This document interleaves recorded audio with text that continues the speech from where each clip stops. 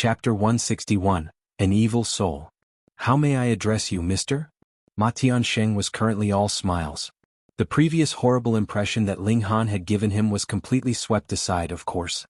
This was a grand customer that was able to produce alchemical pills close to Earth grade. What other person could do such a thing in the whole of Rain Country? Absolutely none. Ling Han. You may address me as young Master Han, Ling Han replied. Ma Tiansheng involuntarily wiped off sweat from his forehead. He did not want to address a young man as young master even one bit, but Ling Han was indeed a very important customer. If he offended Ling Han and Ling Han decided not to commission the Spirit Treasures Pavilion to auction off the alchemical pills on his behalf, then he'd really be in deep, deep trouble. Young Master Han, he could only do as Ling Han had said and address him as young master. Then he said, please follow me. I shall help young Master Han take care of the procedures for registration. All right, Ling Han agreed with a nod. The news that 9 alchemical pills close to Earth grade had appeared at Spirit Treasures Pavilion very quickly reached the ears of the higher-ups. Very soon, an old man dressed in embroidered robes appeared and received Ling Han respectfully. Then he introduced himself. I am the 3rd elder of this pavilion. My surname is Jia and my name is Jia Ba Yun. Senior Jia, Ling Han greeted him, raising his clasped hands in respect. This old man was a spiritual pedestal tier elite, and more than deserved his respectful greeting. Young friend, are you intending to auction these foundation building pills here, or directly sell them off to our pavilion? Jia Ba Yun asked. Ling Han smiled faintly and answered, auction. Such alchemical pills were used to assist one to break through to the next level, so it was of course best to auction them off in order to maximize their price. Jia Ba Yun looked a little disappointed at this. If the foundation building pills were directly sold to the Spirit Treasures Pavilion, they'd be able to auction a single pill every few years. Firstly, this would help to increase the reputation of the Spirit Treasures Pavilion, and secondly, rare items were always the most expensive. This would allow the Spirit Treasures Pavilion to obtain the highest amount of profit from these foundation building pill. Unfortunately, this brat was not that foolish. However, 9 foundation pills would definitely be auctioned off for an astronomical figure. The Spirit Treasures Pavilion would be earning more than enough from the commission alone. Young friend, if a customer commissions the Spirit Treasures Pavilion to auction items, we usually charge a commission fee of 15%. However, because the foundation building pills are much too valuable, I can make the decision to lower the commission fee to 14%. How does that sound? Jia Ba Yun asked, smiling. How ruthless, they actually had such a high commission rate. Lu Yutong was pouting at one side. The value of 9 foundation building pills was definitely above 100 million, and this commission fee of 14% would be over 1 million silver coins, far above the monthly net profit of the Lu clan. However, Jia Ba Yun was already generous enough to actually cut 100,000 out of the commission of the Spirit Treasures Pavilion.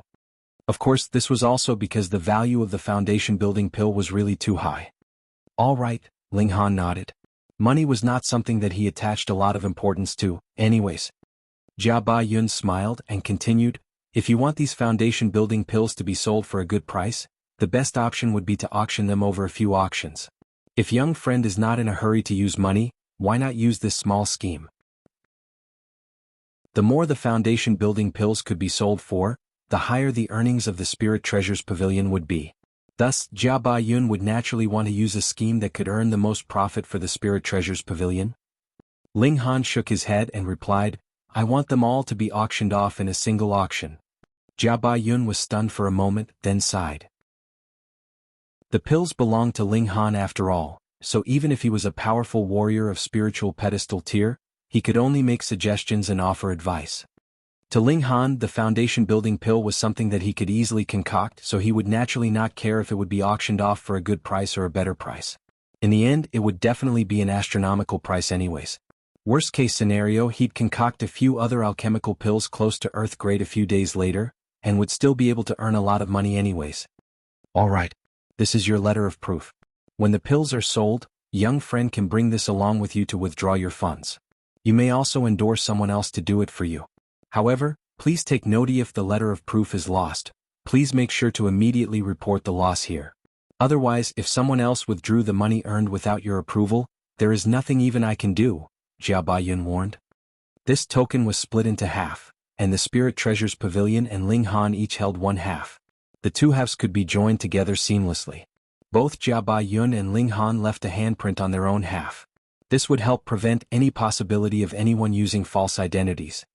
Young friend, if you have other such pills in the future, why not come auction them off at our Spirit Treasures Pavilion again? As for the commission fee, it can still be discussed further, Jia Baiyun said. All right. Ling Han agreed decisively. Ling Han and his companions left the Spirit Treasures Pavilion right after. As for Fan Dongping, he naturally would not get a good end. Ling Han did not need to worry himself over it. Even if Fan Dongping was a yellow-grade middle-level alchemist, his crime involved an exorbitantly high sum of over 100 million. It would be very difficult for him to escape the death sentence. Who asked him to be so greedy? It was already quite late, so Ling Han headed to the Cherishing Flower Pavilion, bringing Lu Yutong and Hunyo with him. The three of them slowly strolled through the streets. Hunyo ran all over the place. Whether it was lollipops or cotton candy or anything else, as long as it was something new, she wanted to give it a try. Thus, by the time they arrived at the Cherishing Flower Pavilion, the sky was already completely dark. Mr. Ling, this way please. Yun Shuang had already been waiting inside, and when she saw Ling Han's figure, she immediately stepped out to receive him. They arrived at a side courtyard. When Yun Shuang pushed open the door and entered, they saw Lady Yan helping out a youth and coming out to receive them. Lady Yan said, "We are honored by your presence, Mr. Ling. Please forgive me for not going out to meet you." Ling Han looked at the two and said, "That's all right. It is not convenient for Lady Yan as well, so I understand your difficulty. This should be your son, am I right? He has been sleeping for quite a number of years, so his body should still be very weak." "Thank you for your understanding, Mr. Ling," Lady Yan said with a smile. She turned and said to the youth by her side, "Tian'er, this is your life-saving benefactor. Aren't you going to greet your big brother Ling?" "Big brother Ling," the youth immediately called. His face was extremely pale and he spoke in a weak voice. "Mr. Ling, this is my son. His name is Yan Tianzhao," Lady Yan introduced to Ling Han. Then she took a look at Lu Yutong and could not help but smile. Mr. Ling is indeed very fortunate to actually be able to obtain the favor of the princess of the Lu clan. Instantly Lu Yutong's face reddened, yet her positive impression of Lady Yan improved even further. She liked listening to such words. Come and sit down first." Lady Yan guided the others into the side courtyard. There was already a delicious feast laid out, and around them, there were 8 very beautiful female attendants holding onto lanterns. As the light from these lanterns flickered gently, it was a very uniquely enchanting scene. They all sat down in their respective seats, according to their status as host and guests. Lady Yan naturally took the main seat, and on her left sat her son. Yun Shuang was seated next to him. Meanwhile, Ling Han was seated on Lady Yan's right, with Hunyo beside him, and lastly Lu Yutong. "Big sister Lu, you are really pretty," Yan Tianzhao praised. A faint blush rose up on his pale face as if he was being shy. If it had been a young man saying such words, Lu Yutong would not be very happy. However, firstly, Yan Tianzhao was only a teen around 15 to 16 years old, and secondly, she was elated to be praised like this in front of Ling Han. Thus, her good impression of this youth also improved greatly. Of course, that was the affection that an elder sister had for a younger brother. Ling Han only smiled at this. His eyes swept over Yan Tianzhao, and a cold feeling rose up in his heart. This was not fear but loathing, an extreme kind of loathing. It was as if there was an incomparably evil soul hiding within the body of this youth, causing a deep loathing to inexplicably rise up in his heart. He turned to look at Hunyo and saw that when the little girl's eyes swept over Yan Tianzhao, her little face involuntarily stiffened, and she bared her teeth. Obviously, Hunyo had also sensed the evil nature in him. Ling Han could not help but be immersed in deep thought. The permanent pill would be able to awaken a person who had been trapped in deep slumber. The important thing now was, why had Yan Tianzhao fallen asleep in the first place? From the clues that Lady Yan and Yun Shuang had revealed, Yan Tianzhao should have been sleeping for about 10 years. At that time, had he started sleeping because of some kind of illness? Or had he committed some great crime, which caused an unknown elite martial artist to entrap his spirit and force him to sleep for such a very long time? That was the question. Chapter 162. Yan Tianzhao. Yan Tianzhao kept up a display of bashfulness and would frequently blush throughout their meal. When Lady Yan saw this, she felt both heartache and fondness. This also increased the positive feelings that Lu Yutong and Yun Shuang felt for him, who both doted on him like he was their little brother. But precisely because of his display, the coldness in Ling Han's heart grew even further. But, with the indulgent love that Lady Yan was showing for him, if Ling Han actually declared something like eliminating him at this moment, then she would definitely become hostile on the spot and suppress him like some kind of terrible monster. Ling Han would never underestimate the insane and extreme lengths that a mother would go to for her child. Moreover, this was only an intuitive feeling of his. Unless he had reached a point where he was invincible. Then, as long as he thought so, he would be able to do as he wished, with no need to care for what others would think of his actions. The unfortunate thing was, he was only in the 7th layer of element gathering tier now. Big brother Ling, why do you look a bit moody? Yan Tianzhao suddenly asked Ling Han, a hint of a smile flickering at the corners of his lips, his gaze deep. A smile appeared on Ling Han's face as he asked, what do I have to be moody about? Mr. Ling has Miss Lu to accompany him by his side. How could he possibly be unhappy? Lady Yan pursed her lips in a tender laugh. She was the lady boss of an entertainment business, so she was naturally rather outspoken in her speech. Lu Yutong immediately reddened at her words, but a hint of delight flickered in her eyes. She turned to glance at Ling Han, but when she saw that he looked extremely composed, she could not help but feel a little disappointed. I have not yet congratulated Big Brother Ling. When will you be getting married with Big Sister Yutong? Yan Tianzhao asked in a very innocent-looking manner. This brat was indeed strange. Or so Ling Han thought secretly. When Yan Tianzhao fell asleep, he should have only been about 5 to 6 years old. Then, now that he was awake, he should only have the limited intelligence of a young child of 5 to 6 years old, and would need to recover for some time before his intelligence would catch up with others within the same age range as he. But, just looking at the way he was speaking now, who would believe that this youth had been asleep for over 10 years? However, Lady Yan, Lu Yutong, and Yun Shuang all did not notice this discrepancy. Even if they had noticed, they'd most likely think that this brat was a genius who could immediately adapt and get used to having a normal life. Then he'd just have to see exactly how strange this brat was. Ling Han smiled. This youth did not even have a sliver of cultivation on him, so why was there need for him to be afraid? He had already mentioned it before. He only sensed a very discomforting feeling from this Yan Tianzhao, as if there was an incomparably evil soul hidden within the youth's body that incited disgust from him. Lady Yan, it's best to serve more food. This little girl is a true glutton, Ling Han said with a laugh, pointing at Hunyo who had already begun scarfing down the food. Lady Yan and Yun Shuang were both astonished. How could such a tiny little child have such a terrifyingly huge appetite? It's a good thing to be able to eat, Lady Yan said with a smile. But she can eat too well. I'm about to be driven into poverty by her humongous appetite, Ling Han sighed. Meanwhile, Lu Yutong rolled her eyes at his words. This guy earned over 100 million in a few moments. No matter how big a glutton Hunyo was, she would not be able to catch up to the rate he was earning money at. And he still dared to moan about being poor. What an actor. With Lady Yan's command, a large amount of food was served one after another. Hunyo did not refuse any dish, and eventually decided not to use chopsticks anymore but rather her bare hands to grab the food. She moved at such a quick speed that Lady Yan and the others all looked shocked at the speed at which she could eat. They had seen people who could eat a lot, but those who could eat so much, they had definitely never seen before. Yan Tianzhao stared at Hunyo for a moment longer, and a smile involuntarily appeared on his lips. She was obviously very intrigued by her. However, Hunyo was a very sensitive little girl, and she immediately raised her head to glare at him.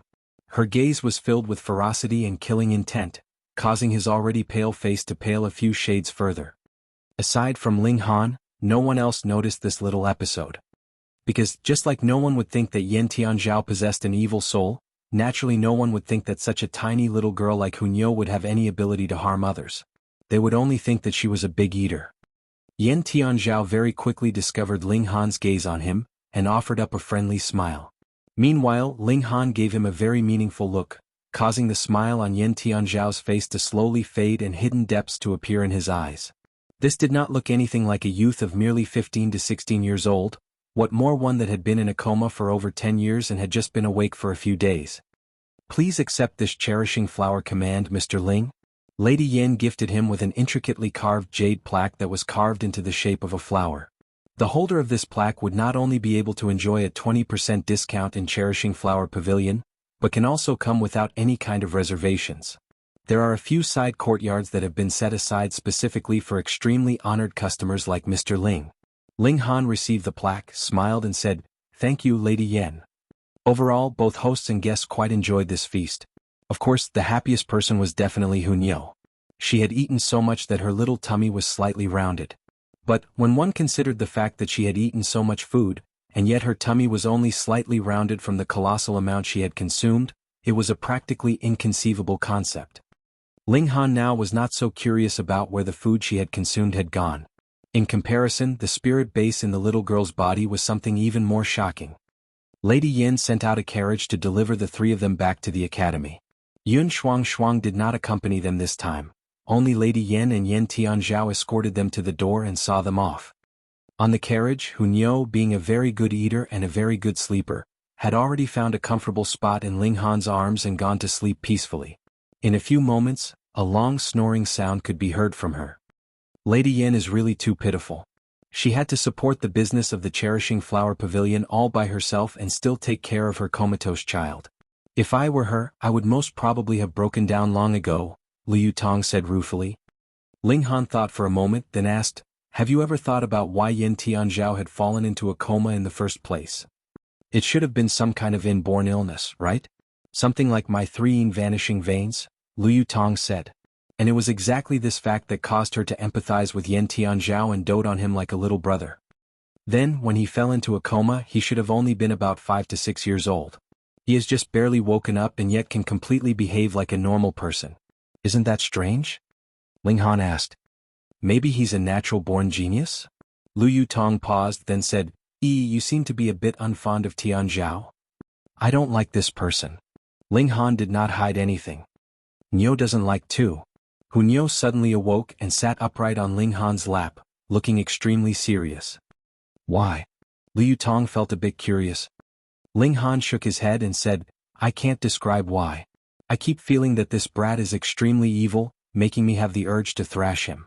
Therefore, it's best if this brat does not appear before me again, or I will definitely have fun thrashing him. How willful. Thrash him. Hit him. Hunyeo waved her little hands too. You guys. Liu Tong was completely speechless. Why would Ling Han dislike Yen Tianzhao? Could it be because I doted on him too much so this guy is jealous? When she thought of this, Liu Tong's heart could not help beating wildly. Since you don't like it, then I won't see him again, she said, tugging at her sleeve. A beautiful blush rose up on her face, giving her a very tempting look. Was this girl misunderstanding something? But never mind, as long as she did not come into contact with Yen Tianzhao again, that would be fine. Though this brat did not have a single bit of power in him, Ling Han still felt he was really too strange.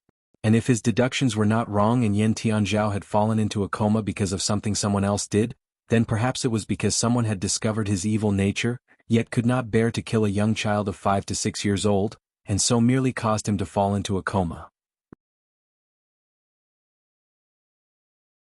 Chapter 163, Jin Wuji's Request. After returning to the Huyang Academy, Ling Han and Liu Tong both went their own way. He had just stepped into his own courtyard when he immediately heard Lu Ru'er's nagging voice. As a landlord, you are really a failure. You did not even prepare food for us. She seethed.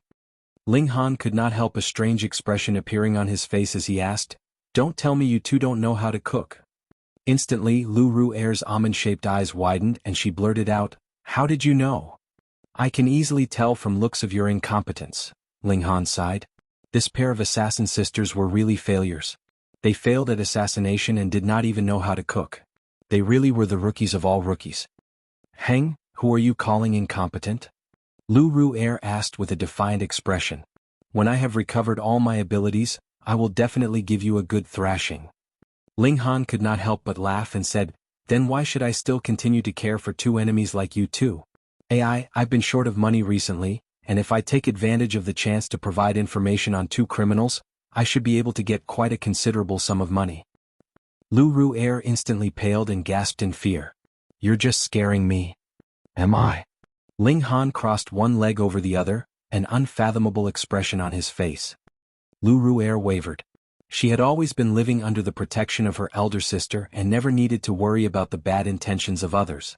Now that she was facing Ling Han, who was in his second lifetime on her own, she was naturally easily played by him.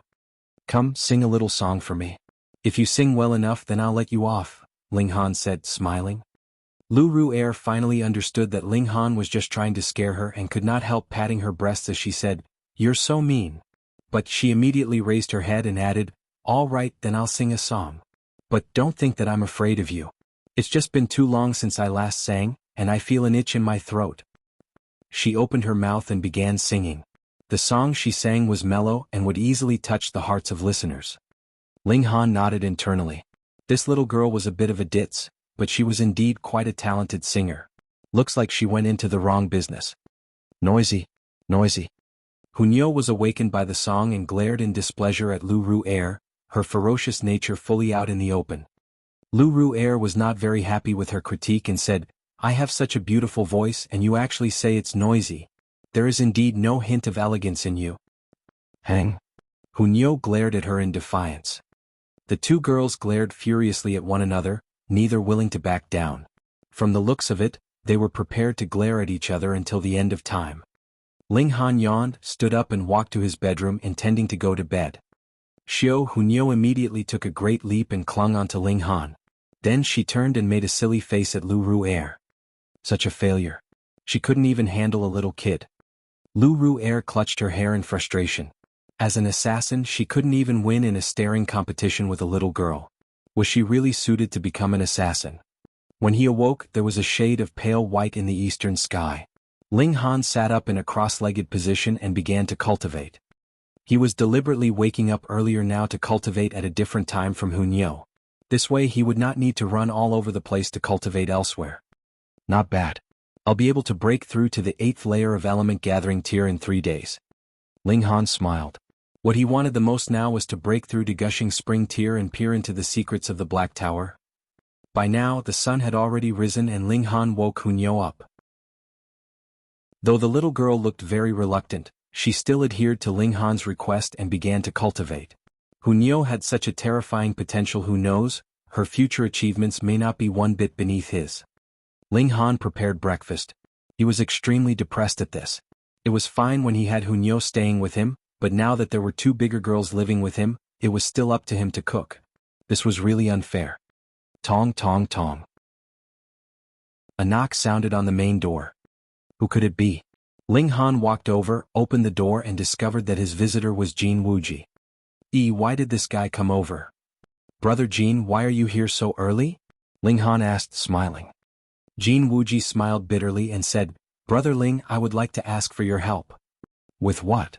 Ling Han asked, in no rush to agree to anything yet. Jianghu hesitated for a moment, then asked, "Is Brother Ling able to make a reservation at the Cherishing Flower Pavilion?" Ling Han could not help but look at Jianghu strangely. Had this guy struck some deal with Lady Yen? Ling Han had just received the Cherishing Flower command yesterday and there was already someone here today to ask for his help to make a reservation at the Cherishing Flower Pavilion. "Brother Ling, I don't know what else to do.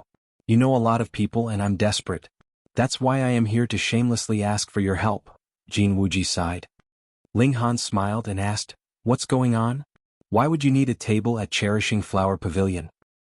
"If I tell you, promise me you won't laugh at me." Jianghu actually blushed. Ling Han put on a serious face and said, "I promise I won't laugh." Jianghu gathered his thoughts for a moment, then began to speak. Apparently he met a daughter of a minor clan from the Imperial City a year ago. Her name was Jianghu, and the two of them had fallen in love with each other.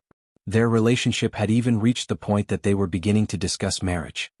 However, though the Jin clan was a great clan in Diyuan City, it was only considered a minor clan in the Imperial City. Moreover, those who were living in an area under the direct jurisdiction of the emperor all had an inborn arrogance and felt a sense of superiority towards others. The Jiang clan was thus not very satisfied with a future son-in-law like Jianghu and kept trying to separate the couple. Thus, Jianghu kept trying to rack his brains, hoping to find some way to change the opinion the Jiang clan had of him. The requirements to enter the Cherishing Flower Pavilion were very high, and anyone who wanted to reserve a table at the Cherishing Flower Pavilion had to at least be from a middle-class clan. Thus, Displaying his ability through treating the important members of the Jiang clan to a meal at the Cherishing Flower Pavilion was undoubtedly a very good idea. But the problem now was that even if he had broken through to Gushing Spring Tier, the Cherishing Flower Pavilion would still ignore his request, what more now that he was still only in Element Gathering Tier. Recently, the Jiang clan appeared to plan on marrying Jiang Fei Yan off to the 7th young master of a middle-class clan. Thus, Jin Wuji really had no idea what else he could do and so came to try his luck with Ling Han. After all, Ling Han had just arrived at the Imperial City for a few days and had already gotten to know a disciple of Wu Songling, and could even possibly be an honored guest of Grandmaster Wu. Therefore, even if Ling Han had no way to make a reservation at the Cherishing Flower Pavilion by himself, he could still go through Wu Songlin to make the reservation. When he heard the full story, Ling Han could not help but laugh loudly as he said, "I had never imagined that Brother Jin would actually be a romantic." "Brother Ling, you promised you wouldn't laugh." Meanwhile, Jin Wuji was continuously sighing, distress all over his face. Ling Han still continued to laugh. He patted Jin Wuji on his shoulder and said, "Brother Jin, I am not able to reserve a table at the Cherishing Flower Pavilion, but..." When Jin Wuji heard his words, he looked disappointed at first. But then he suddenly heard that meaningful pause, so his heart involuntarily started to beat wildly in excitement. Does Brother Ling have some other way? "I can't reserve a regular table, but would a side courtyard be all right?" Ling Han asked, smiling. "Pooh." Jin Wuji instantly choked. If one wanted to reserve a table at Cherishing Flower Pavilion, then one definitely had to have the cultivation level of Spiritual Ocean Tier and above, or be backed by a Spiritual Ocean Tier elite. For example, the members of the main branch of middle-class clans were able to make a reservation. However, they still needed to make the reservation in advance, because the business of the Cherishing Flower Pavilion was really too good. If they did not make the reservation well in advance, they would not be able to get a table. And in the case of side courtyards, one would at least require the cultivation level of Spiritual Pedestal Tier or the backing of a Spiritual Pedestal Tier elite to be able to make a reservation for a side courtyard. "Brother Ling, you're not joking with me, are you?" This surprise was huge, leaving Jin Wuji stuttering in his words. Chapter 164, Snobbish Relatives. "Don't worry." Ling Han laughed and asked, "When do you intend to treat Miss Zhang's family members? When is the earliest possible time you can get a reservation, Brother Ling?" Jin Wuji asked in return. He naturally wanted it to be done as soon as possible. Ling Han spread his hands and answered, "Whichever day is fine for me. If you're in a rush, I can get one even tonight." "Even tonight?" Jin Wuji's heartbeat sped up a bit more. What kind of concept was that? Members of the 8 great clans as well as the imperial family of course had the ability to reserve a side courtyard at the Cherishing Flower Pavilion, but even they would not be able to go there at the drop of a hat. Even these extremely important people had to make reservations well in advance. Only a very rare few had the special privilege to make use of a side courtyard of the Cherishing Flower Pavilion without making any reservations in advance. The Cherishing Flower Pavilion had the practice of setting apart a few side courtyards that were specifically for such emergencies and could be used without any reservations at all. For example, the 3rd Imperial Prince was one who had this special privilege. But who was the 3rd Imperial Prince? He was a genius of martial arts on his own, with a cultivation level of the 7th layer of Gushing Spring Tier, also one of the heirs to the throne. In the future he would definitely become a very powerful person. But what about Ling Han then? Could it be that he also had this kind of special privilege? Jin Wuji was really astonished. He knew that Ling Han was a monster who had charged out like a dark horse to take the first place in the Diyuan tournament, and had even managed to obtain the full support of 3 black-grade low-level alchemists. But that was only in Diyuan City. This was the Imperial City. Ling Han had just been here for a few days and he was already so high up on the social ladder. To compare yourself with others would indeed drive one crazy. Jin Wuji could not help but sigh internally. He had been in the Imperial City for more than 3 years, but aside from the significant increase of his cultivation level, there was not even one bit of increase to his personal status. If he compared himself with Ling Han, he would really die of embarrassment. He had no suspicions that Ling Han was just bluffing. Ling Han could be a joker at times, but he would never make unrealistic boasts on matters like this. "Tonight then?" Jin Wuji said, barely able to hide the excitement on his face. For a minor clan like the Jiang clan, they wouldn't even be able to step through the main doors of the Cherishing Flower Pavilion, What more to have a meal at one of the side courtyards within? After this night, what need would there be for him to still fear that the Jiang clan would continue to look down on him and object to his and Jiang Feiyan's marriage? All right. Ling Han nodded. Thank you, Brother Ling. Thank you, Brother Ling. Jin Wuji bowed repeatedly, obviously very excited. He secretly decided that no matter what favors Ling Han needed from him in the future, he would do everything in his might to help him. He turned and left. It was naturally to inform the Jiang clan about the dinner tonight. This was something he should be very proud of to announce. Meanwhile, Ling Han remained in his courtyard, immersing himself in comprehending the art of the sword. He had reached a bottleneck and had been stuck on mere 6 flashes of sword chi for a very long time. Yet, somehow he had still not managed to break through and form the 7th flash of sword chi. In truth, even if it was an extremely capable swordsman, it was already very impressive to be able to form a single flash of sword chi in 10 years' time. Moreover, the more flashes of sword chi one managed to form, the more they would slow down in their advance. By the time a swordsman got to be about 100 years old, if he had managed to form 10 flashes of sword chi, he would be praised as a genius of martial arts. However, Ling Han was not satisfied. His starting point was well ahead of all others, so naturally he could not compare himself with the normal rate of advance. Previously, he had spent a lot of time on discussions of the art of the sword with Mo Gao. Mo Gao was a mad genius who had actually managed to touch a sliver of the mysteries of sword heart and had given Ling Han a lot of inspiration. On the spot, Ling Han had managed to form his 6th flash of sword chi. However, this had also expended all the accumulated understanding he had built up, so it would be indeed difficult for him to advance another step forward in a short period of time.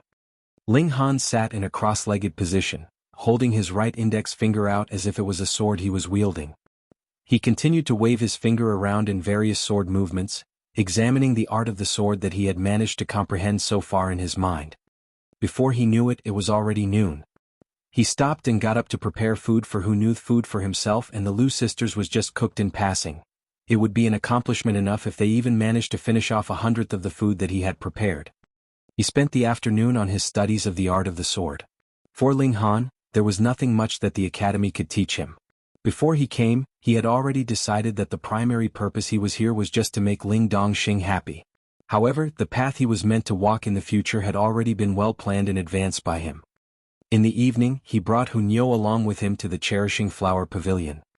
He merely flashed the Cherishing Flower command, and automatically, there were female attendants leading him to an elegant side courtyard and inquiring him about the dishes and wines to be served for the dinner tonight.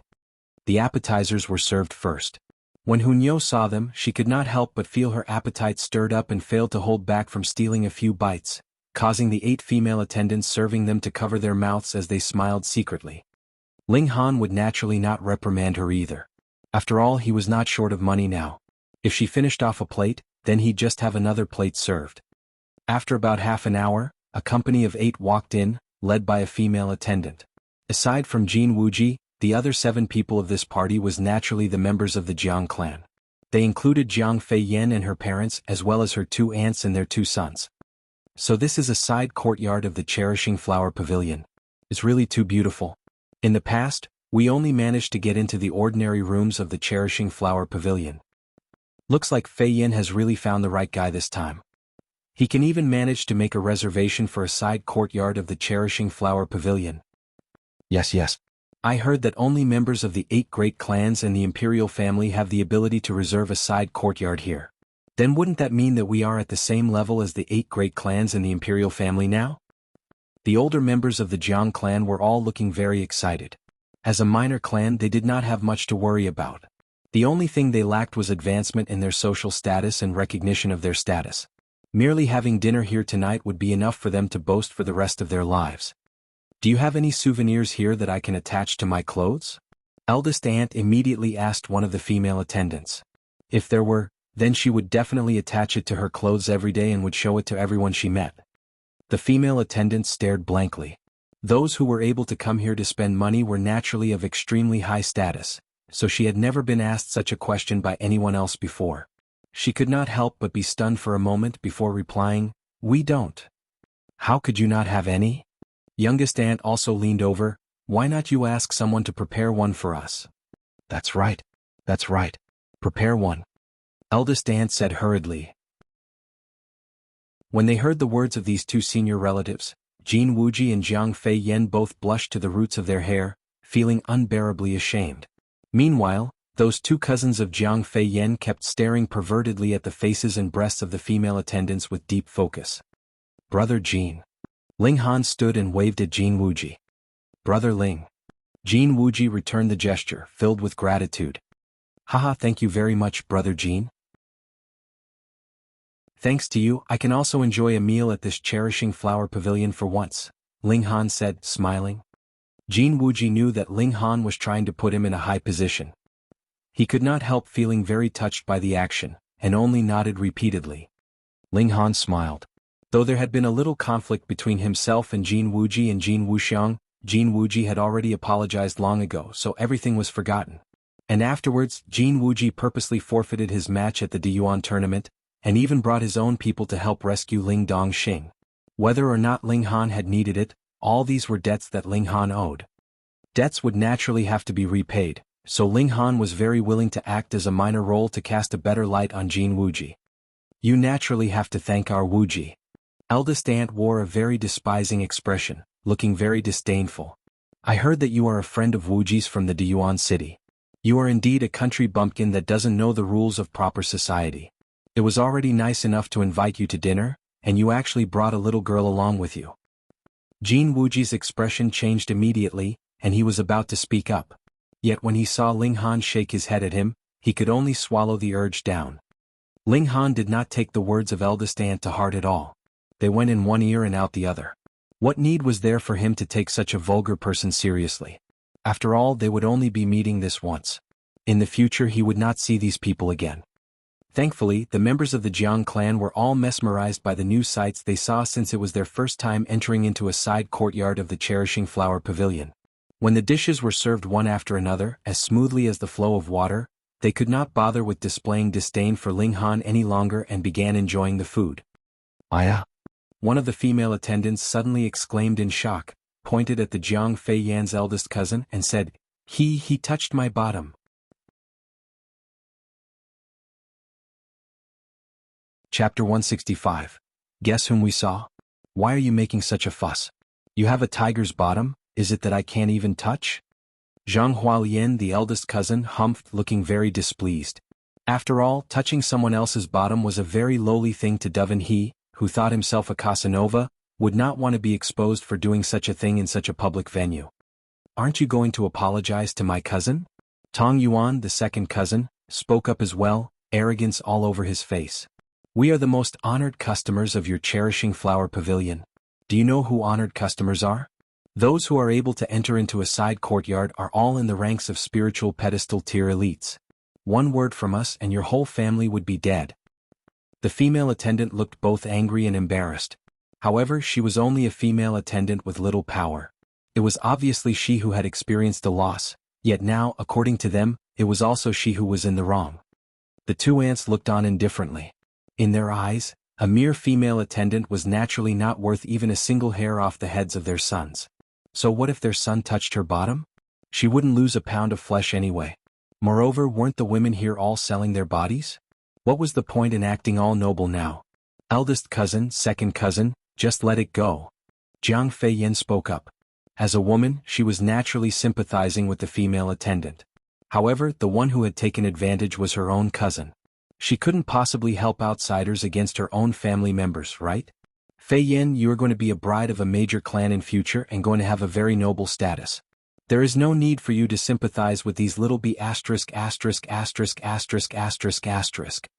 Eldest aunt immediately said to Jiang Fei Yan in a lecturing tone. That's right, Fei Yan. You can't be too kind. As the matriarch of a major clan, you must learn to be ruthless in your ways, youngest aunt continued. Both Jiang Fei Yan's own parents remained silent, however.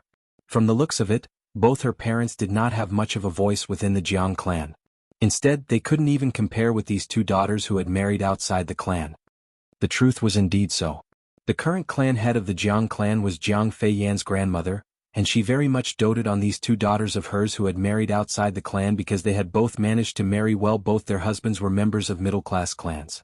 Though their husbands were not very important in their own clans, they still benefited from the protection and influence of their clans. Naturally, they were very confident in front of their relatives who were only members of a minor clan.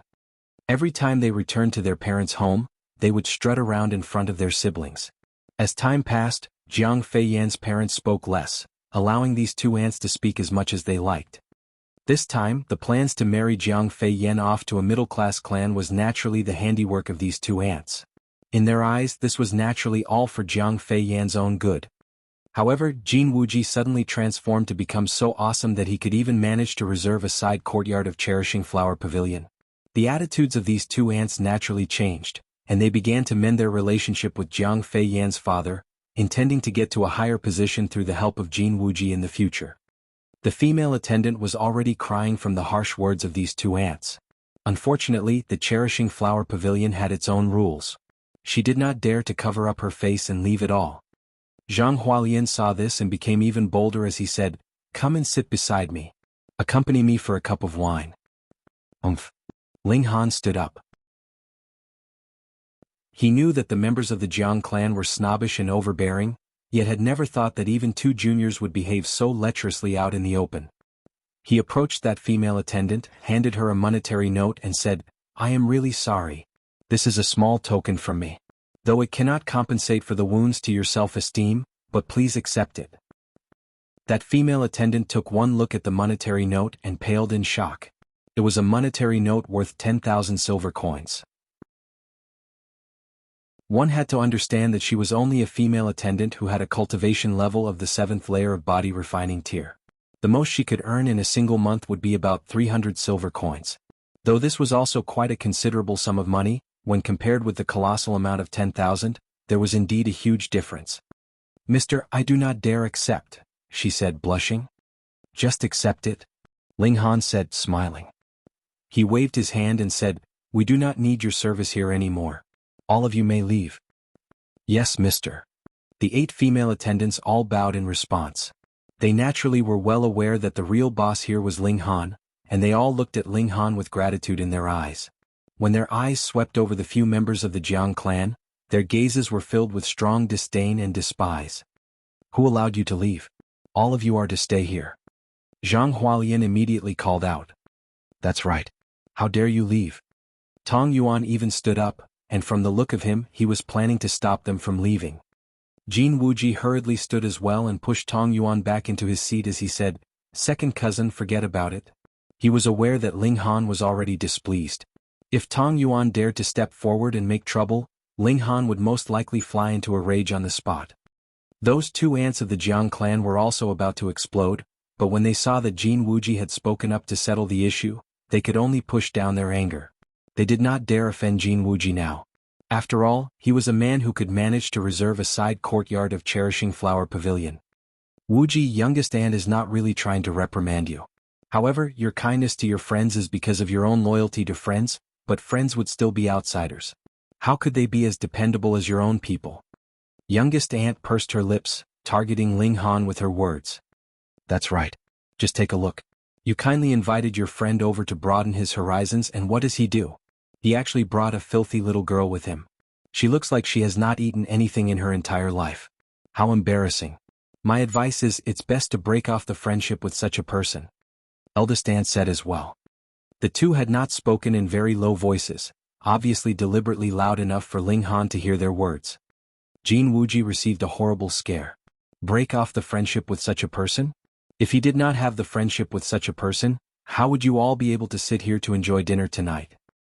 He stole a look at Ling Han, and when he saw that Ling Han did not appear to be angry, he was greatly relieved. Still, he did not dare to allow these two shrews to continue with their words and quickly said, Come. Everyone, please enjoy your drinks and food. Uncle, auntie, please allow me to offer you a drink." He raised his head directly and drained his cup. Ling Han knew that Jin Wuji was making his apologies in this way. He smiled calmly. Tonight's dinner was to repay Jin Wuji's previous favors to him, so he would naturally not easily be angered. All would depend on whether those two aunts of the Jiang clan continued to seek their deaths. After a few rounds of wine, they were all a bit tipsy. Eldest aunt stood up and said to youngest aunt, "We have never been to a side courtyard before. Let's go stroll around. Who knows, we might meet with some important people. If we manage to befriend them, then we'd flourish in the future." Right. Youngest aunt hurriedly stood up as well. This pair of snobbish sisters leaned on each other and made their way out. However, after only a few moments they returned, and it was as if their faces were shining. Guess whom we saw just now? Without waiting for an answer, they both quickly answered their own question. Grandmaster Yuan. Do you all know who Grandmaster Yuan is? A black-grade middle-level alchemist. His status is high enough to scare all of you to death. The members of the Jiang clan did indeed receive a scare. That was a black-grade middle-level alchemist they were talking about. A being like that was like a mountain to them, someone that they could only look up to. Hualien Yuaner, come with me quick. Let's go and greet Grandmaster Yuan. Who knows, when Grandmaster Yuan is happy, he'd decide to concoct a few furnaces worth of alchemical pills for us. By that time, it would be very easy for the two of you to break through to element gathering tier, eldest aunt said excitedly. That was why the two of them had returned in such a hurry. That would not be appropriate, would it? Grandmaster Yuan is a very noble status. If we so rashly disturb him, it may possibly anger Grandmaster Yuan, Jianghu said immediately. Ling Han did not get angry for his sake, but who was Grandmaster Yuan? There was no way that he would give face to Jianghu, and definitely not to the Jiang clan. Che, we are now high up on the social ladder as well. We're just asking for a few furnaces worth of pills. Youngest aunt said calmly. You two are idiots. Jianghu cursed internally. He suddenly felt an uncontrollable urge to rush forward and slap these two silly.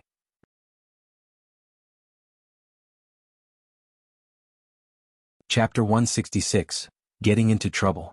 Anyone who could manage to sit and dine in a side courtyard of Cherishing Flower Pavilion was considered of extremely noble status. What kind of bizarre theory was that? These two idiots? Who was Grandmaster Yuan? If they dared to so rashly barge in, who knows if he would be angered by their lack of manners. Even if they were killed right on the spot, they would have died for nothing. Unfortunately, this pair of sisters had already lost their wits. Mother, can we really break through to element gathering tier? Zhang Hualien asked very excitedly. Of course. He is an authentic black-grade middle-level alchemist. Breaking through to gushing spring tier would be a piece of cake with his help. What more element gathering tier? Eldest aunt waved her hand, acting as if Yuan was her servant that she could command to concoct alchemical pills as she liked. Good. Quickly, let's go. Zhang Hualien and Tong Yuan both stood up hurriedly. Neither of them were very talented in martial arts and had been stuck in the 9th layer of body refining tier for quite some time without any hint of breaking through anytime soon. In the Imperial City, this kind of cultivation level was really considered trash. The two mother and son pairs impatiently rushed out. Jiang Feiyan's parents were about to stop them from leaving, when Ling Han signaled at Jianghu with his eyes, indicating him to stop the Jiang parents from doing anything. Just let them experience a little hardship. Ling Han said calmly. Brother Ling, that's Grandmaster Yuan we're talking about here. If he were to get angry, Jianghu was no idiot. If a black-grade middle-level alchemist wanted to oppose a minor clan who only had a background of gushing spring tier, that would only require a mere thought from the former. He would not care if those two unreasonable, snobbish mother and son pairs died as a result of their idiocy, but worried that they would also drag the Jiang clan down with them. No matter, Ling Han smiled faintly. If it was anyone else, he would still have to do something to settle the issue. However, it was Yuan. He was practically Ling Han's lackey. Jiang Feiyan's parents were not fools. When they heard the conversation between the two young men, how could they not understand? They finally knew that Ling Han was the real reason why they were able to enter into Cherishing Flower Pavilion. How foolish and funny of them to have thought that Ling Han had come over to join in the dinner on Jianghu's invitation. Since Brother Ling says so, then I am relieved. When Jianghu saw that Jiang Feiyan and her parents had understood the ins and outs of the situation, he naturally would not continue to hide the truth and said, "It is all thanks to Brother Ling that I was able to reserve a side courtyard of Cherishing Flower Pavilion this time. I am only benefiting from my association with you." The Jiang parents both smiled. Firstly, they were not as snobbish as those two aunts, and secondly, they were smarter than them. It was all right that it was not Jianghu's credit that they were able to come here. The important thing was that Jianghu had this kind of relationship, friend and background. In the future, as long as Jianghu was able to marry Jiang Feiyan, then others would still give a bit of face to the Jiang clan, even if only for Ling Han's sake. It was an extremely pleasurable thing to interact with smart people, and the air around the banquet table became livelier. Even Hunyeo was clapping her hands on the table, demanding to drink wine, which caused all the others to laugh at her antics. On the surface, the little girl was still very adorable and cute, so much that Jiang Feiyan continuously stared at her. Since Miss Jiang likes children so much, why not quickly marry Brother Jean and have a cute son of your own? I will definitely prepare a very big red packet as a gift at that time. Ling Han teased. Jiang Feiyan instantly blushed red and lowered her head shyly. Meanwhile, Jin Wuji was much bolder than her and said with a loud laugh, "Brother Ling, that's what you said. A very big red packet, right? I will remember your words and you definitely can't break your word." "Nyo wants red packet too," Hunyeo proclaimed, raising her hand. "Just eat you." Ling Han shoved a chicken thigh into her hands, and the little girl immediately began chewing on it happily. Woo woo woo. It was at this moment that the door to the side courtyard was pushed open. Zhang Hualien and Tong Yuan were both supporting their respective mothers as they entered. All four of them were scowling miserably, and looked as if they had just received a terrible thrashing. They were all black and blue, making for a very sorry display. With all said and done, Jiang Feiyan's father was still the younger brother of these two women. He hurriedly stood up and asked, "What has happened?" "Uncle." Zhang Hualien and Tong Yuan were both shivering in fear as they said, "We went over to request Grandmaster Yuan Chu to help us concoct some alchemical pills, but he did not agree to our request. Mother and youngest aunt said some rash things which angered Grandmaster Yuan Chu. He had us beaten up and said that he would be coming over later to see what clan would dare to act so arrogant." "Uncle, I'm still young. I don't want to die. You have to save me." "Wuji, I am your eldest cousin. You can't simply stand by and watch as I die, right? You must have some way to save us, right?" One of the cousins begged for Jiang Feiyan's father to help them, while the other pled with Jin Wuji to save them. Jiang Feiyan's father immediately frowned and looked very displeased. These two sisters of his kept trying to make him lose face within the clan and had even allowed their two sons to interfere in the matters of the Jiang clan. They were obviously intending to make a grab for the family property of the Jiang clan. He could tolerate all this because he was not a person who placed a lot of importance on power and material things in the first place. Moreover, he only had a single daughter, and his one and only wish was for his daughter to marry a good man. Then he would be able to leave all his worries behind, and travel all over the world with his beloved wife. But these two idiots actually went and angered a black great alchemist. Were they trying to drag the Jiang clan down with them? There was too much involved in this issue. There was absolutely no way that he would allow the whole Jiang clan to fall as a result of their stupidity and die with them, so he said, "You were the ones who caused the trouble. You figure out how to get Grandmaster Yuanchu's forgiveness on your own." "Jiang Boexan, you're really too ruthless." Eldest aunt instantly jumped up, baring her fangs and brandishing her claws. "These are your flesh and blood nephews, and you want to just stand by and watch as they die." Jiang Feiyan's father could not help but shake his head. These two sisters of his had not even realized the errors of their ways. They were really unreasonable. Then he asked furiously, "What did you actually say to Grandmaster Yuan Chu that he would be making his way here personally?" Eldest aunt and the other three all exchanged hesitant looks, but did not say anything. According to what Jiang Feiyan's father knew of their characters, how could he not guess? The four of them must have dragged everyone here into the issue in order to escape. They must have bluffed and said some grand names to be able to escape out of that situation. After all, those who were able to reserve a side courtyard of Cherishing Flower Pavilion were all of extremely noble status. Grandmaster Yuan Chu would definitely not drop to the level of the four idiots, but would still make his way to personally see the host here. He would be calling the main host to account for the offense that these four had committed. They were really going to suffer, and everything was because of these four idiots. Jiang Feiyan's father suddenly felt an urge to spit out blood in his extreme fury. It was already enough that these two mother and son pairs were as stupid as pigs, but they actually even implicated others, making him feel an uncontrollable urge to tear all four of them into pieces. From outside, the sound of footsteps was heard coming nearer and nearer. Then a knock was heard on the door and a man's voice said, "We are here on behalf of Grandmaster Yuan Chu to pay our respects to the host of this side courtyard." Shua, Jin Wuji and the others all stood, all of them looking very anxious. Though Ling Han had already assured them just now that everything would be alright, he was really still much too young. who would put too much confidence in his words. When they thought about it, even if Ling Han was awesome, the source of his awesomeness must be from the party behind him. But what party could actually overcome the fury of a black-grade middle-level alchemist? Within Rain Country, there were only a few individuals who would have such ability, such as the current Rain Emperor and the clan heads of the 8 great clans. Quickly, go and receive Grandmaster Yuan Chu, Jiang Fei Yan's father said hurriedly. He did not believe that Ling Han's backer could be even more powerful than a black-grade middle-level alchemist. It was simple. Ling Han was not a member of the imperial family of Rain Country, nor one of the younger members of the 8 great clans. All of them approached the door. Everyone was shuddering apprehensively. The pressure of an oncoming meeting with a black-grade middle-level alchemist was really much too heavy. Ling Han meanwhile remained seated where he was, and together with Hun Yo, continued to enjoy his food.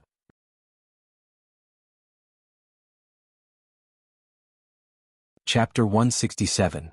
Pursuing the Matter. Which clan are you all from? How dare you be so bold to actually command Grandmaster Yuan Chu to concoct alchemical pills for you? I really want to know if you all are from the imperial family or the 8 great clans. They were from the Wu clan, one of the 8 great clans. Because the 8 great clans and the imperial family were all very familiar with one another, they naturally knew that none of these people came from one of these 9 powerful parties, and since they were not, what other party would be more powerful than the Wu clan in the whole of Rain Country? In their minds, these people must have come from some backwater place and gone through some unknown relations to be able to enter into a side courtyard of Cherishing Flower Pavilion. Thus, they thought themselves superior to all others that they would even dare to be so insolent in front of Grandmaster Yuan Chu. Eldest aunt was shivering so much she kept stuttering. Her eyes were filled with a strong fear as she had already recognized the clan insignia that these 3 men were wearing, the Wu clan, one of the 8 great clans. Though she had married into a good clan, it was only a middle-class clan. Moreover, her husband was only a minor character with little actual power in the clan. If he knew that she actually offended the Wu clan, it was practically guaranteed that he would cut off her head at the earliest opportunity and head to the Wu clan to beg for forgiveness. The 8 great clans had the authority to decide one's life and death, and were only beneath the imperial family in terms of power. Say it quickly. Who gave you the audacity to actually dare shout commands at Grandmaster Yuan Chu? The 3 men of the Wu clan pressed menacingly, smiling coldly at them. Jiang Fei Yan's father almost fainted in shock and terror. He had only heard his 2 elder sisters downplay the real situation, about how their request for Grandmaster Yuan Chu to concoct alchemical pills for them had been refused. He had never imagined that his 2 stupid sisters would actually dare act so insolently to Grandmaster Yuan Chu. He was completely pale by this point. If a black-grade middle-level alchemist were to be angered, and the Wu clan of the 8 great clans stepped out to punish the offender, the Jiang clan was definitely going to be finished and no one would dare to speak a single word in their defense. Wouldn't that be the case? Who asked them to offend an alchemist in the first place? Alchemists were an outstanding group of their own. They were a group of people others wanted nothing more than favor and goodwill of, and what do? You actually dare to behave so rudely to an alchemist. Who else were they going to kill if not you? Old 6, old 8, go and slap them. The mouths of these 2B***** are really too smelly. Just now, because Grandmaster Yuan Chu was there, we did not have enough fun slapping them. Go and continue slapping them. A green-robed middle-aged man said. All right. The other 2 walked forwards to grab eldest aunt and youngest aunt.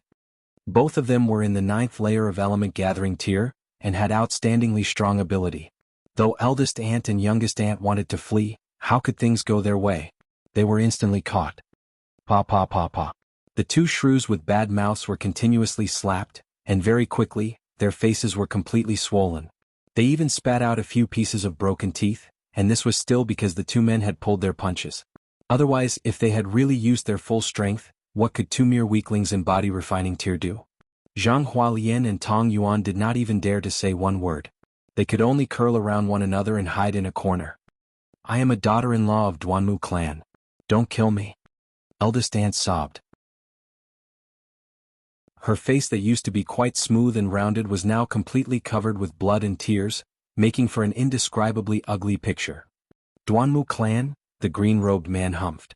When has the Duanmu clan become so awesome? I'd really like to get an explanation from Duanmu Xiang.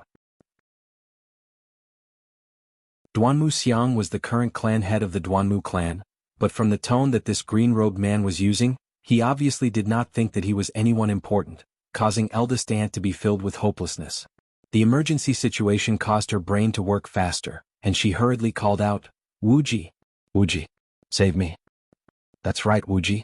Since you can manage to reserve a side courtyard here, your status must not be beneath his. Announce your status to scare him to death." Youngest aunt suddenly called out as well, as if she had just woken up from a dream. "Ha ha ha," the green-robed man laughed coldly. Someone actually wanted to use his status to scare him to death. Then he really wanted to know what person could be so awesome. Jin Wuji only felt a layer of cold sweat covering his body. He was only the third young master of the Jin clan of Deyuan City. In Deyuan City, this identity was indeed enough to scare a lot of people to death, but when in the Imperial City it was nothing. "What Wuji are you?" The green-robed man smiled coldly. "I'm standing right here. Tell me your name, and see if you can scare me to death?" "This sir must be joking. This is all just a misunderstanding," Jin Wuji said, raising his clasped hands politely in greeting. "These two seniors have drunk too much, and that's why they had so boldly went off to look for Grandmaster Yuan Chu. I would very much like to ask for forgiveness from all of you as well as Grandmaster Yuan Chu." "Hee, do you know what this shrew actually called Grandmaster Yuan Chu?" There was a sliver of a mocking smile about the corners of the green-robed man's lips. "Old dog. Did you hear that? They actually dared to call Grandmaster Yuan Chu old dog. I have lived for so many years and this is the first time I've seen someone actually dare to insult Grandmaster Yuan Chu as old dog." Jin Wuji and the other three members of the Jiang clan all turned pale. They had almost leaped forwards to strangle these two shrews to death. If they wanted to die, then they should just die on their own. Why had they come back to drag others down with them? Eldest aunt and youngest aunt were both filled with absolute regret. Part of the reason they dared to behave so arrogantly was because they had suddenly been able to sit within a side courtyard of Cherishing Flower Pavilion, making them feel as if their social status had shot up all of a sudden. But the more important reason was because they were indeed drunk.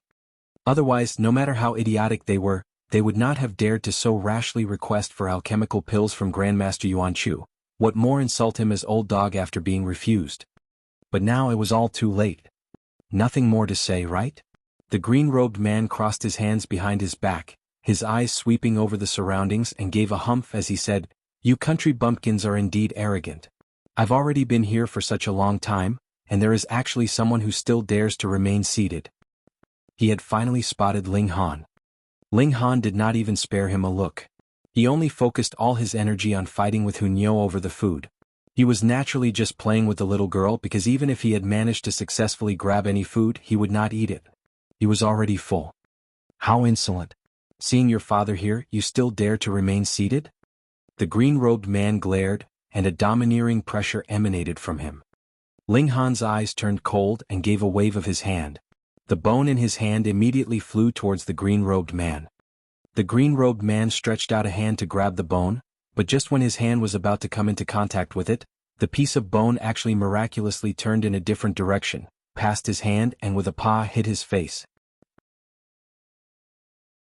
Firstly, he had underestimated his opponent, and secondly, Ling Han had tossed it in a strange way, which was what allowed for such a thing to happen. "You are seeking death?" the green-robed man roared furiously. He leaped forwards towards Ling Han and brandished his fist, preparing to give Ling Han a thrashing. Ling Han's feet pressed down on the ground and he had shot backwards. Using the exiting cloud steps was something that he could do easily. A weakling of mere element gathering tier actually could act so calmly when under the assault of a gushing spring tier elite. The green-robed man did not manage to hit his target, but when he still did not manage to take Ling Han down after a few moves, a serious expression came over his face. He stopped his attack and said, "Brat, who are you? Slap yourself 10 times first. Then I'll talk to you," Ling Han said calmly. This man actually dared to call himself Ling Han's father right in front of him. How could he let him off without a thrashing? "What arrogance!" the green-robed man humphed coldly, and once again began attacking Ling Han. Xiao Hunyo quickly scrambled down from the chair and shot towards the green-robed man at an extremely fast speed. The green-robed man had not taken Hunyo into account at first. But when the little girl moved, he experienced a sudden shock that this little girl who was only 5 to 6 years old was actually an element gathering tier. Who would dare believe it? but due to his extreme fury, he decided to do something very underhanded. Since he could do nothing to Ling Han, then he'd just hurt this little girl instead.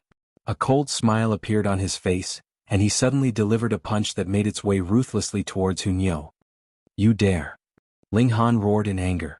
This man would actually cause such heavy injury to such a little girl? He was practically inhumane. He quickly leaped forwards intending to block this punch for Hunyo.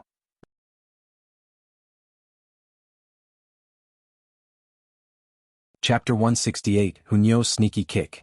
Ling Han was too far to be able to help Hunyo, and right when he saw the fist of this green-robed man was just about to hit Hunyo's body, the little girl suddenly twisted away in a strange manner and dodged the incoming attack.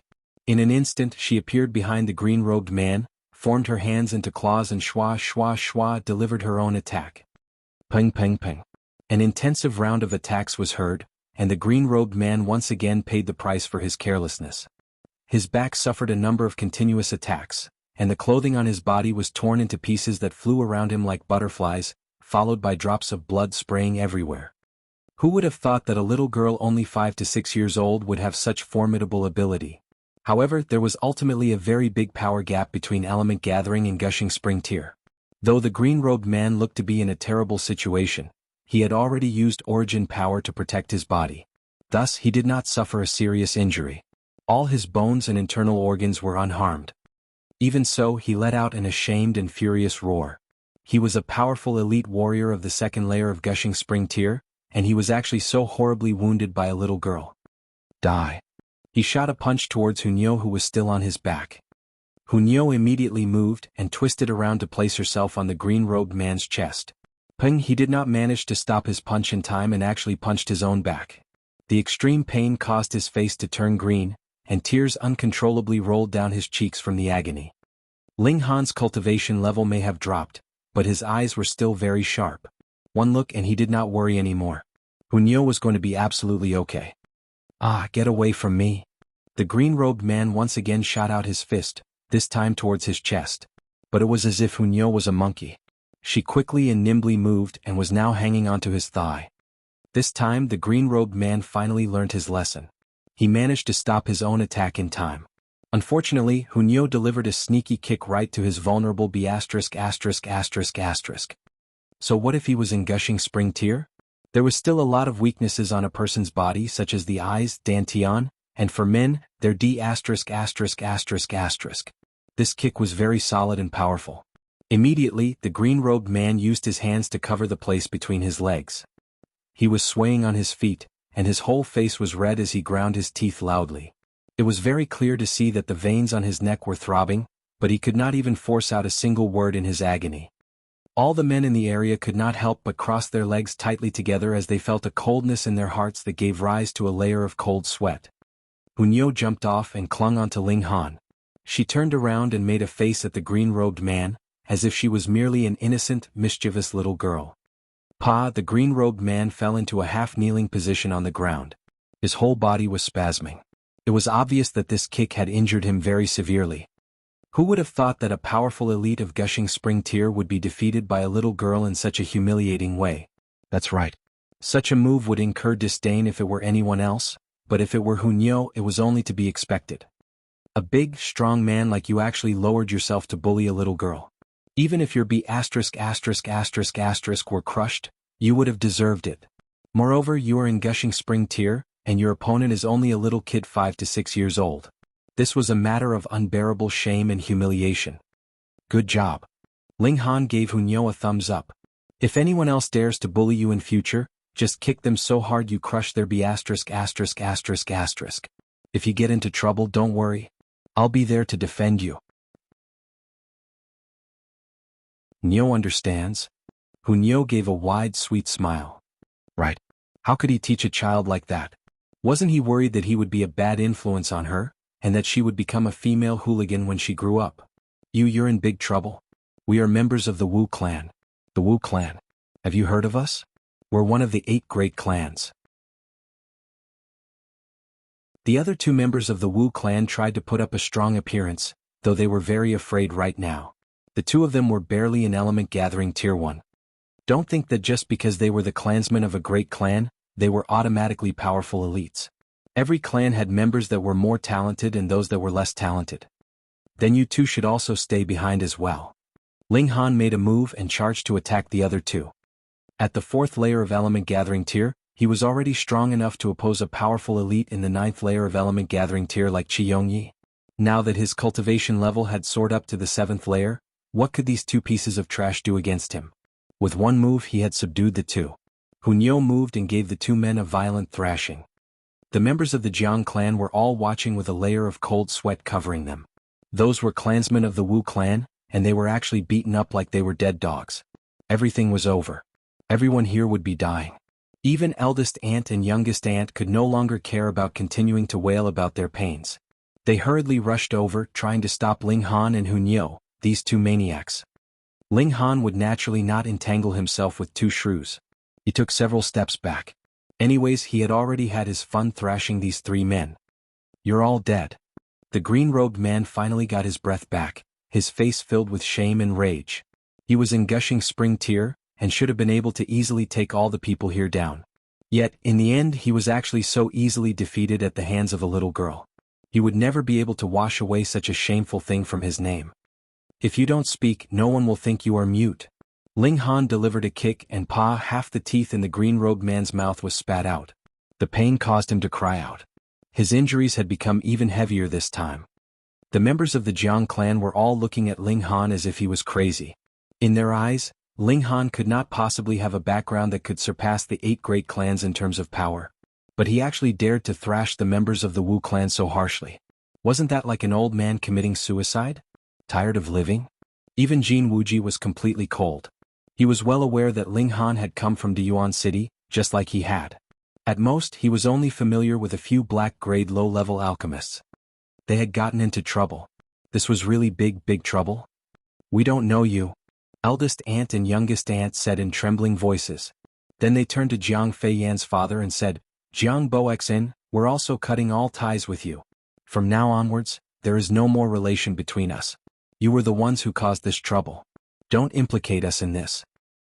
Jiang Feiyan, her parents, and Jianghu were all furious at their words.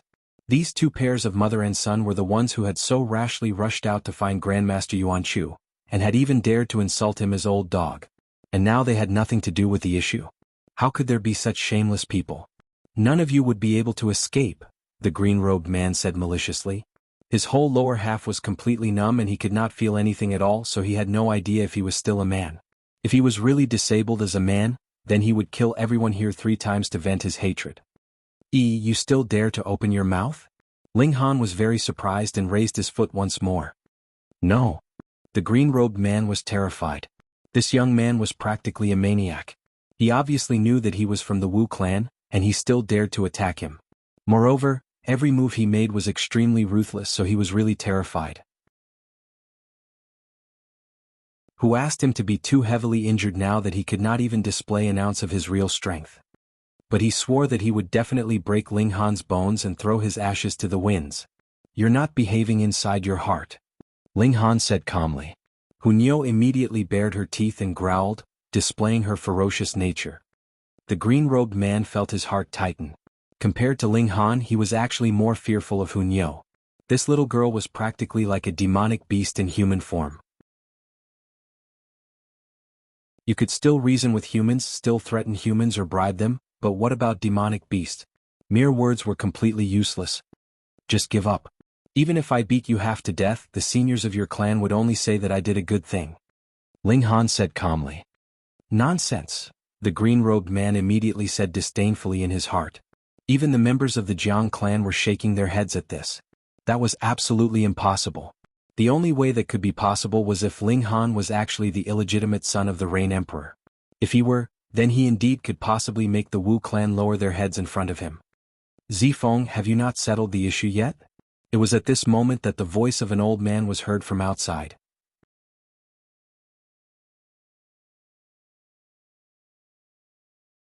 Chapter 169. Grandmaster Yuan Chu who curries favor. Elder Qian Feng, the green-robed man and his 2 companions called out in unison, their voices filled with grief and indignation. How could they not? Usually only they were able to bully others. Yet now they were actually thrashed so completely by someone and stepped on today. This was practically enough to drive them insane. Outside the door there stood two men. One was an elderly man who looked to be in his 60s. He was dressed in a red robe, his hair completely black and his face very smooth and unblemished. He did not look old at all. The other man was about the same age, and there were two silver-colored badges that hung on his chest. Anyone with a bit of general knowledge would know that this meant that the man was a black-grade middle-level alchemist. Obviously, one of the men was an elder of the Wu clan, Wu Qianfeng, while the other was Grandmaster Yuanchu Yuan. Greetings, Grandmaster Yuanchu. Greetings, Master Wu. The members of the Jiang clan and the others all stepped forwards to pay their respects. For them, these two were really very important people. Usually, it would be very difficult for them to see two men of such high status, but now, all of a sudden, they had met with two such important men. The overwhelming shock was more than enough to make their legs shiver. When Yuanchu saw eldest aunt and youngest aunt, he could not help but give a humph. An expression of extreme displeasure appeared on his face. These two shrews actually dared to insult him as old dog. For a proud alchemist, that was really an extraordinary shame and humiliation. I am not deserving of such respectful greetings from you, he said coldly. Actually, with his status, he would not deign to lower himself to the levels of two shrews like them, yet there was too much anger in his heart. If he could not even speak one or two words in mockery, there was no way he could vent this anger. From this aspect, eldest aunt and youngest aunt were really quite powerful, as they had actually managed to cause a black-grade middle-level alchemist to lose his composure. This was a feat that not many could boast of accomplishing. Grandmaster Yuanchu, we have been blind. Please forgive us and spare us for our insolence. Eldest aunt and youngest aunt both knelt on the floor. They continued to slap themselves as they sobbed endlessly. Yet Yuanchu was not moved at all. He said, "Didn't you say that there was someone here that could subdue me? I have come here now, so call him out." Jiang Feiyan's father and the others were all dumbstruck as they realized how eldest aunt and youngest aunt managed to escape. They really were despicable. Just so they could live for a little while longer, they had implicated the rest of them in the trouble they had caused. Meanwhile, Wu Qianfeng had spotted the green-robed man. His face was completely ashen as he asked, "What is going on here? You all couldn't even capture the few people here?" Members of the Wu clan were actually so harshly thrashed by another, so much that even their teeth had been punched out. This was absolutely an act of challenging the authority of the Wu clan. The green-robed man and his two companions all lowered their heads in shame. How could they tell their clan's elder that they had been defeated by a little girl? Which master is here? Since you have made a move to punish my few unworthy juniors, why do you not show yourself to me? Wu Qianfeng swept his eyes over everyone here. The most powerful among them was only in the 9th layer of element gathering tier, so there was no one here that could possibly defeat Wu Zifeng. It's him. The green-robed man pointed at Ling Han. Him? Wu Qianfeng looked flabbergasted. This was only a junior merely in the 7th layer of element gathering tier. Had Wu Zifeng lost his mind? It's him, the green-robed man said through gritted teeth, veins on his forehead popping out in his fury. He used underhanded tricks to defeat me. I would like to ask Elder Qianfeng to act and punish him harshly on our behalf. When they heard his words, the members of the Jiang clan and the others all bore expressions of disdain. You actually lost to a little girl, and you still dare to say that it was because your opponent had used underhanded tricks. Oh. Wu Qianfeng placed his hands behind his back, and as his eyes fell on Ling Han, killing intent exuded from him. Whether or not Ling Han had used any kind of underhanded tricks, since he had dared to make a move against members of the Wu clan, that was more than enough to sentence him to death. Brat, do you want to commit suicide or wait for me to make the move? He asked calmly. Sensing the killing intent emanating from the old man, Hunyo immediately pounced onto the ground. She raised her head slightly and bared her teeth, an alert expression coming over her face.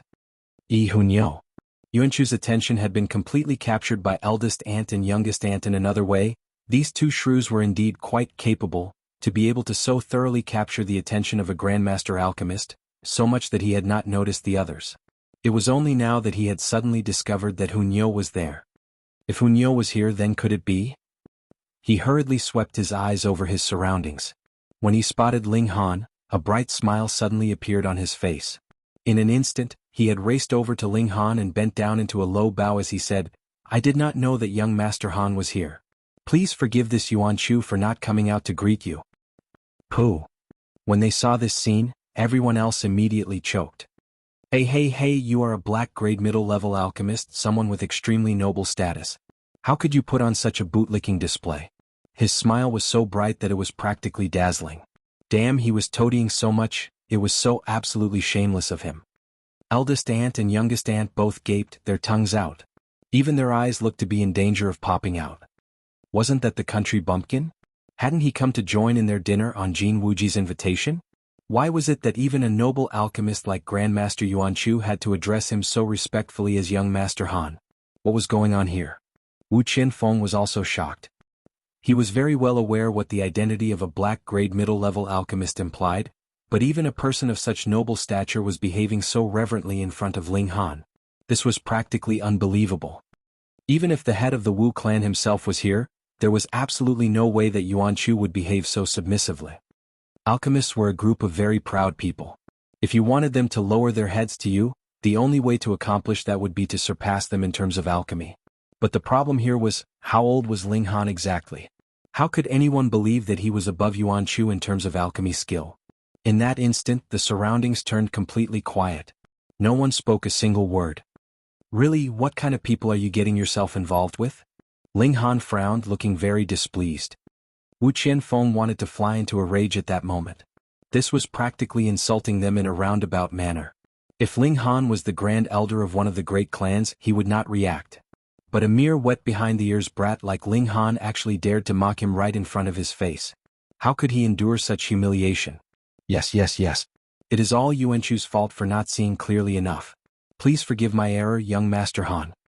Who would have thought that Yuanchu would actually incessantly admit the error of his ways, his demeanor more and more humble, as if he was Ling Han's alchemy apprentice. Wu Qianfeng forcibly swallowed the words that were right on the tip of his tongue. Was Yuanchu an idiot? Of course not. Did Yuanchu have a high status? Of course. But even Yuanchu had to behave so cautiously and reverently, so how terrifying would Ling Han's real identity be? Wu Qianfeng was not a rash man. He immediately reconsidered the situation here. Forget it. Ling Han waved his hand and beamed brightly at Wu Qianfeng as he said, I was the one who thrashed the members of your Wu clan, so what do you want to do now? What to do? Naturally to kill him in public as a warning to others. These were Wu Qianfeng's initial thoughts. But how could he dare to have such intentions now? Because Yuanchu was already looking at him in a very unfriendly manner. Obviously, if he dared to say one word about the matter, Yuanchu would really become hostile immediately. He gave an internal sigh, and knew that he had lost the battle before it had even started. There was nothing he could do. Who asked him to have a request to make of Yuanchu? Moreover, even if he had nothing to ask of Yuanchu, his clan would definitely not dare to offend a black-grade middle-level alchemist either. Young Master Han must be joking. These few guys must have offended young Master Han. Even if young Master Han did not make a move, I would have taught them a lesson too, Wu Qianfeng laughed. He looked very natural and his demeanor didn't betray the slightest sign of his previous thoughts. What an old fox.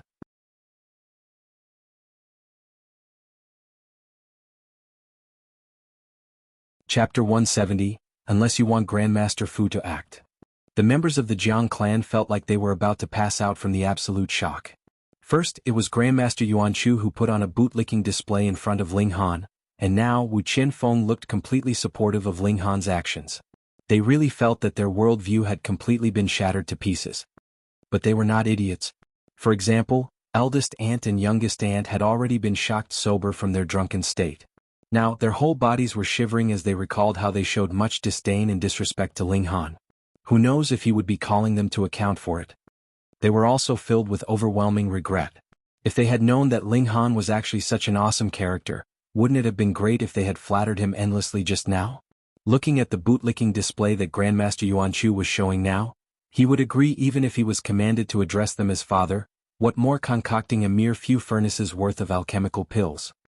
Who had asked them to act so snobbishly earlier? Meanwhile, Yuanchu asked angrily, Young Master Han, what did they do? Oh, this guy called himself my father. Ling Han pointed at the green-robed man. Pooh, Wu Qianfeng almost leaped up in indignation. Martial artists were typically rough and coarse in their ways. It was very common for them to say things like, grandson, Or I, your father.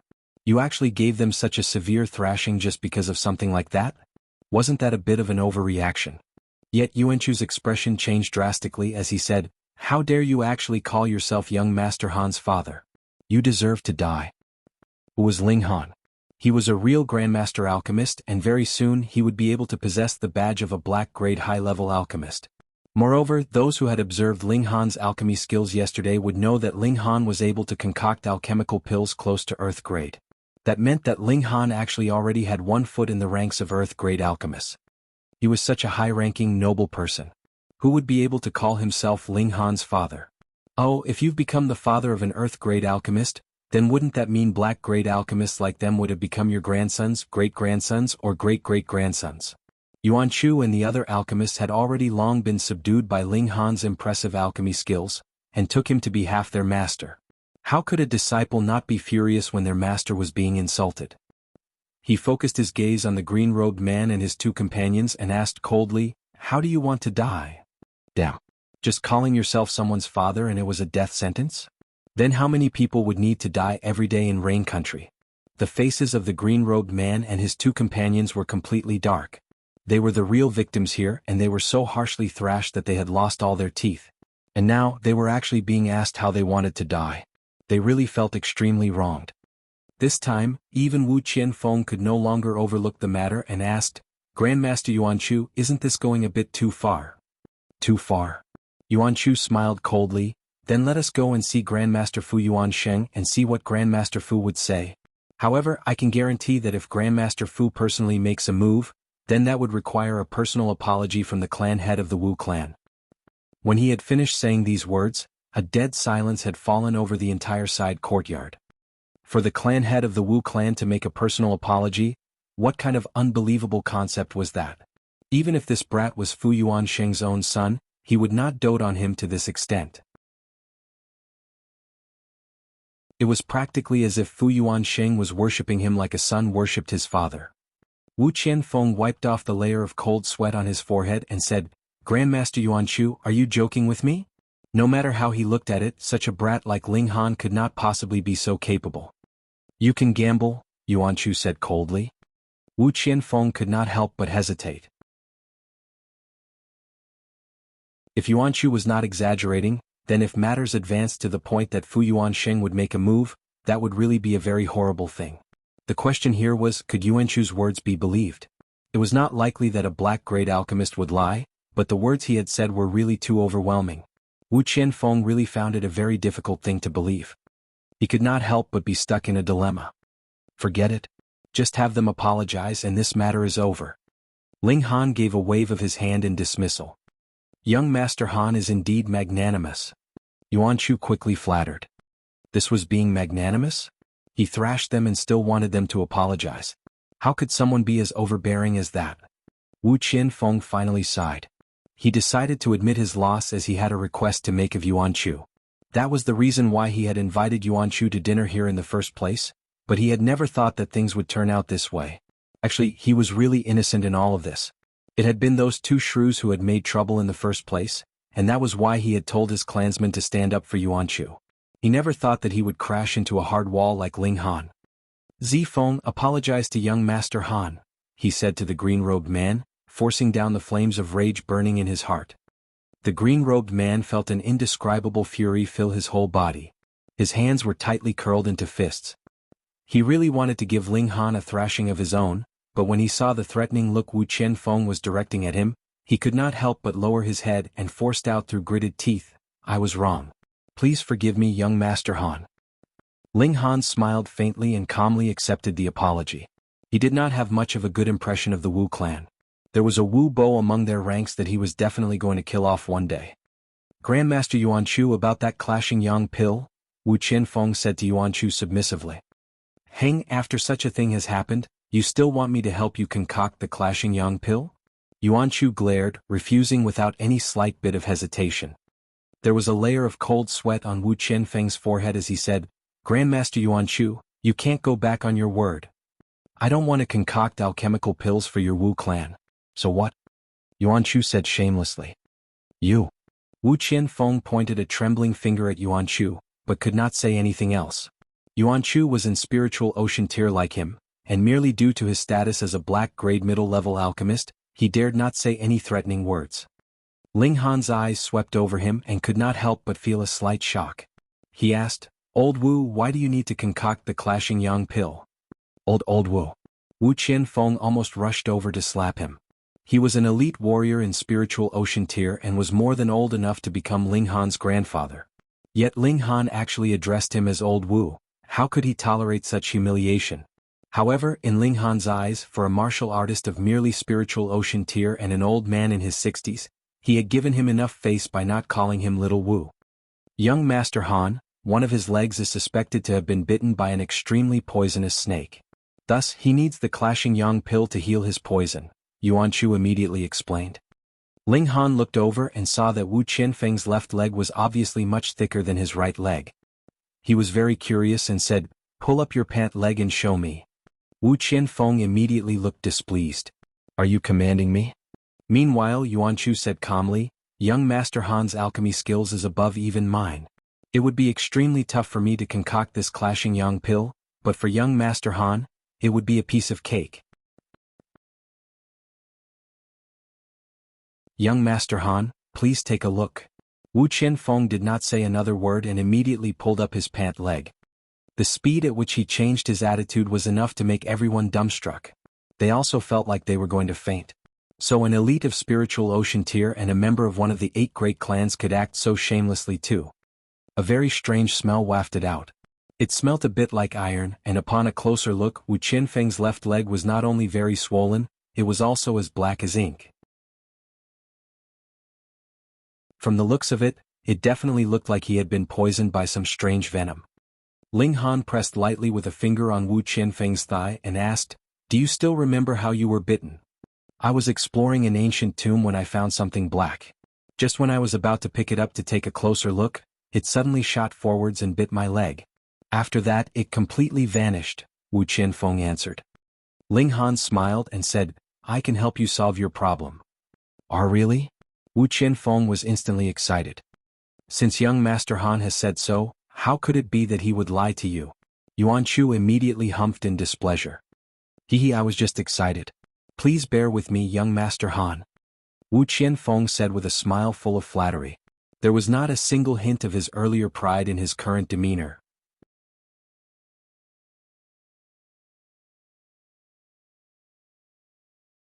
Chapter 171, Treatment. Ling Han did not take it to heart. There was a flash of delight in his eyes that no one else noticed. It was not a snake that had bitten Wu Qianfeng but a treasure. Of course he could not confirm it yet. However, he was quite sure that it was the case.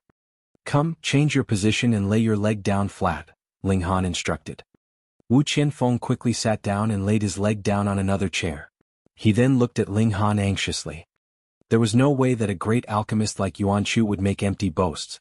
Thus, when he said that Ling Han's alchemy skills were even above his, then that had to be the truth, even if that was a very astonishing fact that he really couldn't believe.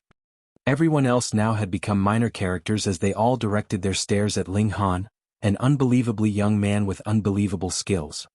Ling Han did not feel uncomfortable at all. In his last life, he was already long used to becoming the focus of everyone's attention.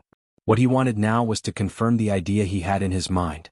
He stretched out a hand and tapped repeatedly on Wu Qianfeng's leg. After every few taps, he would stop and observe for a moment. After a moment, a confident smile came over his face as he said, "Old Wu, I'm going to start the treatment now. However, it will be very painful. Please don't worry, young Master Han. I am a practitioner of martial arts, so what hardships have I not experienced before? Please do as you like, young Master Han. I can, Wu Qianfeng was just getting impassioned talking about his pain tolerance when all of a sudden, he let out an agonized yell. A powerful crimson flame suddenly appeared on Ling Han's palm that transformed into a sharp point that was currently burning Wu Qianfeng's skin. Yuan Chu was watching from the side and sighed ruefully. Young Master Han is indeed extremely fortunate to be able to fuse with a strange fire. I am about to die from envy. In front of Ling Han, there was naturally no need for him to act all high and mighty. Strange fire. When the others heard this, the majority of them were confused. Only Wu Qianfeng looked astonished. He naturally knew what strange fire was. This thing was extremely rare and by itself, it possessed great power. but to actually refine it. Sorry, even the current Reign Emperor may not be able to accomplish such an extraordinary feat. Perhaps only that mysterious old monster from the Qi clan would be able to subdue a strange fire. Ling Han was only an element gathering tier. How had he managed such a feat? Wu Qianfeng definitely did not believe that Ling Han had managed to fuse with a strange fire all on his own ability. Then it was very simple. It must have been the master behind Ling Han or his clan that had helped him to fuse with a strange fire. A party that could retrieve a strange fire and allow one of their juniors to fuse with it? How abominably generous was that? As his thoughts turned in this direction, Wu Qianfeng could not help but feel gratitude towards Yuan Chu. The matter just now had become too serious. Putting aside the problem of his treatment, merely Ling Han's terrifying background was not something that the Wu clan would be able to stand against. Ah! His thoughts flashed through his mind and he once again released a horrible scream. Just now, he had been distracted and had managed to momentarily forget the agonizing pain. But now, the pain made a comeback, driving him practically crazy enough that he wanted to beat someone up. Hiss.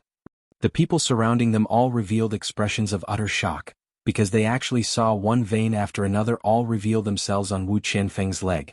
Upon a closer look, these veins were actually continuously twisting around as if they were a group of very slender snakes. Ling Han gave a humph. His fingers continuously touched, pressed and pushed. With the burning of the flames, these slender snakes kept retreating and finally converged around the ankle. Wu Qianfeng's thigh was visibly regaining the color of normal skin at a detectable speed. As the black color continuously moved downwards, it became darker and darker, as if it was about to turn solid and gush out of his leg. It was really very strange. However, Wu Qianfeng looked elated at this. Even if he was an idiot, he could tell that Ling Han did have his ways, and was slowly forcing the poison in his body to accumulate in his foot. But it was really painful. Very painful. Extremely painful. As a spiritual ocean tier elite, Wu Qianfeng still had a very high pain tolerance. By now, he could already force himself not to let out any moans of pain. However, layer after layer of cold sweat appeared on his skin, and both his legs were endlessly quivering. By this point, all the black color had converged into the sole of his foot. Ling Han drew his sword and said, "Old Wu, I have now forced all the poison into your left foot. Everything would be all right after I amputate your foot. Is that fine?" "Fine, your sister. This is one of my feet we're talking about here." Wu Qianfeng mocked internally. However, he had visited many doctors previously, and they had all advised him to amputate his whole left leg to be able to preserve his life. In comparison, merely cutting off his left foot was already a much better bargain. After all, his life was important, and it would only become more and more troublesome if he continued to drag it out. Young Master Han, please do it," Wu Qianfeng said, gritting his teeth. Ling Han drew his sword and shwa, a cold flash passed. Immediately black-colored blood sprayed out.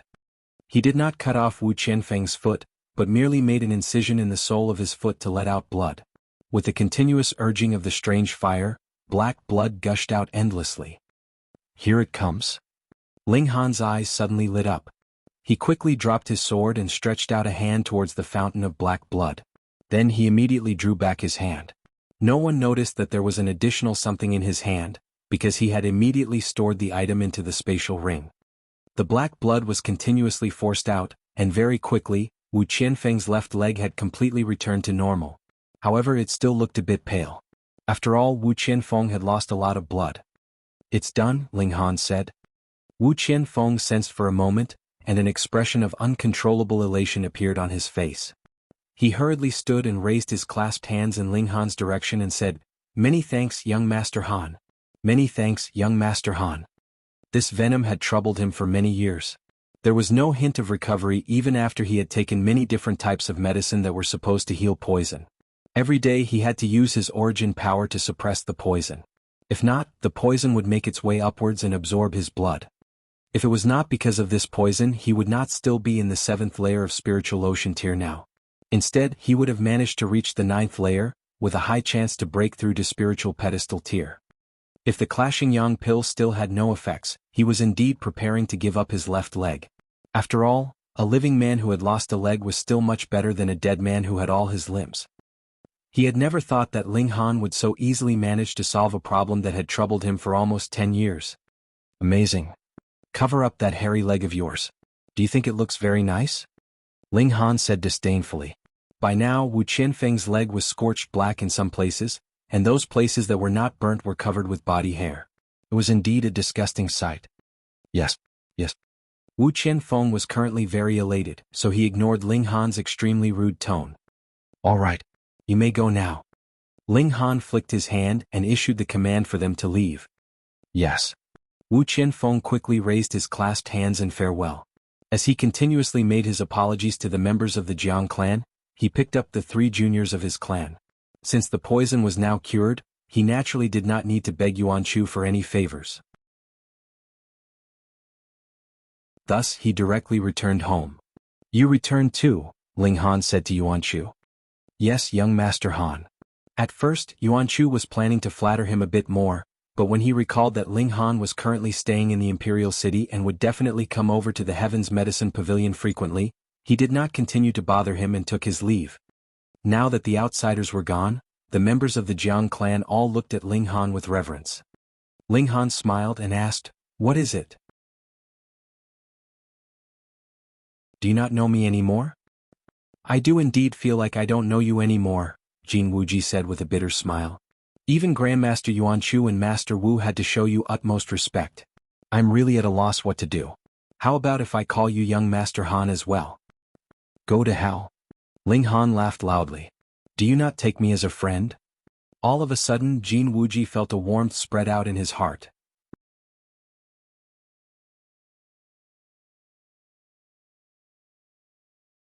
Chapter 172, Blood-Sucking Origin Gold. Becoming friends with Ling Han before and later. The significance of the 2 scenarios were completely different. Even a black-grade middle-level alchemist had to address Ling Han respectfully as young Master Han. What an honor it was to be able to become Ling Han's friend. Jiang Feiyan's parents and Jiang Feiyan herself were all extraordinarily delighted by his words. Meanwhile, eldest aunt and youngest aunt both shamelessly approached Ling Han. Eldest aunt said, Young Master Han, my Hualien and Yuana are both good boys.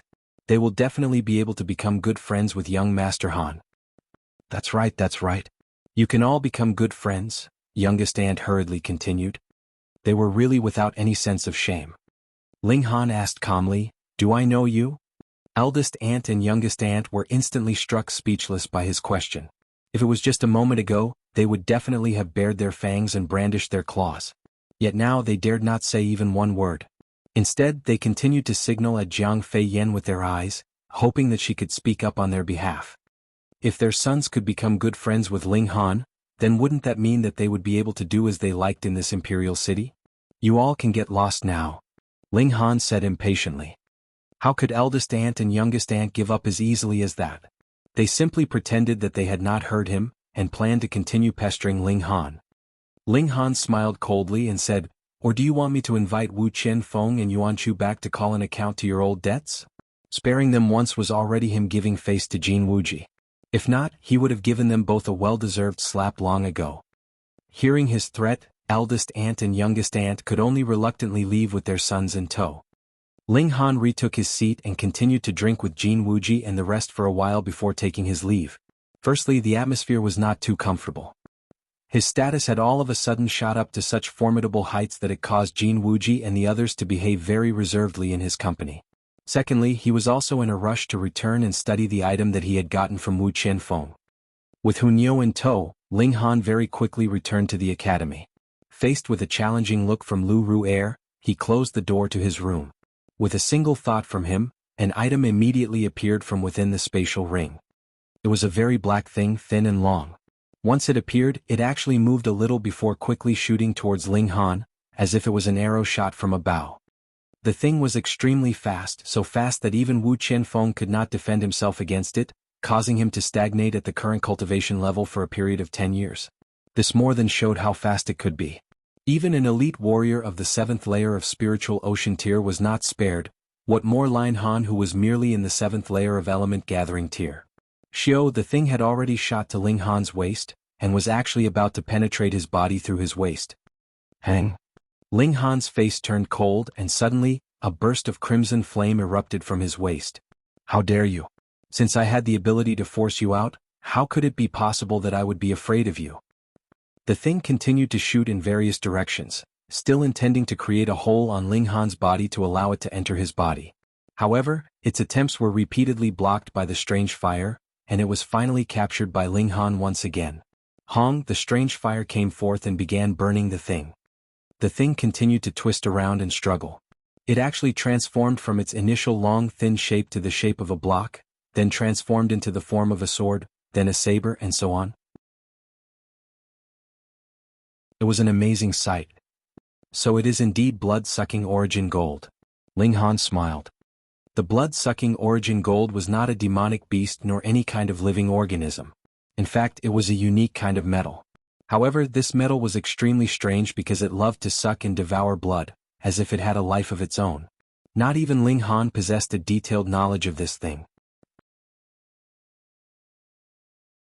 But someone had once guessed before that when this strange metal absorbed a sufficient amount of blood strong enough, it might be able to open the door to life and become a completely new life form. And the greatest advantage of this metal was that it could freely change its form. Once it was forged into a weapon, the weapon would be able to change into uncountable forms. In Ling Han's last life, the slashing sun saber, the weapon of one of the 7 ultimate warriors of heaven tier, the setting sun saber emperor, was forged precisely from this blood-sucking origin gold. In battle, the treasured saber would be able to continuously absorb the blood of powerful warriors to endlessly increase its power. It was practically able to compare to the might of an ultimate warrior of heaven tier on its own. That was how terrifying it could be. However, this block of blood-sucking origin gold was much too small to forge it into a weapon. Still, there would be no problems in using it to make a key.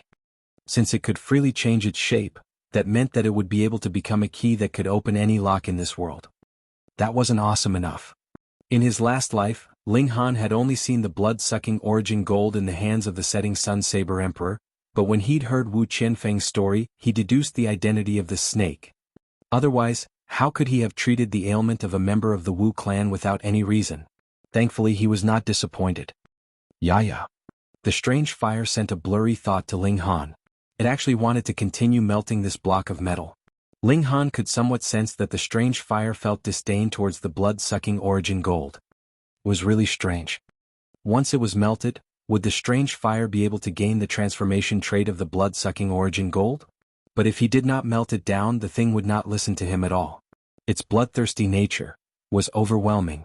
It was appropriate to forge a weapon from it, but it was definitely not recommended to forge it into a key. Burn and melt it down, he'll just have to see if that would be able to erase its bloodthirsty nature. Ling Han made his decision and allowed the strange fire to continuously refine this block of blood-sucking origin gold. However, since the blood-sucking origin gold could gain the favor of the setting sun saber emperor who used it to forge his own weapon, it did indeed have a very high tolerance against heat.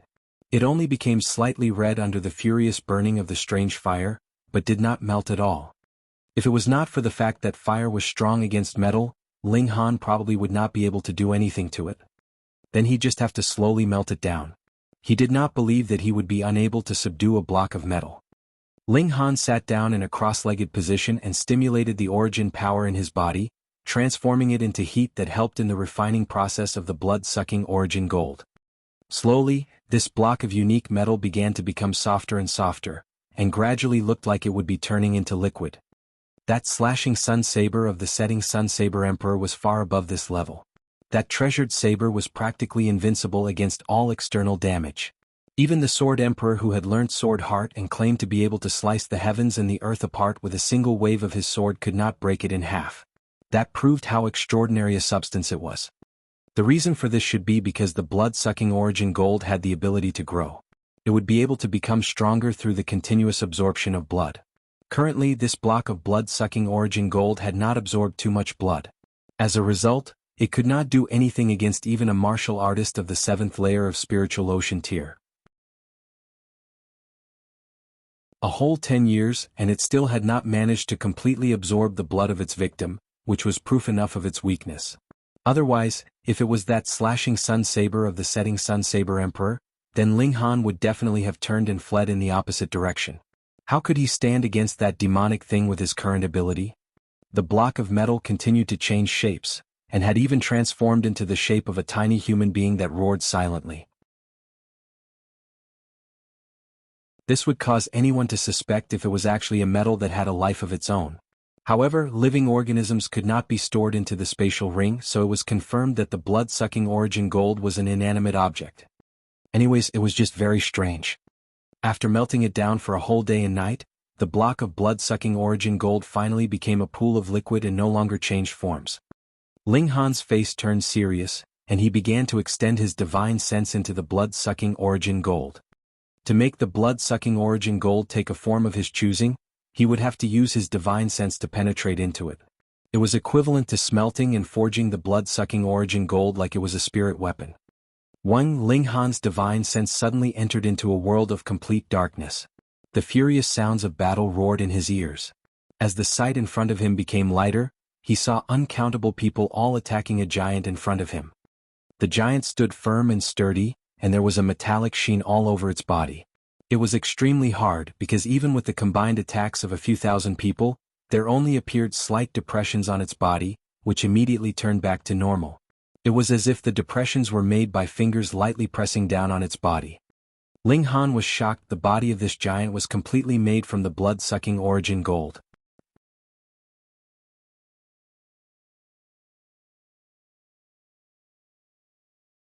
Chapter 173, A State of Enlightenment. Even with the might the setting Sun Saber Emperor had, he had only managed to obtain a block of blood-sucking origin gold that was about the size of a human head. Had forged it into his famous weapon, the slashing Sun Saber, on which he relied to become the third strongest existence among the 7 ultimate warriors of Heaven tier. But there actually appeared a firm and sturdy giant here that was completely made from the blood-sucking origin gold. Wasn't that a terrifying fact?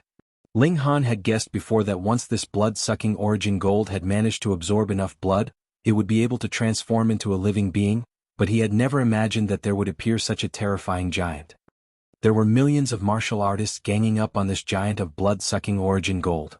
Their combined attacks shot towards it like they were shooting stars and continuously blasted against the body of the giant.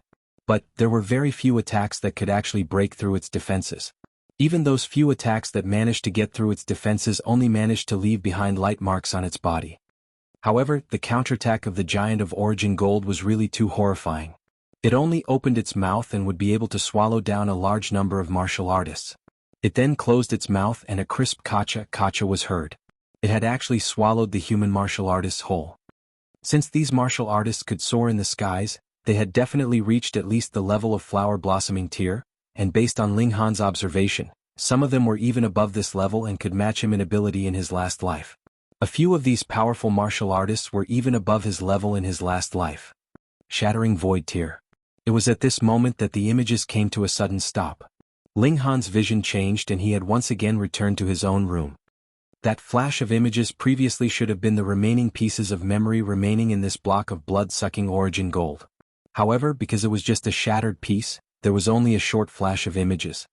Ling Han could not help but engage in deduction. The giant of origin gold was finally defeated and shattered by the combined attacks of uncountable powerful warriors, and now its pieces were scattered all over the world. The blood-sucking origin gold was filled with the ability to absorb blood. Could it be that the giant was planning on making a comeback? Though he had only witnessed a short flash of memories, when he recalled that the giant of blood-sucking origin gold was something that could attract so many martial artists to work together and attack it, that was definitely proof of its unbelievable might and power. There were even a few ultimate warriors of Shattering Void tier mixed in the fray. If this thing could still come back to life, then who in this world would be able to stop it? That would definitely be a scene of total death and carnage. However, this should have happened in an ancient historical time. Merely from the scene that Ling Han had witnessed, there were hundreds of elite warriors in Heaven tier, and there were no less than 5 ultimate warriors of Shattering Void tier. How the world of martial arts must have prospered then. Hold on, Jianghu Feng and at least about 100 of elite warriors of Heaven tier had also battled an ultimate warrior of Shattering Void tier to death. That was not far from his current time period. It was as if the field of martial arts suddenly experienced a boom, and all of a sudden, many people managed to break through to Heaven tier.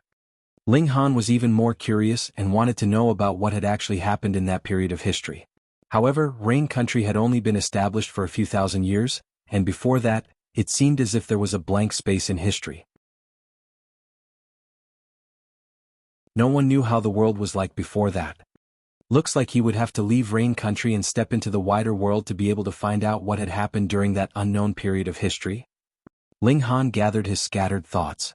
It was pointless to ponder further about it. What could his current cultivation level of merely the 7th layer of element gathering tier do? If there was really any kind of major catastrophe, there would be someone else stronger stepping up to the fore. Rain Country was only a small place, so the strongest existence here was only in flower blossoming tier.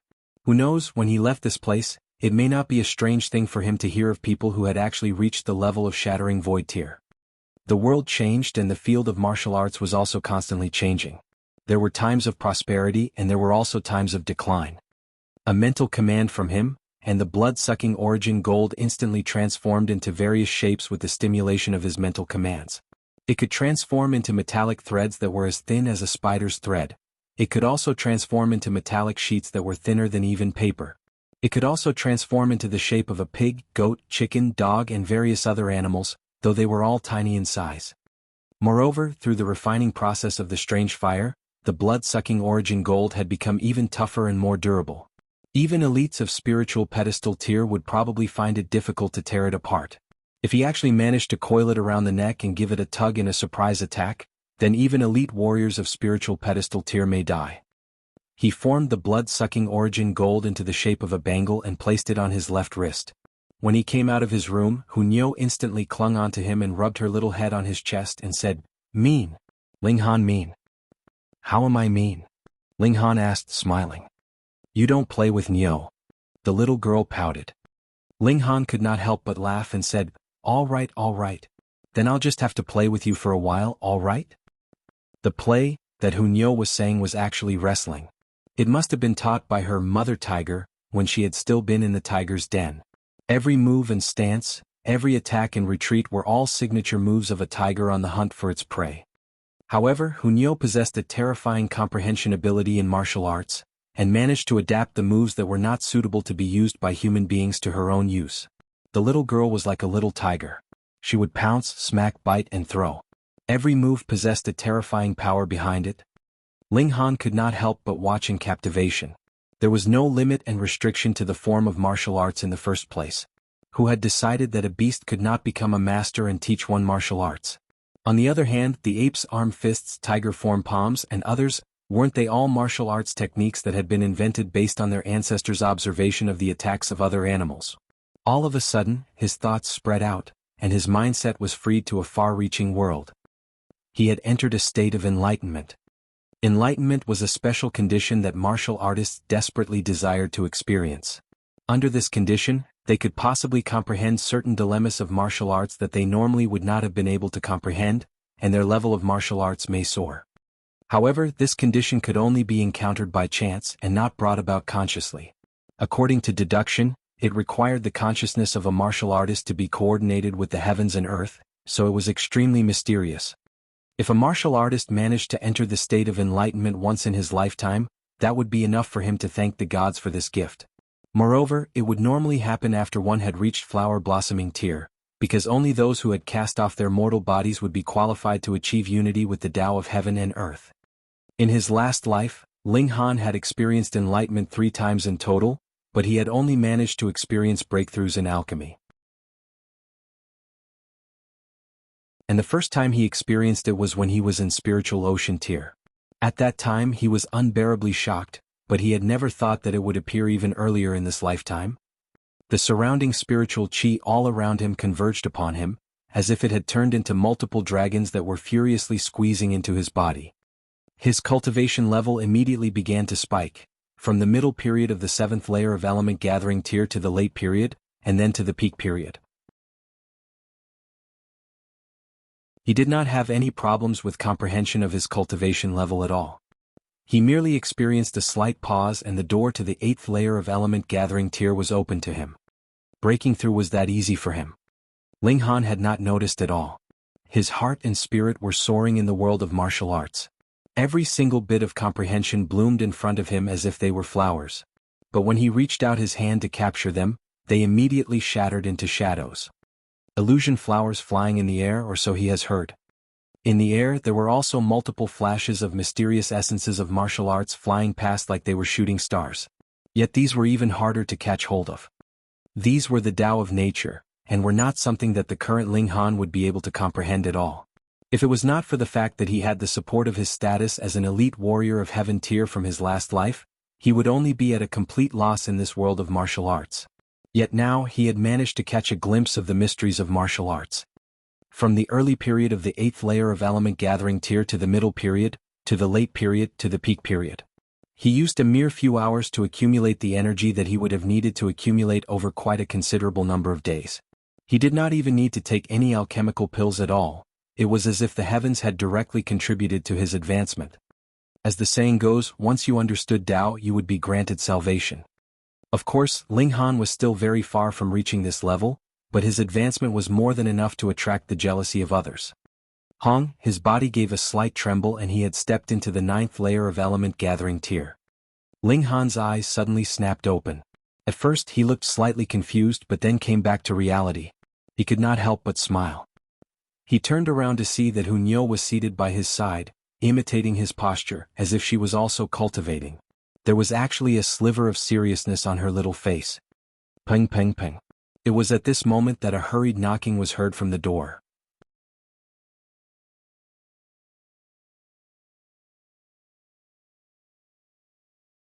Chapter 174. Feng Luo's Act of Violence. Ling Han went over to open the door and saw that it was Zhu Shuiyi at the door. She was currently in a great state of anxiety and panic. Big brother Ling. Zhu Shuiyi immediately greeted, as if she had finally managed to gain a pillar of support the moment her eyes set upon Ling Han. Instantly, her worried demeanor relaxed considerably. What's happened? Ling Han asked. The academy expelled Li Hao. Zhu Shuiyi said furiously. What? Ling Han frowned. Has he committed some crime? No. Zhu Shuiyi shook her head and forced out through gritted teeth. It's Feng Luo. He brought with him a teacher of the academy, and expelled Li Hao from the academy for no reason at all. He even said that it was because Li Hao was a friend of big brother Ling. Instantly Ling Han's eyes became as sharp as swords, as rage slowly rose in his heart. Feng Luo is really out of control. He had his lackeys injure Li Hao and force him to lower his head, and the teacher from the academy actually pretended he had not seen anything at all. When I saw things were getting worse, I immediately rushed over to you and hoped that you can uphold the justice for Li Hao. Zhu Shuiyi said, crying. If he was really expelled from the academy, then Li Hao would never be able to hold his head high again when he returned. Moreover, his future prospects would become extremely limited. Ling Han revealed a strong fury in his demeanor. He had already expected that Feng Yan and his brother would seek him out for revenge, and he did not have any fear. As a martial artist, how could it be possible if he would not offend a few people in his lifetime? Yet Feng Luo actually targeted his friends. That was too shameless. Whatever the enmity, family members should never be dragged into the matter. That was the unwritten rule of martial artists. Unless it was some kind of life or death enmity that could not be dissolved, only then would one actually make the move to eliminate the whole clan of his foe, or even include anyone else that had the slightest bit of relation to him. The enmity between him and Feng Luo, at best, was only a minor conflict. Bring me to them, Ling Han said darkly. Zhu Shuiyi was delighted, and hurriedly brought Ling Han with her to Li Hao's quarters. She had seen how the third imperial prince and his guests had treated Ling Han at the Cherishing Flower Pavilion, so she believed that if Ling Han were to act, then things could still be redeemed. The two of them were in a rush, so very quickly they arrived at the students' hostel. This was where the ordinary disciples lived. Unlike true disciples who had a courtyard to themselves, a few ordinary disciples would share a single courtyard, and the treatment was completely different. Feng Luo had made a comeback and was unbearably arrogant, making no attempts to hide his actions at all. On the other hand, he wanted nothing more than to inform everyone in the academy of it, to let them see how impressive and mighty he was now. Thus, there was a large number of people watching the scene. Some were sympathetic, some were rejoicing in Li Hao's misfortune, while others were completely indifferent. Any circle would be able to show the multiple facets of human nature. In the middle of the crowd, Li Hao was already covered with injuries and lying on the ground. Feng Luo had one foot firmly stepping on Li Hao's face, and Li Hao's fingers were visibly entrenched deeply into the ground beneath him. It was obvious to the rest how furious he was at this moment. Ling Han's eyes were like swords of ice. As he strode forwards, those around seemed to be able to sense his current rage. They turned around, and when they saw the icy expression on his face, they subconsciously retreated a few steps, and opened up a path for him to pass through. This also included the few students who were in Gushing Spring tier. They were both surprised and confused about how they could be scared off by a fellow student merely in element gathering tier. The crowd separated like flowing water, and a direct path to the center of the crowd appeared. Feng Luo immediately turned around and looked to find that it was Ling Han. A sliver of arrogance appeared on his face. He smiled cockily and said, "Ling Han, did you see, I have returned?" Ling Han did not say anything. He merely continued his advance without pause. "Ha ha, are you extremely displeased? So what if you are? I want you to be very displeased." Feng Luo smirked coldly, and deliberately rubbed his foot on Li Hao's face a few times. "This is your friend? Then I'm really sorry. I did everything on purpose." "Don't say that I didn't give him a chance," Feng Luo shrugged and continued. "I told him that as long as he cut off all relations with you from now onwards, and announced all the evil acts and crimes you have committed in public, then I would let him off. Who knew that this brat would be so stubborn and so stupidly loyal that he was actually not willing to betray you? AI, the kind of person I hate the most would be this kind of unreasonable idiot, so I could only thrash him until he will admit the error of his ways. Don't worry, there could not be so many idiots in this world. In future, I will go seek out Li Dongyu, Jin Wuji and the others, and I believe that they would not be as stupid as this." Feng Luo paused, and when he saw the ice-cold expression on Ling Han's face, he felt great delight. The more humiliated Ling Han was, the happier he would be. In fact, he wanted nothing more than to give a few furious stomps on that face of his. "What is it? Do you want to step on me? Unfortunately, you will not be able to. Just take a look, my brother had his 4 great guardian deities come over to become my guards, and all of them are in Gushing Spring tier. Forcing you into submission would be a piece of cake for them. Everyone here is the same. I can beat up anyone I don't like the look of, but none of them would dare to touch a single hair on my head. Come and beat me up, you idiot. If you have the balls to, come thrash me." Feng Luo laughed loudly, obviously very pleased with himself. He did not have any reservations about entering into mocking everyone mode. At this, quite a few people looked furious.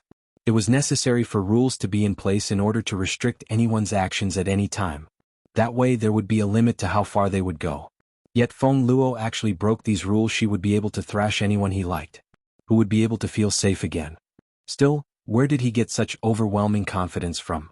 One had to know that even the members of the main branch of the 8 great clans would not dare to say such words, and the imperial family of Rain Country would not say something like that either, as they were the ones who decided the rules, so how could they break their own rules so publicly? What basis did Feng Luo have to say these words? One had to understand that not even Feng Yen was much of anything in the vicinity of the imperial city, what more this kind of spoiled profligate. Hee, don't glare at me like that. I'm very scared." Feng Luo deliberately made a fearful face, but he immediately glared and stomped harshly on Li Hao. "Damn, who do you think you are? You're just a lowly dog from Grey Cloud Town, and you still dare to abuse your power in front of me? Today, I will let you understand that opposing me was the most idiotic choice that you have made in this lifetime. I want you to watch as your friend, because of his relationship with you, has his arm crippled by me, and become a cripple forever." After saying so coldly, his right hand holding a sword, his eyes fixed upon Li Hao's right arm, obviously intending to cripple this arm of Li Hao's. For a saber wielder, having the arm that wielded his saber crippled would mean that he would become an absolute cripple. Everyone was shocked. This was the Huyang Academy, and there was obviously a teacher present here, yet Feng Luo actually dared to commit such a violent crime so publicly in front of everyone. Could it be that his Feng clan had become the boss of the academy? Ha ha ha ha. Feng Luo laughed loudly, raised his sword and lowered it in a slash. Li Hao. Zhu Shui screamed shrilly, grief-stricken. She was filled with anguish, and had already spat out a mouthful of blood in her emotional turmoil. It was at this moment that Ling Han moved swiftly, and his figure shot towards Feng Luo. Get lost. Those 4 young men standing behind Feng Luo all made their own moves. 4 hands attacked in unison. Origin power rolled out in a powerful wave, and became 4 huge palms that aimed towards Ling Han. They were 4 elites of Gushing Spring tier, even though all of them were only in the first layer. However, Gushing Spring Tear would still be Gushing Spring Tear, and would be able to completely suppress an opponent who was merely an element gathering tier, what more when there were 4 of them. Even if they had not used any kind of martial arts technique in their attacks, they were still incomparably powerful.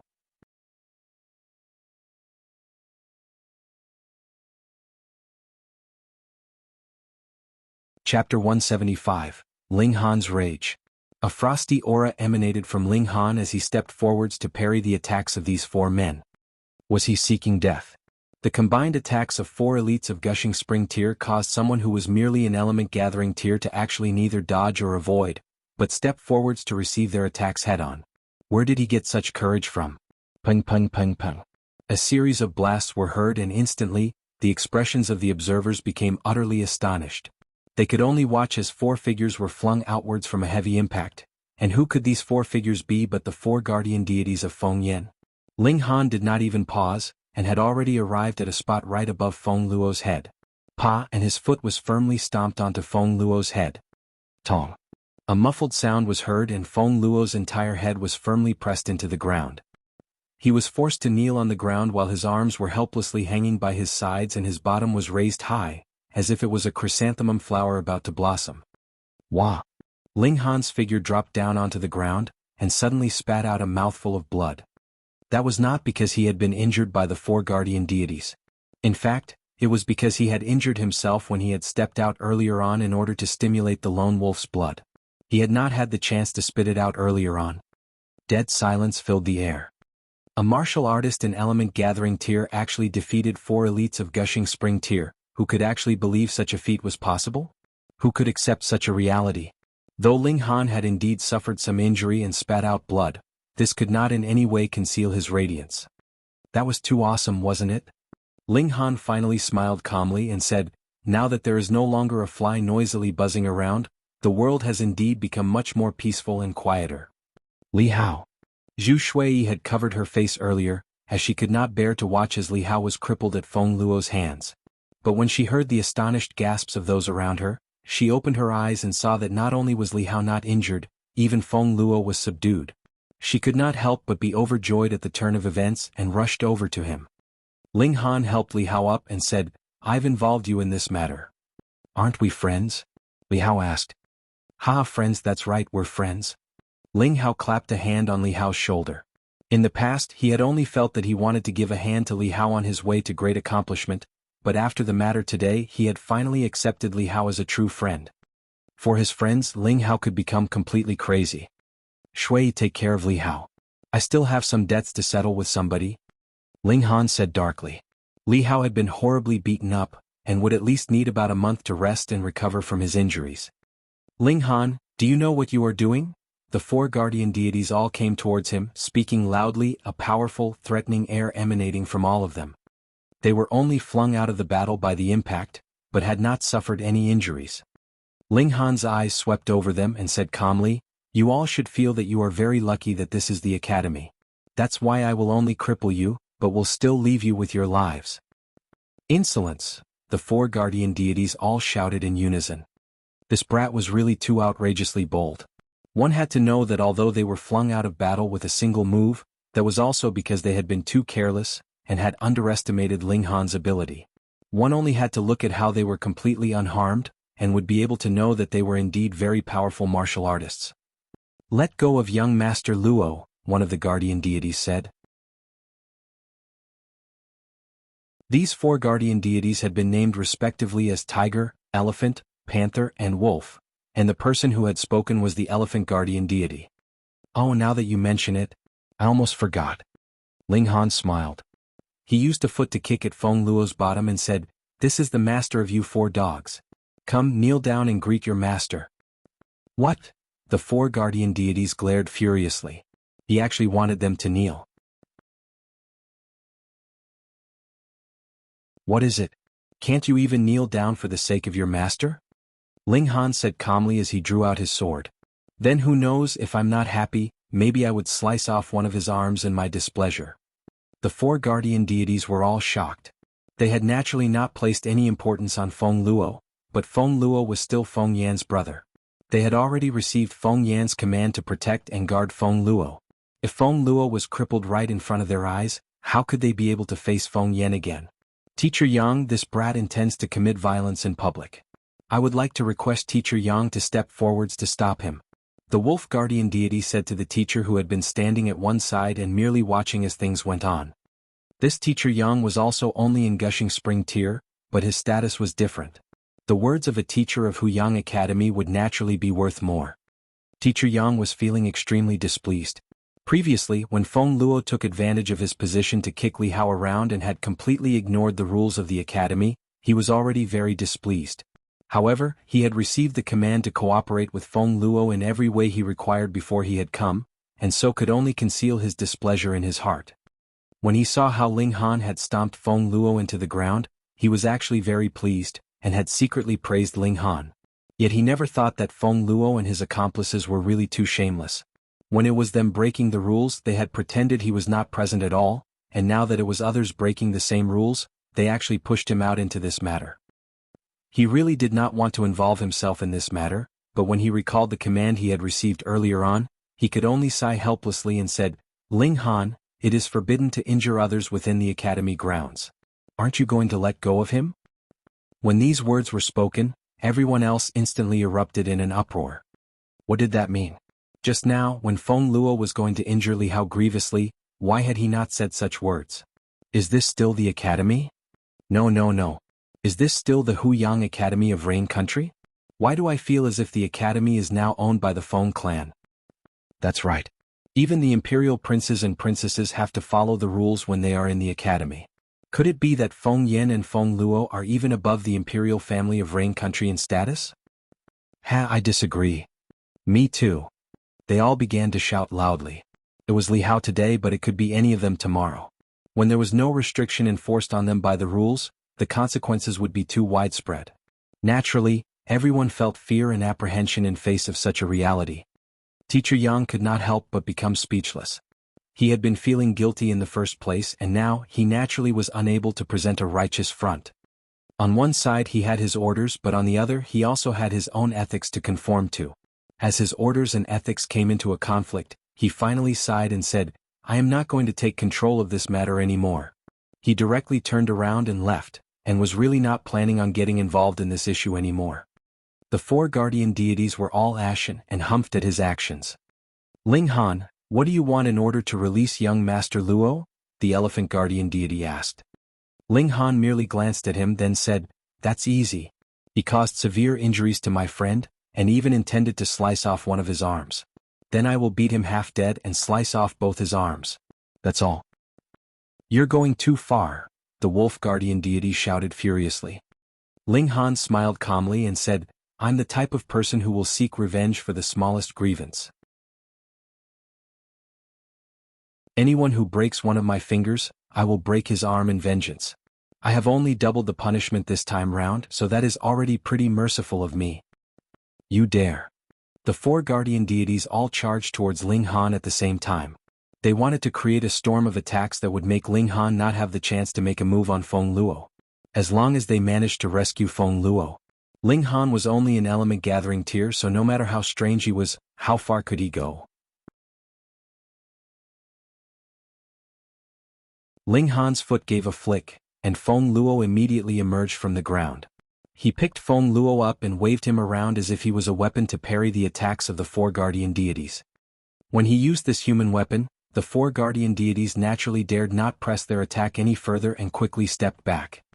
At this moment, a young man merely in element gathering tier was seen to be greatly showing off his might, forcing four elites of Gushing Spring tier to retreat pathetically, not daring to parry even a single attack.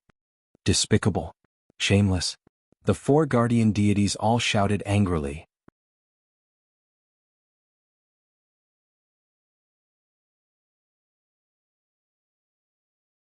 Chapter 176. Definitely crippling him. When they saw how Ling Han acted like he was shooing away a flock of ducks, the spectators could not help but want to laugh. Wherever he stepped, the four guardian deities would disperse as if they were a flock of birds. The spectators were also secretly amazed at Ling Han's overwhelming courage to actually dare to oppose Feng Yan. Feng Yan had now neatly become the king of the academy. First, when the imperial guards came to the academy to apprehend him, They were forced to retreat in the face of Lien Guangzhu's tough attitude, and there was actually no sign of anger from the imperial family. In the end, the matter was simply settled peacefully. Next, Feng Luo, who had been expelled from the academy, returned and even attempted to commit a violent crime right in public. Even a teacher of the academy could only stand by and watch helplessly. This was practically out of control and with completely zero regard for any rules. Not even a core disciple and the son of the emperor like the third imperial prince would dare to act so boldly, yet Feng Yan dared. And now that someone who actually dared to oppose the Feng clan appeared, how could they not all give him a thumbs up and praise him for his courage? Ha ha ha ha. The spectators all laughed loudly. They did not dare to so publicly oppose Feng Yan, but a little harmless laughter should be fine. He couldn't possibly hold a grudge over a little laughter, right? The four guardian deities felt angry, enraged, and helpless all at once.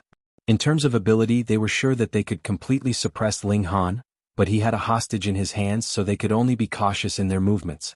There was no way for them to put all their efforts in. They could only run around all over the place, and this made them feel unbearably sullen. Ling Han did not treasure the weapon in his hands. He simply crashed, hit, threw and banged the weapon any which way he liked. Under such treatment, Feng Luo was actually awakened by the pains in his body. Ling Han. He screamed shrilly, an incomparable rage brimming in his tone. How many times was this? That he had experienced a loss at Ling Han's hands. I want you to die. I want you to die. He roared furiously. If he couldn't even vent his anger through an enraged roar, he would go crazy. Oh, you're awake? Ling Han gave a cold, eerie smile and simply tossed Feng Luo onto the ground. That's good. I want you to watch how your two arms are sliced off. Why you dare? Feng Luo was terrified. Why do I not dare? Ling Han said calmly. Just now you wanted to slice off my friend's arm and now I can't slice off your arm? Or is it that you think that I can't even compare to an idiot like you? My brother would definitely not spare you. Feng Luo caught onto the last sliver of hope for him, threatening Ling Han with his brother. You speak as if your brother would become my underling once I let you go. Ling Han shook his head and waved his sword a bit. Cherish the moment now and gaze for a moment longer at your two arms, as very quickly, you will be saying an eternal farewell to them. No. Feng Luo was finally so terrified that he had started to cry with snot and tears. He did not want to become a handicap. He was still young, and if he lost his arms, how would he be able to bully others or play with beautiful women in the future? Stop! The four guardian deities all shouted in unison. No one would be able to save him. Ling Han shook his head, his voice cold as ice. Oh, then what about me? A voice filled with dignity rang out and Feng Yan appeared. He had his hands behind his back as if he were an emperor, and was exuding a powerful aura of domination. Milord, the four guardian deities all fell into a half-kneeling position, respectfully paying their greetings. Brother, save me. Save me. Feng Luo was both surprised and delighted. In his eyes there was nothing that Feng Yan could not do. As long as his brother was here, he would be saved. And who do you think you are? Ling Han asked calmly. There was no hint of disdain in his tone, as if he was merely stating a very ordinary statement of truth.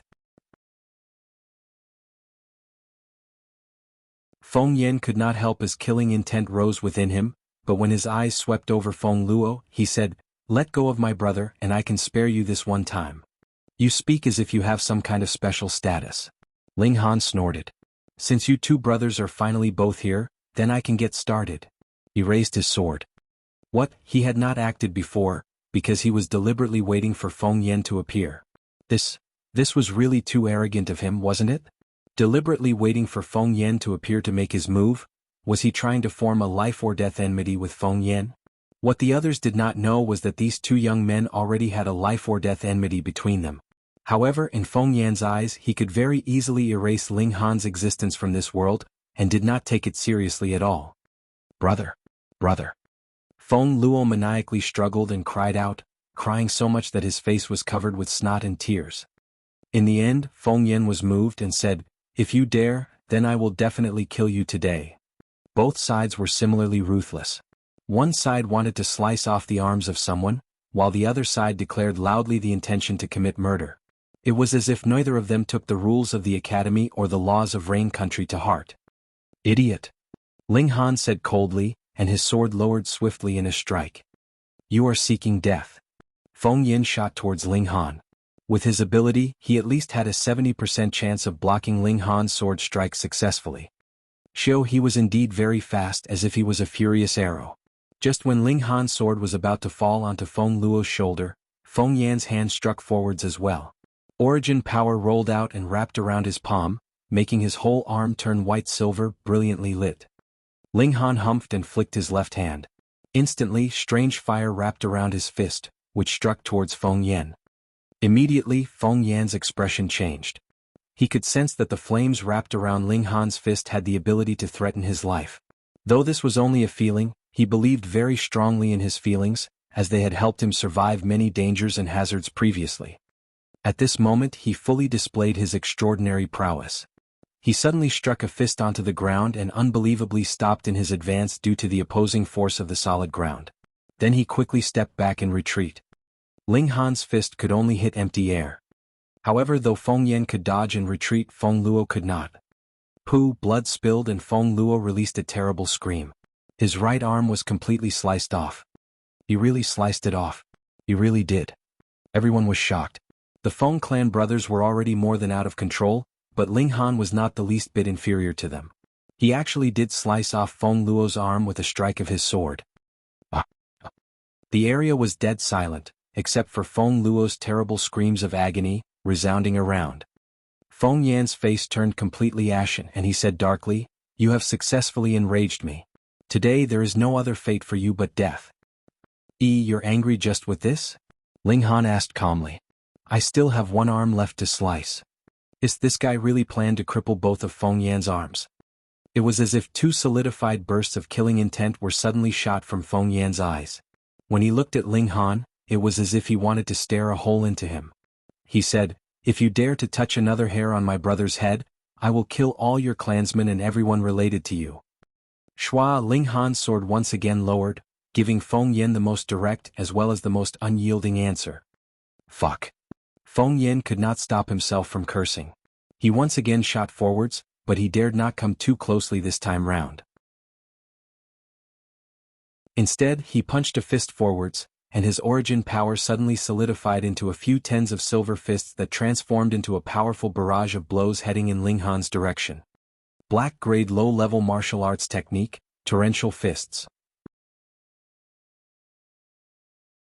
The ability of an elite in the 7th layer of Gushing Spring tier added together with the power upgrade of a black-grade low-level martial arts technique was definitely not something that a weaker martial artist of Gushing Spring tier could stand against, no matter what kind of monster he was. The fists would strike violently and randomly, as if they were drops of rain falling in a torrential rainstorm. How could this be blocked? Ling Han's right hand held onto his sword in a stance, but his left hand stretched open. A black-colored thing spread open as if it was an umbrella, and when it was fully spread out, it transformed into a circular object very similar to a shield that completely protected Ling Han behind it. Blood-sucking origin gold, an item that could transform according to his will.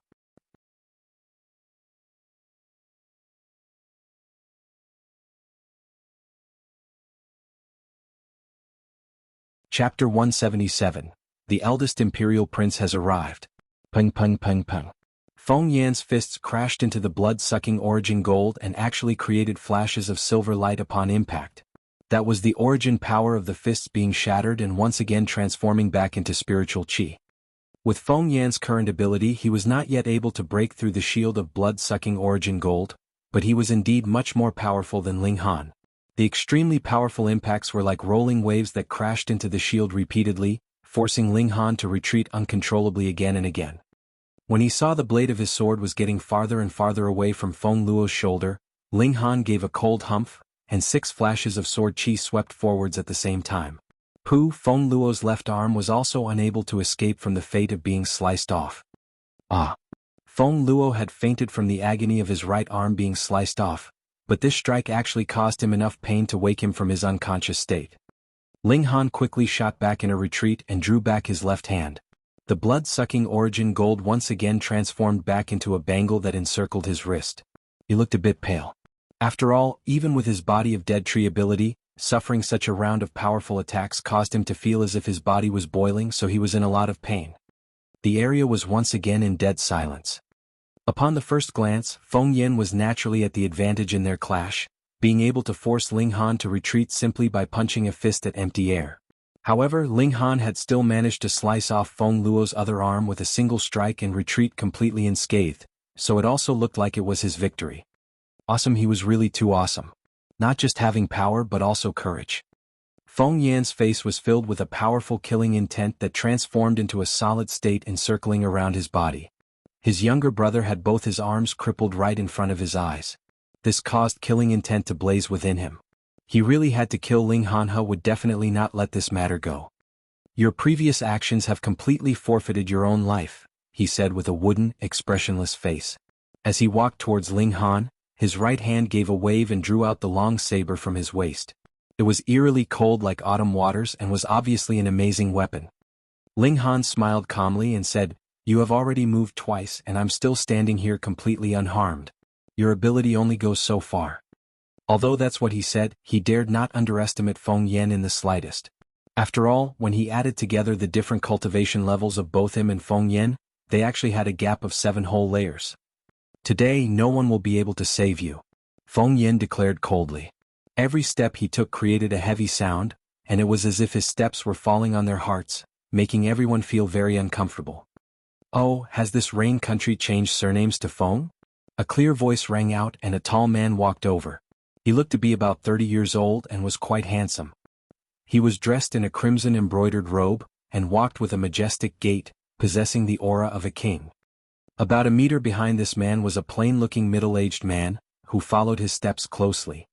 Eldest Imperial Prince. It's the eldest Imperial Prince. Why is the eldest Imperial Prince suddenly here? Didn't he leave the academy 2 years ago? Coincidence. This is getting fun now. Feng Yan completely takes himself to be the boss of the academy, but the eldest Imperial Prince is the real owner here. Is this a sign that these two are about to come into conflict? No matter how awesome Feng Yan is, he would not dare to oppose the eldest Imperial Prince publicly, would he? Not necessarily. Just take a look at Feng Luo's previous arrogant display and look at how Feng Yan wants to commit murder in broad daylight. They have obviously no regard for the Emperor's laws at all. Let's just wait and see. The spectators all started murmuring their thoughts and ideas to each other. Now that things had come this far, it was already a bit out of control. Even the eldest Imperial Prince had come to involve himself in the matter. Feng Yan, why are you not paying your greetings when you see the eldest Imperial Prince? The middle-aged man behind the eldest Imperial Prince rebuked coldly. Feng Yan slightly hesitated for a moment, then raised his clasped hands in the eldest Imperial Prince's direction and said, "Feng Yan hereby greets your Imperial Highness, the eldest Imperial Prince." How arrogant, he actually only raised his clasped hands in greeting. The middle-aged man was about to speak up in reprimand again when he saw the eldest Imperial Prince stretch out an arm, which forced the former to swallow whatever words he was about to say.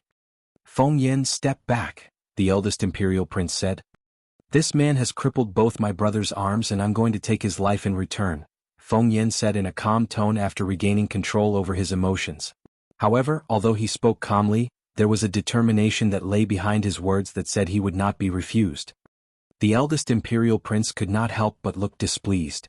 With his status in the whole Rain country, aside from the clan heads of the 8 great clans of Rain country, Lian Guangzhu, Wu Songlin and the other rare few at the same level, who would dare to not give him face? "Feng Yan, you have overstepped your bounds," the eldest Imperial Prince said coldly. Though he was not the emperor yet, at a certain level he could represent the imperial family. Any words he said had enormous weight behind them, so how could his words simply be refused like that? He crippled my brother and I will take his life in exchange. Isn't this fair?" Feng Yan displayed his overbearing and unreasonable nature, actually not giving the slightest face to the eldest Imperial Prince at all. "Feng Yan, do you have any idea what you are doing now?" the eldest Imperial Prince asked. He was also angered by now. Any lands under the skies were all under imperial authority. Who would dare to disobey the words of the emperor? "I have long heard that the eldest Imperial Prince was a core disciple of Huyang Academy in the previous generation. Please allow this Feng Yan to experience your ability," Feng Yan said. The area erupted in an uproar. Feng Yan actually pitted himself against the eldest Imperial Prince. Putting aside the eldest imperial prince's status, when he left the academy 2 years ago, he was a core disciple.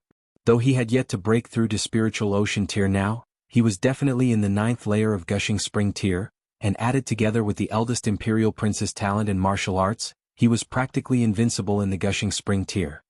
In the current Huyang Academy, the 3rd imperial prince was considered the most powerful student, but he was only in the 7th layer of gushing spring tier, and even he would most likely lose against the eldest imperial prince.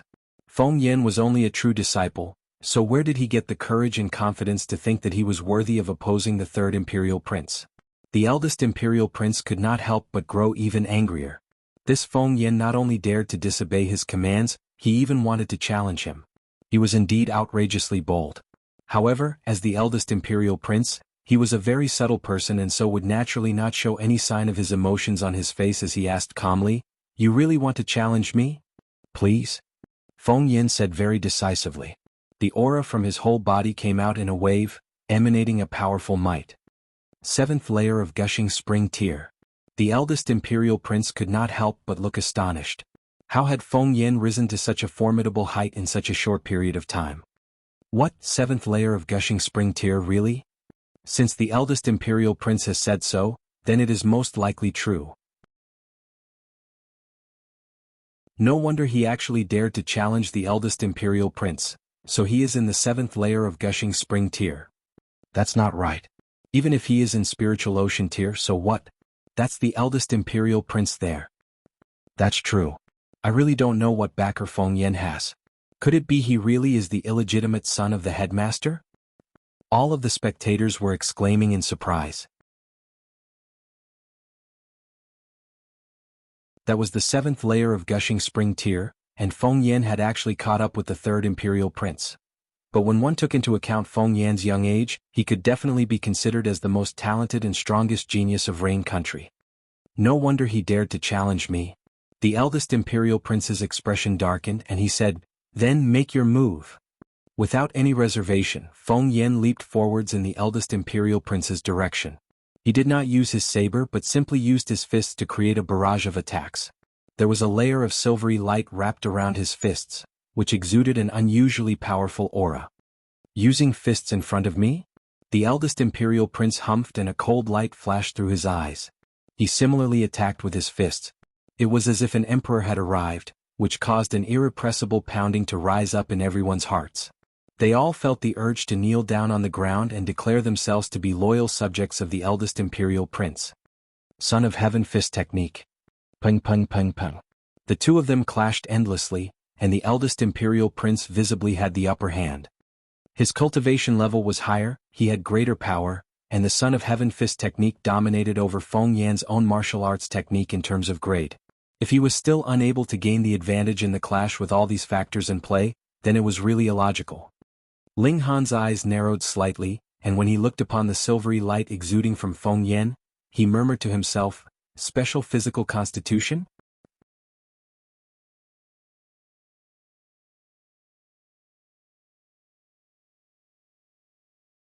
Chapter 178, Mirror Light Body.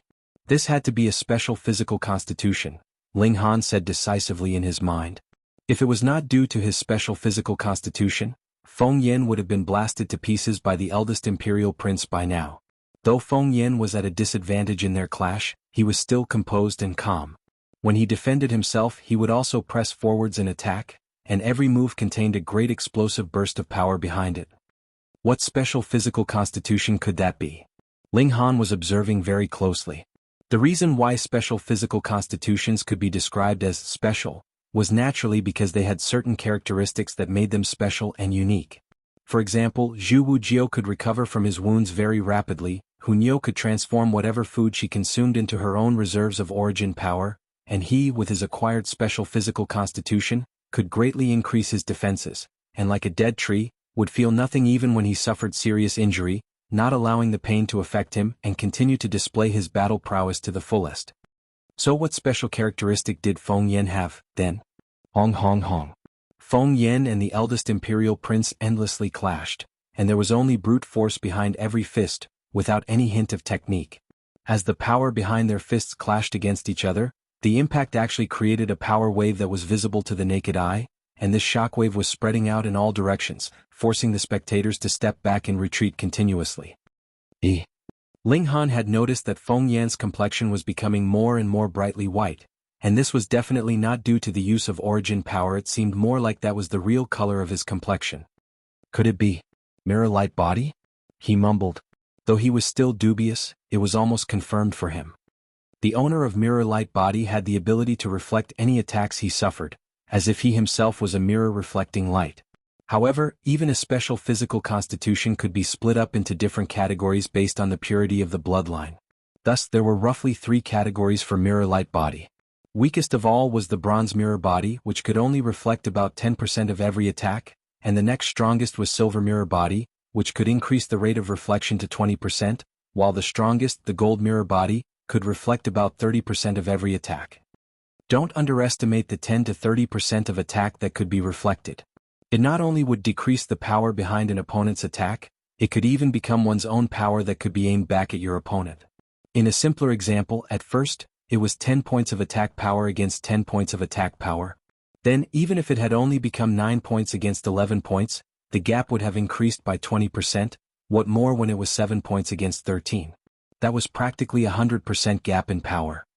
From the looks of Feng Yan, he should have a silver mirror body, and was able to reflect about 20% of the attacks. It was exactly this 20% of power reflected back that compensated for the difference of 2 layers in cultivation level behind Feng Yan and the eldest imperial prince. As a result, though Feng Yan was still at an obvious disadvantage, he was not defeated. That's not right. Ling Han shook his head. The 20% of power could possibly compensate for the difference in cultivation levels, but could not compensate for the inferiority of Feng Yan's martial arts technique as compared to the eldest imperial prince's Son of Heaven fist technique, which most likely should have reached black grade high level. It was not that this fist technique was of a high grade by itself, but with the installation of power of the nation, it could have might that could compare to a black grade high level martial arts technique. Since Feng Yan was able to stand against the Son of Heaven fist technique with a mere black grade low-level martial arts technique, then he must definitely have had some other ability. Otherwise, he would at least have to be on the same cultivation level as his opponent, and depend on the mirror light body to compensate for the gap in their respective martial arts techniques. What could it be? Ling Han could not help but become curious. The eldest imperial prince's battle prowess was outstanding. Though he had been stuck on this 9th layer of gushing spring tier for quite some years, it had also allowed him to fortify his foundations on this cultivation level to an unbearably sturdy level. His current battle prowess should be worth about 12 battle stars. And it was obvious that neither side had played their trump cards yet. At least, both these young men had formed chi, but neither of them had used it yet. If chi was taken into consideration, then their battle prowess could obviously increase further. The spectators were all watching dumbfounded. The eldest imperial prince was in the 9th layer of gushing spring tier and was a core disciple in his time, yet Feng Yan could actually manage to not fall in a clash with him. This guy was really too strong. The 3rd imperial prince, Zhao Huan, Qin Yi, the current generation of core disciples, most likely were no longer able to match Feng Yan anymore, right? Though they were on opposing sides, Ling Han could strongly agree that Feng Yan was indeed powerful. This guy was indeed a genius of martial arts, not only having mysterious means but also a terrifyingly strong understanding of battle, and as he continued to watch, he would often nod in approval. Feng Yan just barely made the cut to being worthy enough to be trampled by him.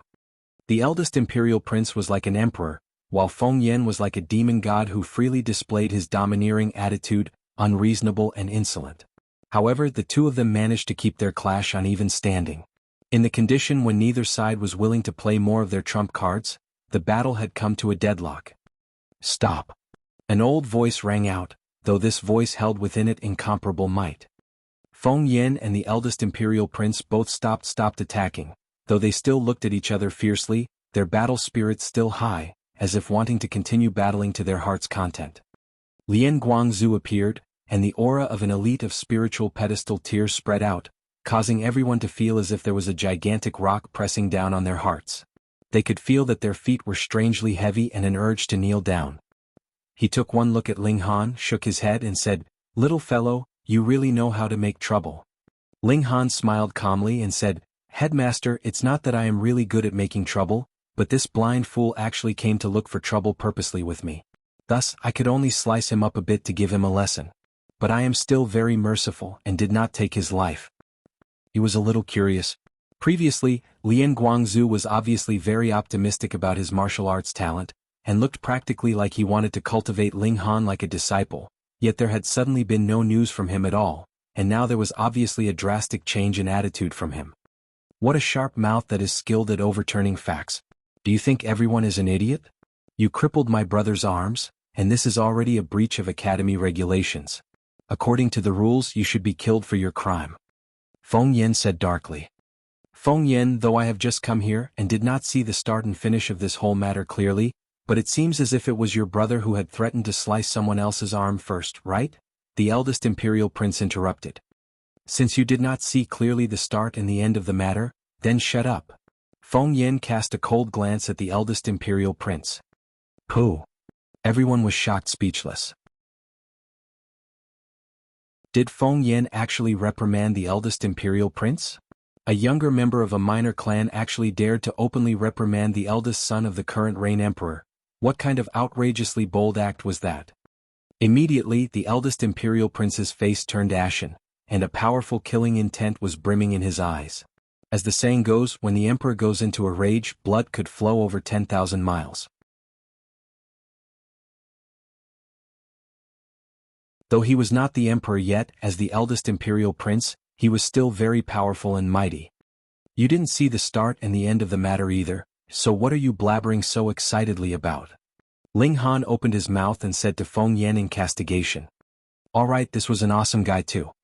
Everyone else felt like they were about to lose their minds.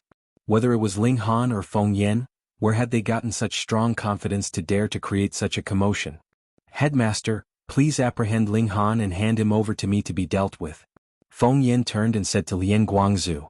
Though his words were polite, it seemed as if he was requesting Lian Guangzhu to do as he requested.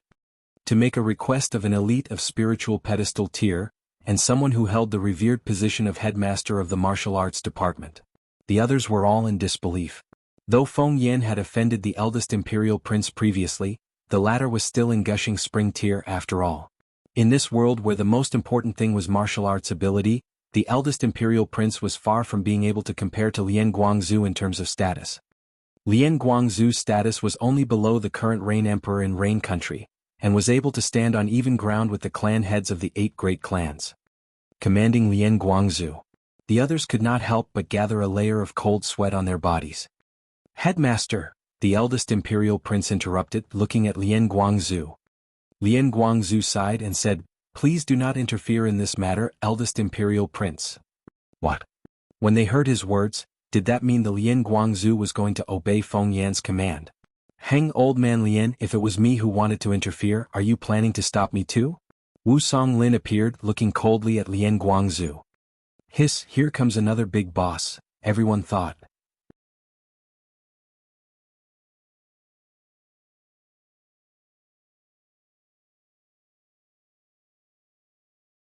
Chapter 179, Olive Branch. Old man Wu, don't interfere with this matter. Lian Guangzhu waved his hand. I do not want to spoil our many years of friendship. Nonsense. Wu Songlin instantly rebuked. This brat has, after all, dealt someone a crippling injury, so he must definitely be punished according to the Academy regulations. Lian Guangzhu's attitude also became unyielding. Wasn't it just crippling a piece of trash? Wu Songlin dismissed lightly. Master Wu, please speak cautiously. Feng Yan interrupted, actually carrying a hint of threat in his tone. Who do you think you are that you dare to reprimand me? Wu Songlin humphed, his right hand flashing out in a strike towards Feng Yan. He was an elite of spiritual pedestal tier, so though this strike was only a very casual move, it held within it unbelievable power. Origin power transformed into a gigantic hand that flew towards Feng Yan. Puh. Lian Guangzhu moved in the nick of time, and managed to disperse the power behind Wu Songlin's blow. He frowned and said, Old man Wu, are you intending to go against me? As long as you don't touch him, I naturally would not bother to fight you either. Wu Songlin took one step back. Lian Guangzhu stared at Wu Songlin, and Wu Songlin also stared at him. Two old men, whose ages added together came up to a total of over 150 years, were thus stuck in a glaring contest with each other. "All right, old man Wu, I'll give you face this time." Lien Guangzhu nodded. "Headmaster." Feng Yan spoke up, displeased. "Heng, bring your brother with you, let's go and see if we can still manage to reattach his arms." Lien Guangzhu frowned in slight impatience. Feng Yan did not dare to say anything else. He simply picked up Feng Luo and followed at the heels of Lien Guangzhu. One pair of the four great guardian deities each carried one of Feng Luo's arms, and the party left together. A chaotic conflict thus ended in this manner. Wu Songlin gave Ling Han a light nod and left directly. There were too many people here, so he did not want to reveal the relationship between himself and Ling Han. He only wanted to let them know that Ling Han was under his protection, and that was enough. "Brother Ling, if you do not mind, why not join me for a cup of tea?" the eldest imperial prince said to Ling Han, smiling. Ling Han smiled and said, "Many thanks for your help just now, Your Imperial Highness. This Ling Han is extremely grateful." "Please? Please?" The two of them left together, and when he passed by Li Hao and Zhu Shui, Ling Han said, "The two of you go to the Heavens Medicine Pavilion and seek out Yuan Chu.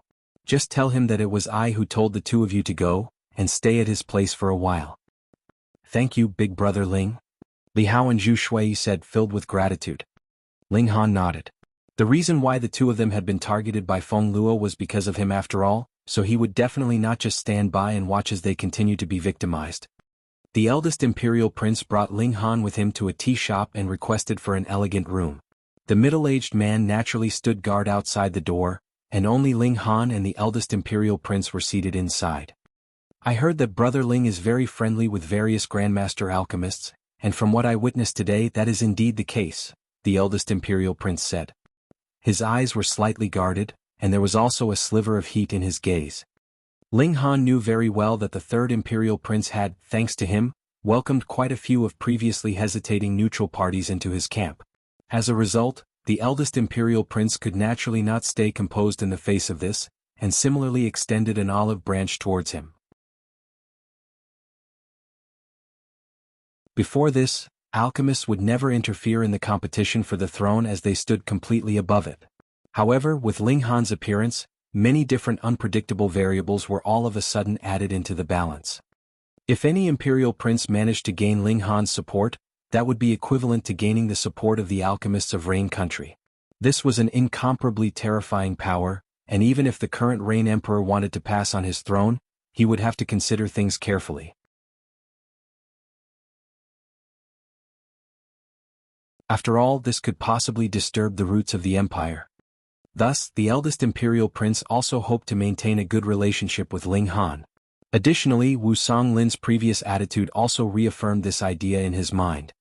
Ling Han smiled and said, "Does the eldest imperial prince know what means that Feng Yan has obtained that even Headmaster Lien would be so partial towards him?" The eldest imperial prince frowned, and revealed a furious expression. He could not help but smack a hand on the table and said, "That traitor." He might not hate Feng Yan so much, but it was obvious that Feng Yan and Ling Han were deadly foes. Thus, he naturally would not mind presenting a slightly exaggerated front in order to form a closer relationship with Ling Han. This man has a special physical constitution, and is also very powerful in battle. However, if it was just that, he could only at most obtain Lien Guanzhu's recognition, but would definitely not be able to command the latter. But from the looks of Feng Yan's attitude, though he looks respectful on the surface, in truth, it seems as if he is Lien Guangzhu's superior. "This is indeed strange," Ling Han murmured. The eldest imperial prince sank into a pensive state as well. What power had Feng Yan obtained that could actually cause an elite of spiritual pedestal tiara highly revered old headmaster at Thato practically obey his commands? As the eldest imperial prince of Rain Country, he actually had no idea about any of this, and this caused a kind of unease to rise up in him. "I will begin investigating this matter," the eldest imperial prince said, then looked towards Ling Han and continued with a serious expression. "Brother Ling is a smart man, so I will not beat around the bush and waste time." "What do you want to say, Your Imperial Highness?" Ling Han said with a slight smile, though he already knew why the eldest imperial prince had paid him this visit. "I would like to ask you to assist me to ascend to the throne," the eldest imperial prince said. Suddenly, the aura of a ruler exuded from him, and his eyes shone with a powerful light. Ling Han smiled faintly and said, What ability do I have that I could actually help your Imperial Highness ascend to the throne? Ha, Brother Ling, you are being too modest. The eldest Imperial Prince laughed loudly before he suddenly changed the topic. If I successfully ascend to the throne, the Ling clan would be a loyal subject that has performed an outstanding service for me. I would be able to name you a king. King. If these words were heard by the members of the court, they would definitely be shocked numb by the weight of this promise. In the history of Rain Country, there had never been anyone who had rendered such outstanding service that they would be named as a king, even if they were not members of the Qi family. 4 royal subjects. This could be considered as the highest honor they could attain in their lifetimes. As a result, the eldest Imperial Prince's face was filled with expectation. He believed that Ling Han would immediately agree. However, he was very quickly disappointed, as there was no hint of change in Ling Han's expression at all. His eyes were clear and deep, as if great imperial power was only a fleeting scene in his eyes. Ling Han slowly opened his mouth and said, I do not have any bit of interest in power. In his last life he had been one of the strongest existences in this world after all, what more when he had also been the Alchemy Emperor? How could a mere mortal emperor compare to the power he had in his grasp at the time? In this lifetime he only had one target, and that was to become a Grand Master of martial arts, shatter the void, break through his mortal chains and become a god. The eldest Imperial Prince was actually a very good speaker, but now he suddenly felt a kind of awkwardness that came from not knowing how to continue the conversation. This was because he had already revealed his best trump card, yet Ling Han did not even spare him any consideration. Could it be that he had to yield the imperial throne itself to Ling Han? That has got to be a joke. He considered for a moment and said, Brother Ling, if I manage to ascend to the throne, I will allow you to have the chance to break through to Flower Blossoming Tear. Ling Han could not help but put on a strange expression, casting a look at the eldest Imperial Prince. In Rain Country, due to the restrictions placed on martial arts and cultivation techniques, no matter how highly talented one was, they would still be unable to break through to Flower Blossoming Tear. Thus, this oath of the eldest Imperial Prince could be considered to be unbelievably shocking. Even the elders of the 8 great clans would most likely be moved by this promise. However, for Ling Han, what was so difficult about breaking through to Flower Blossoming Tear? He was an elite of Heaven Tier in his last life. Though I am not sure about the exact details, but it should have some relation with power of the nation, right? Ling Han was indeed quite curious, and asked the eldest Imperial Prince with a raised brow. The eldest Imperial Prince was instantly struck dumb.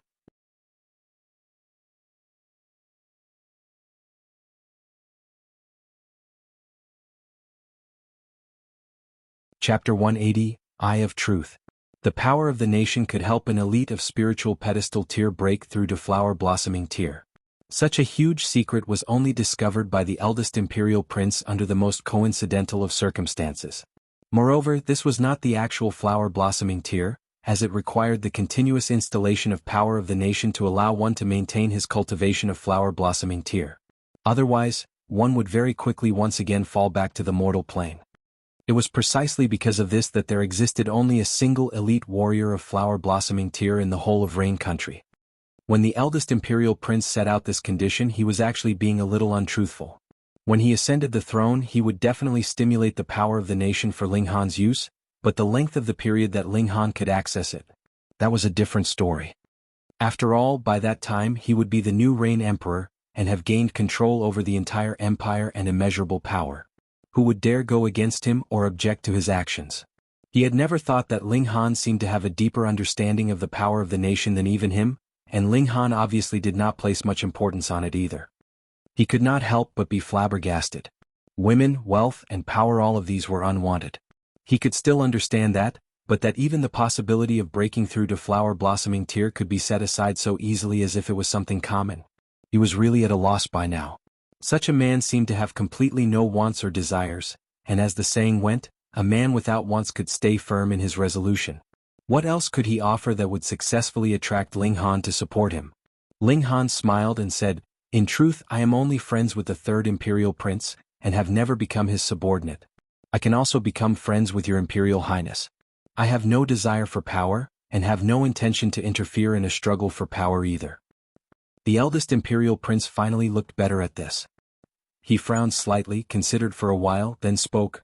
Does young Master Han have any interest in mystical power? Previously, he had already taken Ling Han to be a profligate spoilt young master who had somehow managed to obtain the favor of a considerable number of alchemists just like Feng Yan, who had some kind of unknown background.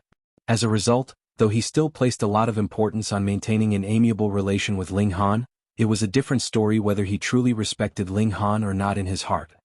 However, through this conversation with Ling Han, he did not dare underestimate this young man who was only 16 or 17 years old any longer, and unconsciously began to use a respectful address for Ling Han. Ling Han was surprised and asked, "Mystical power?" "That's right, mystical power." The eldest imperial prince nodded and began to explain, "Mystical powers are extremely unique. Some mystical powers could wound your enemies and possess formidable power. Some mystical powers could only assist and support you in battle. Some claim them to be a kind of martial arts technique, yet they will not expend your origin power. However, every kind of mystical power is extremely precious, and could never be obtained even with a large amount of wealth." Ling Han naturally knew what mystical powers were. These techniques were extremely rare. Even he in his last life had not witnessed the use of mystical powers too many times. However, from the few times that he had seen them in action, they had left behind a very powerful impression on his memory. When he ventured deep into various historical sites, he encountered a kind of special physical constitution that could use a mystical power that could swallow the heavens and devour the earth. The user was obviously only in deity transformation tier, yet still managed to swallow him into his stomach and he was almost digested.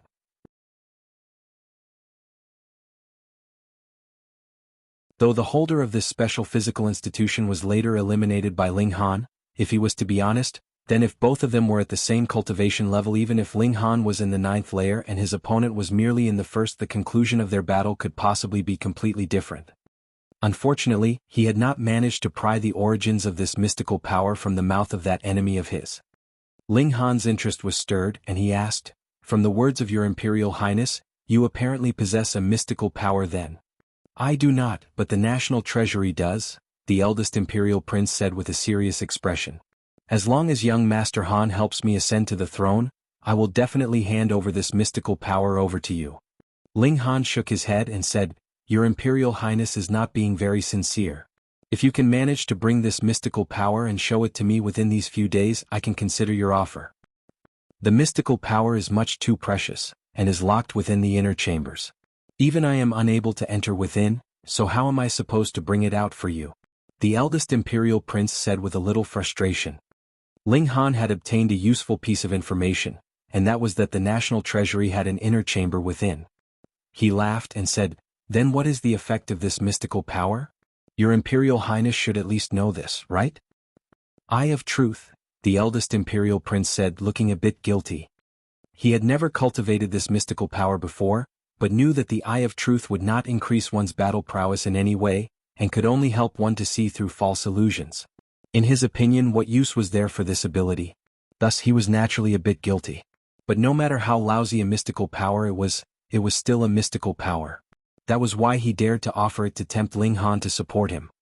Ling Han was stunned for a moment before ecstasy rose up in his heart. The Eye of Truth indeed did not possess any ability to damage or harm one's opponent. However, it was even more precious than a lot of other mystical powers that had ability to attack, because it would allow one to see through all kinds of false illusions and see the real truth. In a simpler example, after cultivating the Eye of Truth, he need not fear any kinds of illusionary arts nor deceptions. And what was even more terrifying was the fact that the Eye of Truth would allow him to see the weaknesses of both himself and his opponent. Being able to see the weaknesses of others would allow him to maximize his attacks to the full extent, while being able to see his own weaknesses would allow him to improve upon them. Even if there was no way he could improve his weaknesses, he would still be able to protect these weak points of his better. Ling Han did not know whether there was any even stronger ability to this mystical power or not. After all, he had only heard of this kind of mystical power and had never seen it before in his last life. Who would have thought? Who would have thought that, in this tiny little rain country, there would actually be hidden such a powerful mystical power? Ling Han thought for a moment. He had indeed discovered a considerable number of precious treasures in Rain Country, such as the remains of an ultimate warrior of Shattering Void tier. Perhaps when so many elites and ultimate warriors had gathered all those years ago, there had been a few that had only suffered heavy injuries but had not died. After the battle they stayed in Rain Country, and left behind such a powerful mystical power like the Eye of Truth. Ling Han was moved in his heart, but there was no hint of change in his expression.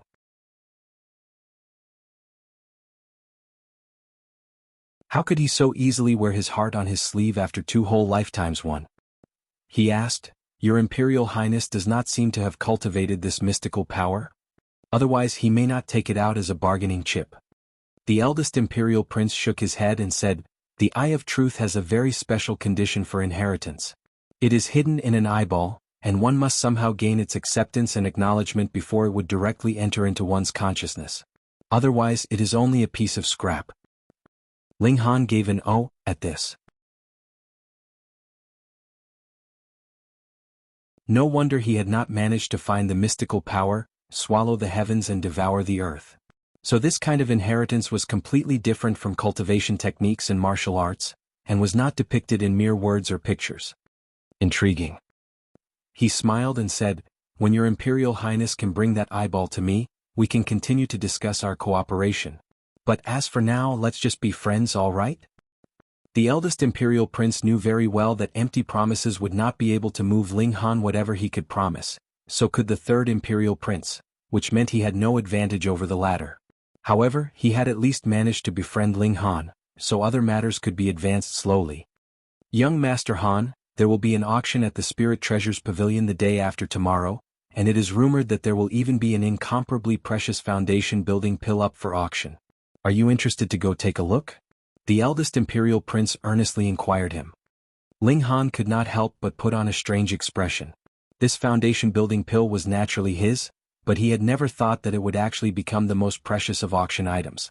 He was just about to shake his head in refusal but then reconsidered. Rain Country's overall level was too low.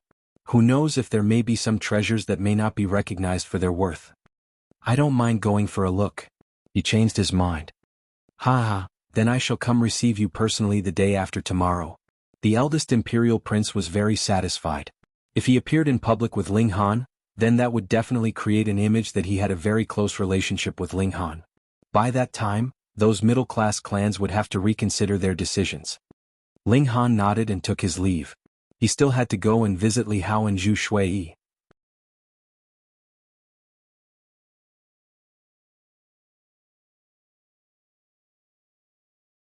Chapter 181, Promise. He was not sure if the eldest Imperial Prince would be able to find the secret Feng Yan was hiding, but based on his estimation, odds were low. That was because the third Imperial Prince had already taken action a few days ago, yet because of the appearance and interference of Lian Guangzhu, the Imperial Guards the third Imperial Prince had sent were easily chased out of the academy. After such an incident, the third Imperial Prince would definitely have begun his own investigation on Feng Yan. If the third Imperial Prince had discovered anything, then he would definitely have come to inform Ling Han. Unfortunately, there was no news at all from the third Imperial Prince even by now, so it was evident that he had not managed to find anything out. When Ling Han arrived at Heaven's Medicine Pavilion, Ling Han first comforted Li Hao and Zhu Shui. For the moment, Li Hao would definitely be unable to return to the academy, but for Li Hao this was definitely a blessing in disguise. What kind of place was the Heaven's Medicine Pavilion? A place that sold medicines. There may be nothing else here, but if one were talking about alchemical pills, perhaps at least about 1/3 of the supply of alchemical pills in the whole of Rain Country could be found here. And if you were talking about high-grade alchemical pills, then these pills were basically all distributed from this place to other parts of Rain Country. Ling Han now took Li Hao as a real friend, so he naturally would request Yuan Chu to provide an unlimited supply of alchemical pills for Li Hao, while he himself would also guide Li Hao a bit on his path of cultivation. Just think, he had both an endless supply of alchemical pills, as well as someone who used to be an elite of heaven tier to guide him in his cultivation. If Li Hao's prowess was still unable to improve drastically, then he really should find a piece of tofu and knock himself to death. Li Hao and Zhu Shui naturally understood this logic, so they could not help becoming even more grateful towards Ling Han. They both secretly decided that they would definitely do something for Ling Han in the future to repay him. After leaving Heaven's Medicine Pavilion, Ling Han had yet to return to the academy when he was stopped midway and invited over by the third Imperial Prince. Brother Ling. The third Imperial Prince was still exuding his signature dominating aura, though there was an added sliver of concern on his face. I heard that my eldest brother went to see you today? Since your Imperial Highness is already aware, then why do you need to ask a question that you already know the answer to? Ling Han said directly. He was not the slightest bit interested in the competition between these two brothers, and did not have the slightest intention to get himself involved in such a troublesome issue. Hee. The third Imperial Prince laughed. I trust that Brother Ling would not be so easily moved by my eldest brother's flowery words. Ling Han could not help but smile and said, that may not be. He recited the conditions that the eldest Imperial Prince had set out, and the expression on the third Imperial Prince's face constantly changed as he heard Ling Han's words, secretly thinking that the eldest Imperial Prince was indeed ruthless that he would even dare promise to name Ling Han as a king and assist him to break through to flower-blossoming tier. One had to understand that even if the current reign emperor wanted to name someone not of the Qi family as a king, he would still encounter much objection from the members of the imperial court. There were too many high stakes involved in this matter, and it was definitely not something so simple that merely granting a title would be able to resolve it. If one were to be named king, then he should definitely have a piece of land to build his own kingdom. However, Rain Country had already been established for a few thousand years and all the land under the administration of the empire had already long been divided amongst the nobility, so where would Ling Han's land come from? Unless Ling Han were to lead the army out to war and occupy the land belonging to the neighboring nations. And using the power of the nation to help Ling Han break through to flower-blossoming tier was even more nonsense. If it was as easy as that, then why was there only a single person in flower-blossoming tier in the whole of Rain Country? I know that Brother Ling is extremely loyal, and would definitely not betray me. The third Imperial Prince laughed loudly, seeming to be very happy. However, Ling Han noticed the dark tone underlining his laughter. In a struggle for the throne, who would not be cold-blooded and cruel? Even blood and flesh brothers would be able to stab each other. Ling Han laughed and said, that may not be. If there was enough benefit in the game, then anything can be discussed. Pooh. The third Imperial Prince instantly choked, feeling as if someone had delivered a punch to his face. His expression was indescribably awkward. His face twitched and he forced out a smile and said, Brother Ling is indeed a good joker.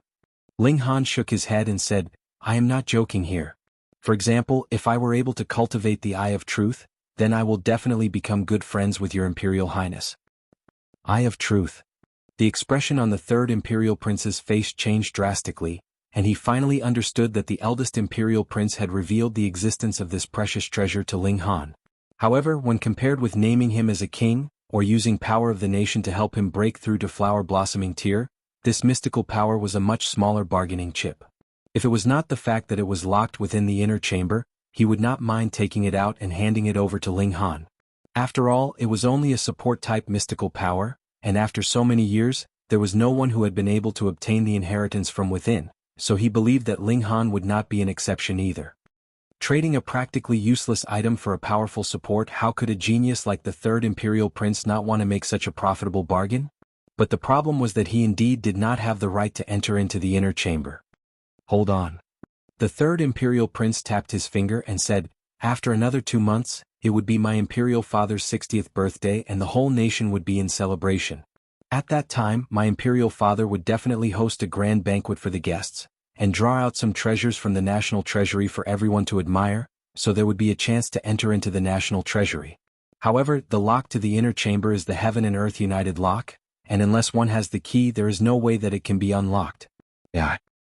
However, Ling Han's eyes lit up at this.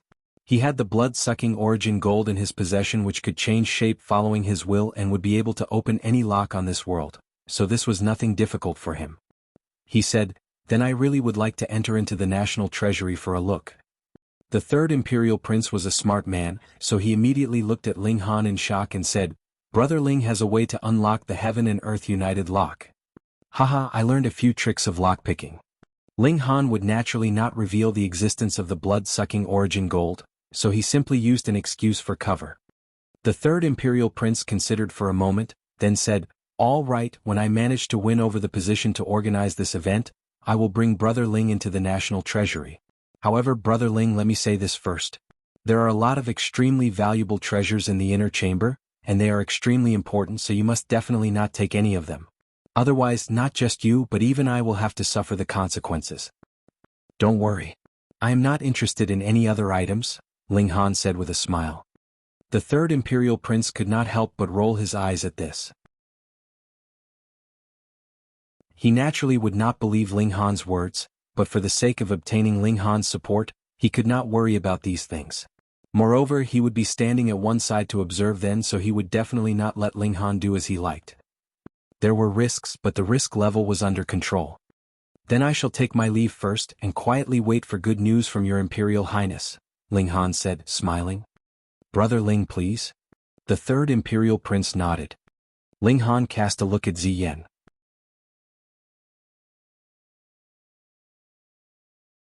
The girl seemed to have changed into a completely different person and had become reticent with a colder attitude. He did not pay too much attention to this though. It was none of his business after all.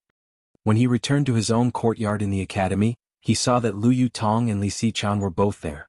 Both of them had come to express their concerns. Afterwards, Master purposely went to visit Master Lien, but Master Lien said he had his own difficulties.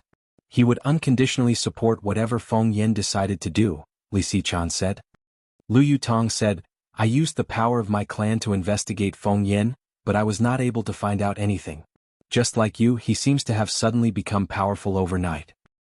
Ling Han revealed a pensive expression. Solian Guangzhu had actually said that he would unconditionally support whatever Feng Yen decided to do. That was a shocking promise. And the bigger the power in Feng Yan's hands, the more disadvantageous things would be for Ling Han. Of course, he himself had the Heavens Medicine Pavilion as well as the Alchemy Department behind him, and these two parties were definitely not beneath the Martial Arts Department in terms of power. If it really came to a full-on clash, then it would definitely draw the imperial family of Rain Country, as well as the 8 great clans, into this conflict. The Rain Emperor would definitely not allow this kind of internal conflict to ensue. It was strange.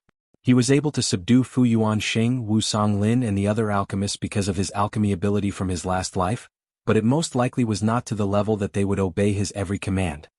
Feng Yen had risen up so suddenly and in such a strange manner.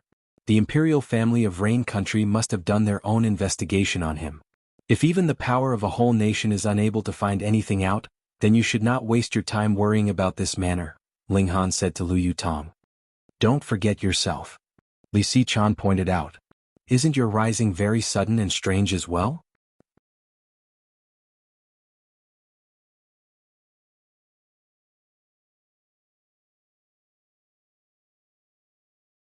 Chapter 182, Reflection. Ling Han was stunned for a moment before breaking out in laughter. That's right. He forgot about himself. He had been the Alchemy Emperor in his last life, so he naturally took the way that all alchemists respected him and held him in great reverence to be something very normal. However, he had forgotten that he was only 17 years old now. In the eyes of the politically powerful, he was also an unstable variable and an existence that could affect the stability of the reign of the Qi family, and if things came to a head, he could even be easily eliminated. If they knew that I was the one who had concocted the 9 foundation-building pills, they would be even more astonished, wouldn't they? Ling Han murmured to himself as he supported his chin with one hand. The foundation-building pills were divine medicine that could really affect the current delicate power balance in Rain Country, and if there appeared another 10+ spiritual pedestal tier elites, then things would definitely become a complete mess. That was because the cake was only so big, and if there was someone new added to the mix who wanted to get his own share, then that would definitely mean that those who already had their own share would have to let go of a portion of their own share for the newcomer, who would want to let go of what they already had in their possession.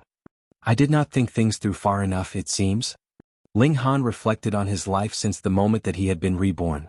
It was still fine in Grey Cloud Town and Deyuan City, but after entering into the Imperial City, it seems that he had been a bit too brash. But so what if I am a bit brash? With the identity of a black-grade high-level alchemist, not even the Rain Emperor would easily take action against me. Ling Han tapped his fingers in thought as light flashed in his eyes.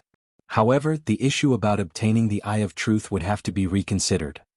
Though I have never seen the Rain Emperor before, it is rumored that this emperor is extremely intelligent and very capable at maintaining control. Those 2 sons of his keep planning and scheming here and there right in this imperial city. How could he not notice at all? Who knows, there may be Rain Emperor's spies planted right at the side of those two imperial princes. If, at the moment I open up the inner chamber and retrieve the Eye of Truth, and was so, coincidentally, caught red-handed, then even the status of an alchemist would not be able to protect me. My only fate would be being executed for my crime. Otherwise, I would be imprisoned for life to keep concocting alchemical pills for the Qi family for the rest of my days. A sliver of a smile flickered at the corners of Ling Han's lips, and he thought, I was too strong and powerful in my last life, so no one dared to use underhanded schemes against me. However, after my rebirth I have been a bit careless. Who knows, I may meet with unexpected failure in what seems to be something very easy for me. My priority now should be breaking through to Gushing Spring Tier, and discovering the real secrets of the Black Tower. This is the most precious of all treasures in this world. I can't pick up the sesame seed and instead lose sight of the watermelon. When they saw his thoughts stray, both Lu Yutong and Li Xichan asked at the same time, "What are you thinking about?" Right after their words fell, they both glared at each other. Why did she say the same thing as me again? How hateful. It's nothing. I just broke through, so I need to stabilize my cultivation first, Ling Han said, smiling. 9th layer of element gathering tier. Lu Yutong suddenly screamed. What? Li Xichan was also shocked because Ling Han was very obviously still in the 7th layer of element gathering tier just the day before. He actually managed to break through 2 cultivation layers in a single day. Could he be even more outrageous than that? It's nothing to make a fuss about. Ling Han smiled calmly. In his last life he had reached the formidable height of Heaven tier, so how could such a small breakthrough in element gathering tier cause him to feel ecstatic about? What a poser. Both girls gave him a look of disdain. When did I pose?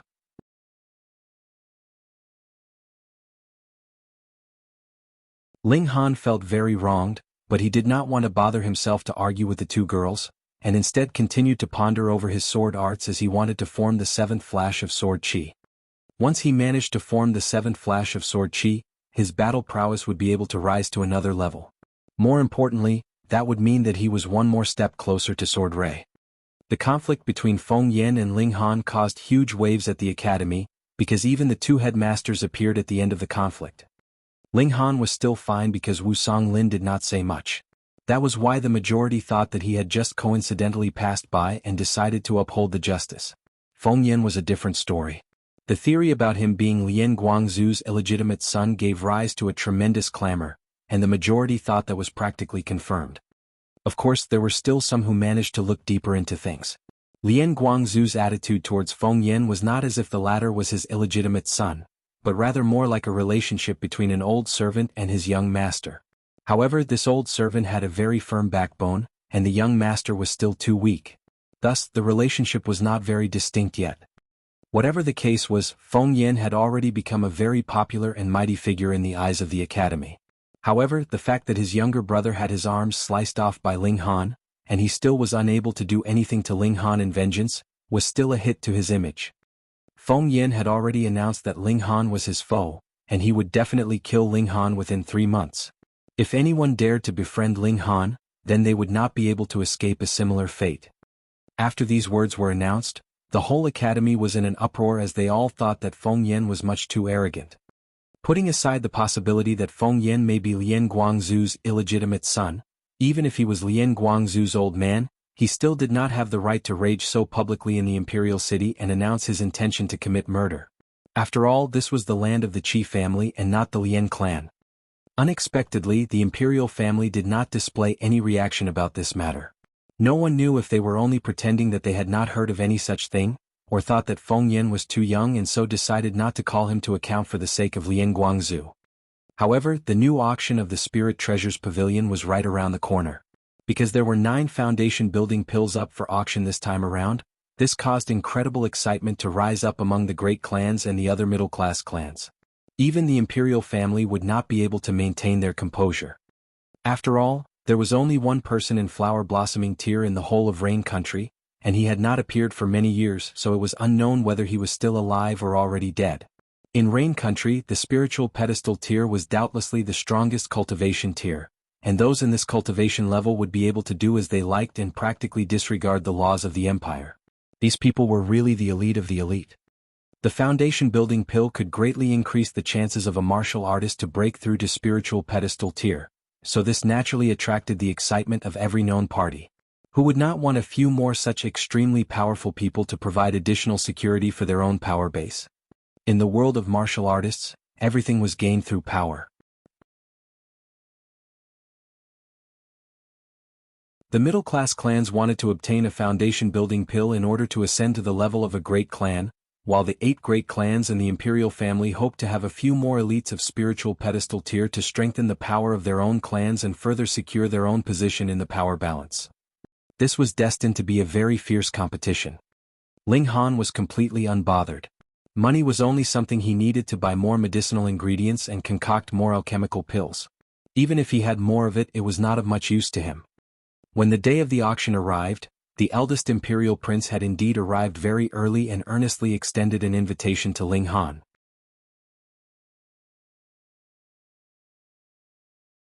Lu Yutong and Li Xichan were long aware of the auction, and so had naturally come early. Thus, Ling Han would have to bring along the both of them as well as Hun Yo. Haha, so young Master Han has already plucked the 2 most beautiful flowers of the imperial city? I was still feeling a bit strange previously about the fact that young Master Han did not have any beauties by his side, especially when you are so outstanding and elegant. The eldest imperial prince laughed loudly, looking as if he had found a kindred spirit. Lu Yutong and Li Xichan both blushed but did not argue. It was unknown whether it was because they were a bit subdued by the eldest imperial prince's power, or had just simply chosen to admit indirectly. Meanwhile, Ling Han rolled his eyes. So this guy had previously thought that he had some kind of problem there, or perhaps thought that he liked men. He laughed and said, "Yu Tong and Xichan are my good friends." Good friends, I get it. I get it. The eldest imperial prince's smile became even more suggestive. Damn this guy of impure thoughts. Ling Han changed the topic and asked, "Does your imperial highness also want the foundation building pill? Though I have not yet broken through to spiritual ocean tier, my current cultivation level would at most continue to trouble me for 1 more year," the eldest imperial prince said confidently. "If I manage to obtain a foundation-building pill, then I would have higher odds when I attempt breaking through to spiritual pedestal tier in the future. Unfortunately, I am limited in my financial resources. Otherwise, I will definitely try to obtain all 9 foundation-building pills. That way, my breakthrough to spiritual pedestal tier would be practically definite." Lu Yutong and Li Xichan could not help but look towards Ling Han. This guy very casually produced those 9 foundation-building pills. If you manage to cling to him, then that would really ensure that you can successfully break through.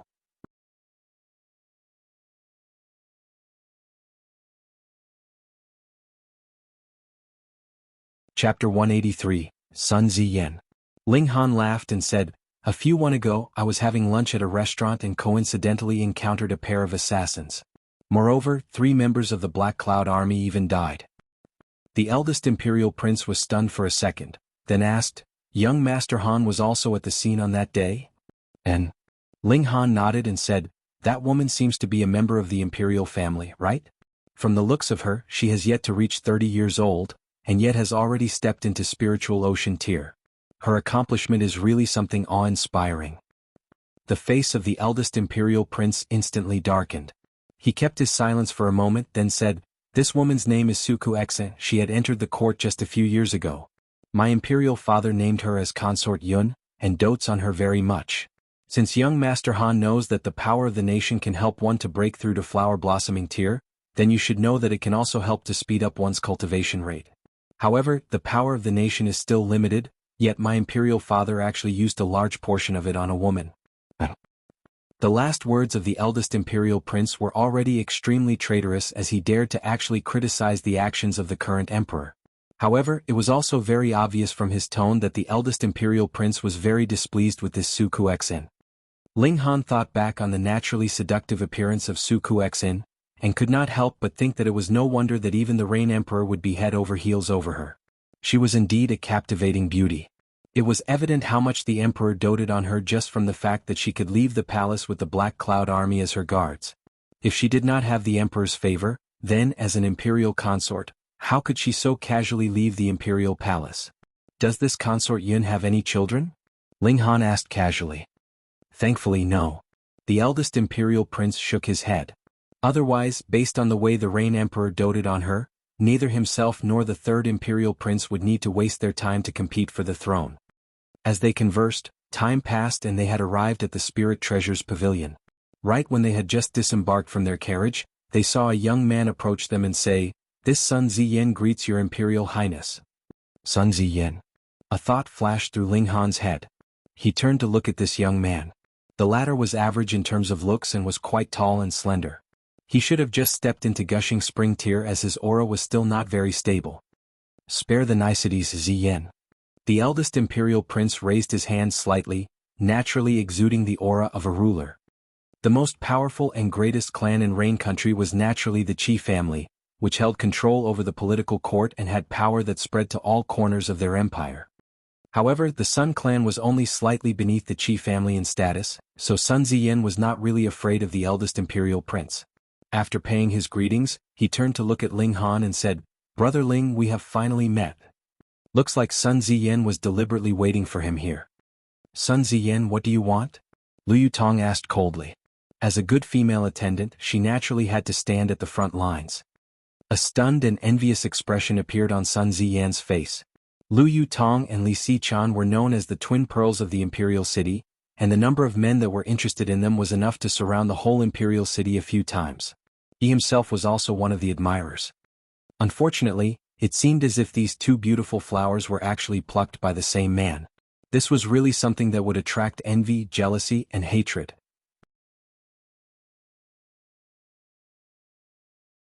If Ling Han had any idea of his current thoughts, he would definitely scream out loudly that he was innocent. The gods know that he really hadn't done anything. He was as pure as a little white flower. Sun Ziyan smiled and said, "I only wanted to settle a little conflict between myself and Brother Ling." "Oh, there is such an issue?" the eldest imperial prince interrupted.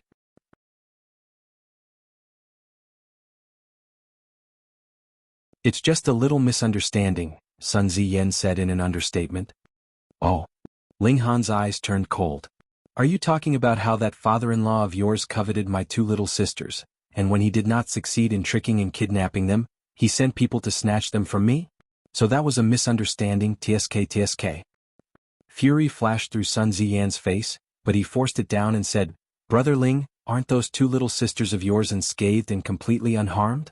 I am here to represent my father-in-law to offer up an apology, and will also deliver a gift as thanks for accepting our apology, so please forget about this matter, Brother Ling, and not continue doing something that will only damage both sides." The eldest imperial prince nodded and said with a smile, "Since Ziyan is so sincere, why won't Brother Ling give me some face and forgive Ziyan and forget the whole matter?" Lu Yutong looked on with a little worry. She knew Ling Han's personality very well and feared that Ling Han would come into a direct conflict with the eldest imperial prince. Ling Han laughed loudly.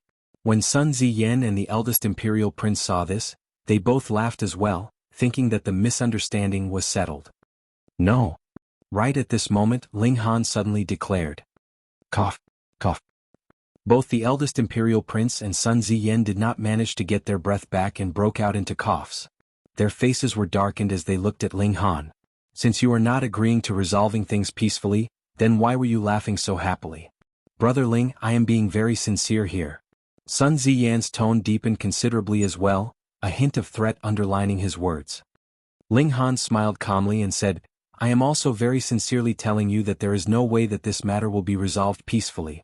That old father-in-law of yours is a complete scum, and continuing to allow him to live in this world would only be a waste of food." "Brother Ling, are you intending to declare war with the Sun clan with this?" Sun Ziyan asked darkly. "Hehe Ziyan, you are being too harsh in your words, aren't you?" The eldest imperial prince stepped out as mediator. He did not want to first form an enmity with the Sun clan when he had yet to obtain the support that would come with an amiable relationship with Ling Han. Ling Han smiled and asked, "Sun Ziyan, can you really represent the Sun clan? You dare to insult me?" Sun Ziyan glared at him. This guy must have been deliberate, pausing while saying his name in such a way that Sun Zi came first, then followed by Yen. Isn't Sun Ziyan your name? So does that mean calling your name is equivalent to insulting you? What a weird fellow. Ling Han shook his head. "Heng, it would be all right if you call my name in a normal way, but the way you called my name just now must have been deliberate," Sun Ziyan declared harshly. Ling Han revealed a very innocent expression and asked, "How did I call you just now again?" Sun Ziyan. Sun Ziyan did not suspect anything and repeated his name the way Ling Han had called his name just now. But just after the words left his mouth, he finally realized his blunder and flew into a great rage as he shouted, "Ling Han, you dare to trick me? With an intelligence level like yours, AI." Ling Han shook his head. "You really only deserve to be a grandson. You're looking for death." Sun Ziyan was furious and aimed a harsh punch towards Ling Han. Ting. Lu Yutong stepped out and blocked Sun Ziyan's fist with the hilt of her sword. She said coldly, "Sun Ziyan, don't force me to draw my sword." Sun Ziyan took one step back and looked at Lu Yutong with caution. He was not able to detect her real cultivation level, which made it evident that she had superior cultivation to his. Needed to be extremely cautious when facing her. "Haha, both of you are important subjects of our nation, so please avoid coming into conflict," the eldest imperial prince interrupted, standing between the two of them. The two of them were both members of the 8 great clans. It was all right if it was just a spar, but if there was any loss of life, then even an imperial prince like himself would have to bear the blame.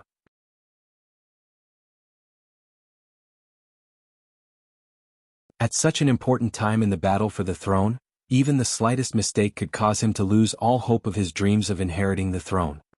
"When you return, let Qin Yunxiang clean his neck properly, as I will personally send him to the executioner's block," Ling Han said calmly, but there was an extremely determined tone underlining his words. Sun Ziyan regained his composure and asked, "Ling Han, must you do something that will hurt both sides?" "What do you mean by hurting both sides?" Ling Han asked, smiling. "Heng, since that is so, then don't blame me for taking action," Sun Ziyan said coldly. "Let me give you a piece of helpful advice. You should be more careful with those stores of yours. The imperial city is too big, so it is unavoidable that some rogues would come to make trouble." Ling Han sighed and said, "Then I would have to eliminate another clan then." His words were spoken very lightly, but the eldest imperial prince had still vaguely heard them and his expression instantly changed.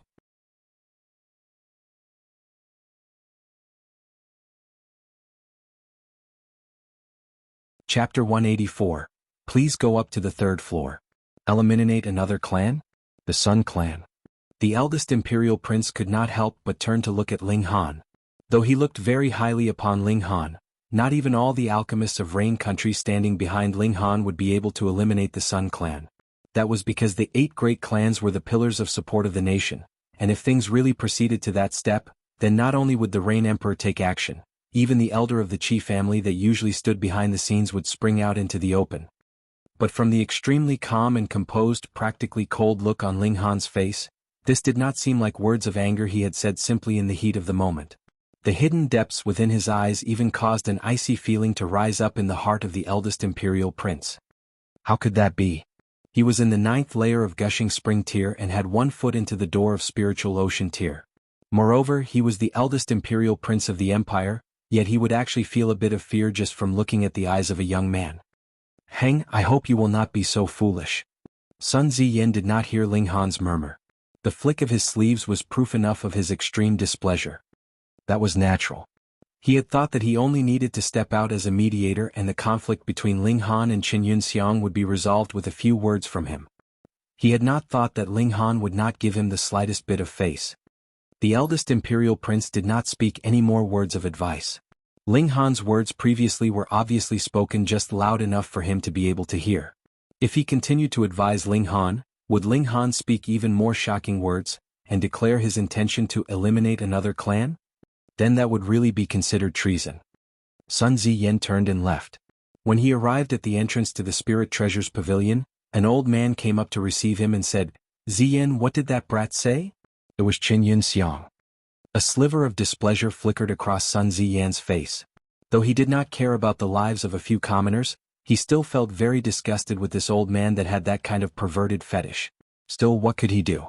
This was his father-in-law after all. He refused to let it go. He shook his head.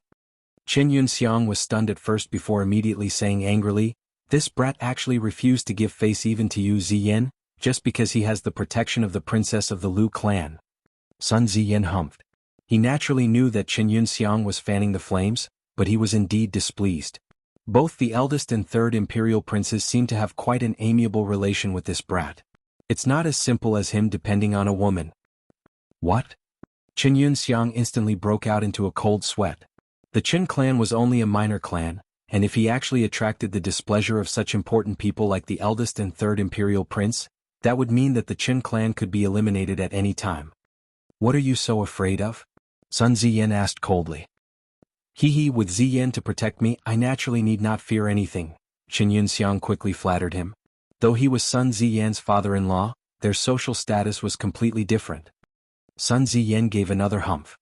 He turned back around and looked as Ling Han and his group walked up the stairs, an icy smile flickering around the corners of his lips. Greetings, Your Imperial Highness.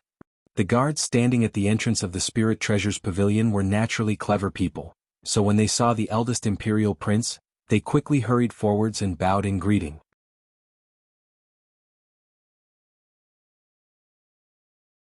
Meanwhile, a minor manager immediately came out to receive them as he said, "With the grand arrival of Your Imperial Highness, young masters and princesses, our pavilion is honored by your appearance. Please. With that minor manager guiding them, they followed him and walked up the staircase. The second and third floors were both comprised of private rooms, but there were only 20 of them available on the third floor. They were reserved for extremely important people such as the current reign emperor, the clan heads of the 8 great clans, the 2 headmasters of Huyang Academy as well as the pavilion master of the Heavens Medicine Pavilion. Any other 7 if it was the eldest and third imperial prince would only be able to settle for a private room on the second floor. Thus, when they arrived on the landing on the second floor, they naturally had to stop climbing the stairs. Our esteemed guest, your private room awaits you on the third floor, the minor manager said in a strange tone. Everyone's steps paused. Third floor? How could that be possible? If you were talking about the person with the highest status amongst them, then that would definitely be the eldest imperial prince. However, even he did not have the right to go up to the third floor, unless he managed to ascend to the imperial throne and become the ruler of this empire. Young Master Han is the most honored guest of our pavilion, and so naturally has the right to go up to the third floor, the minor manager said, respectfully bowing in Ling Han's direction. What? Everyone was dumbstruck. How could that be? What right did his brat, merely 16 or 17 years old and in the 9th layer of element gathering tier, have to go up to the third floor and be on the same level as the clan heads of the 8 great clans, the 2 headmasters of the academy, the boss of alchemy in Rain Country, or even the Rain Emperor?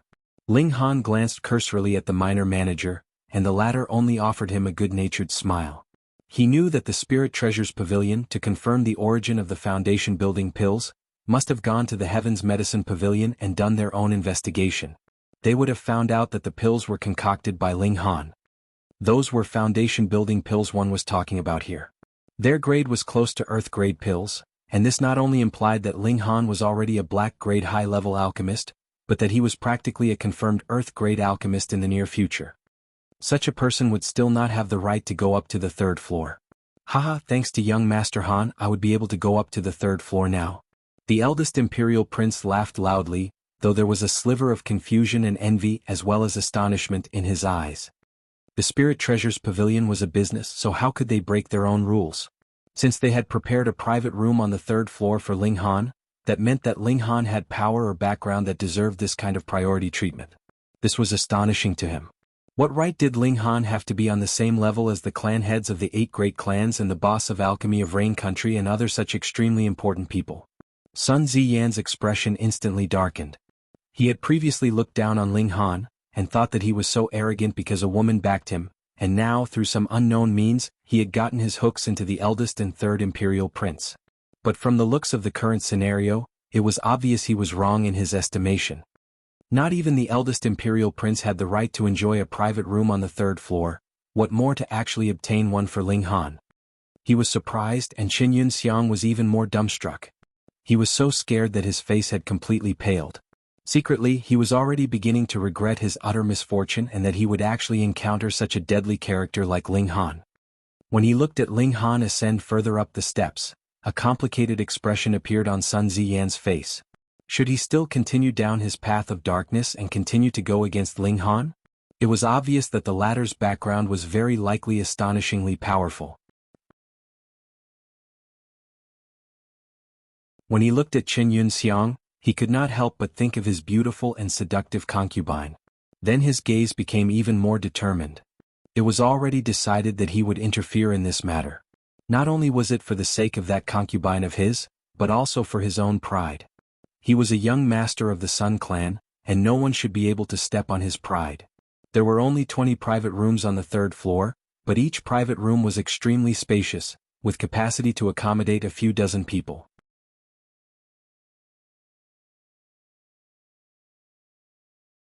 Moreover, there were also beautiful female attendants waiting to serve guests within, earnestly serving dishes and filling their cups. Ling Han and the others all sat down, while Hunyou knelt on Ling Han's lap solemnly, her little figure held firmly and strictly. "Young Master Han, is this your sister?" the eldest imperial prince said with a smile. "Something like that," Ling Han said, smiling. He dotingly rubbed Hunyou's head, and a satisfied expression instantly appeared on the little girl's face. Like a kitten, she rubbed her head against Ling Han's chest. The eldest imperial prince observed Hunyou closely for a moment, and could not hold back an expression of shock. He pointed at Hunyou and said in astonishment, She's actually an element-gathering tier."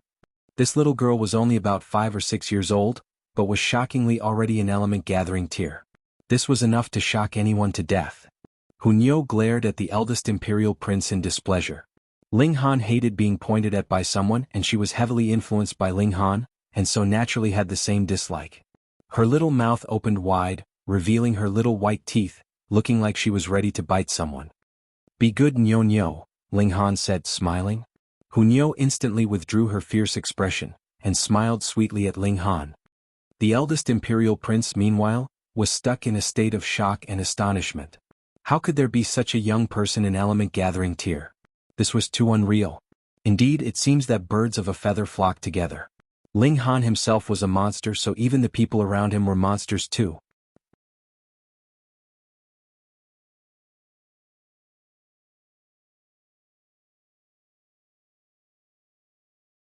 Chapter 185, Bidding for the Foundation Building Pill. My thanks to all our esteemed guests. We are honored by your presence. An old man dressed in an embroidered robe walked up to the auctioneer's stage and started tonight's auction. I know very well that there are many here today who have come especially for the foundation building pill.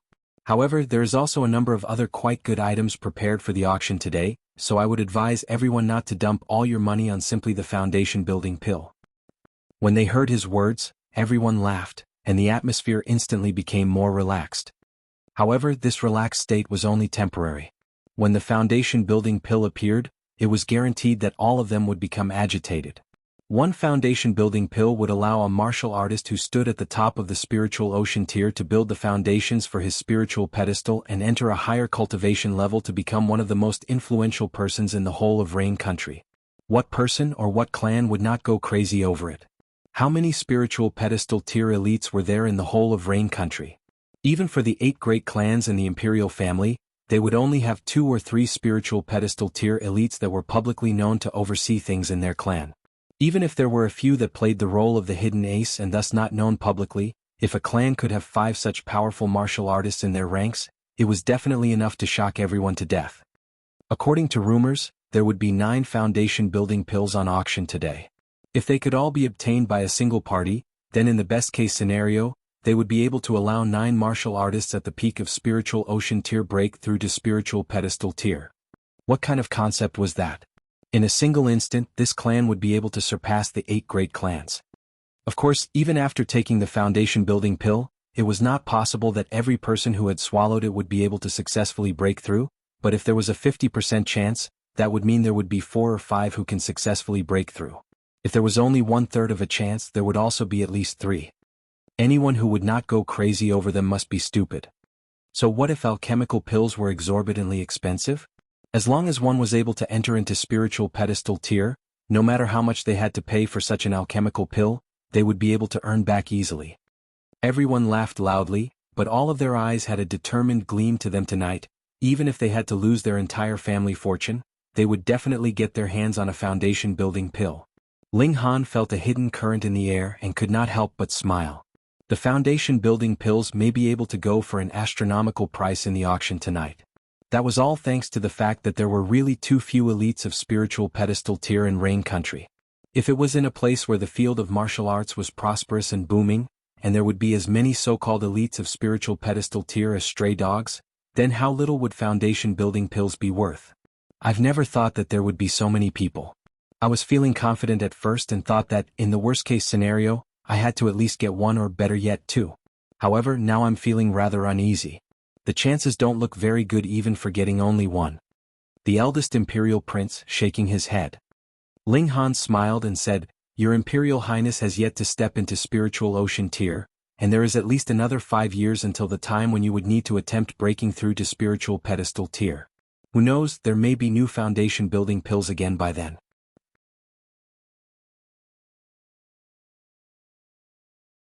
The eldest Imperial Prince sighed and said, Young Master Han may not be aware as you have just arrived in the Imperial City. However, at least as far as I can remember, never have alchemical pills that could aid one in breaking through appeared. Setting aside such high-grade alchemical pills like the foundation building pill, even the purple cloud pill which is used to help to break through to gushing spring tier is extremely rare.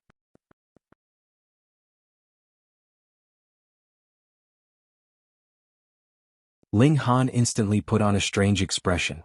The main ingredient of that purple cloud pill was the dark moon grass, which could be used to help widen the space in one's dantian.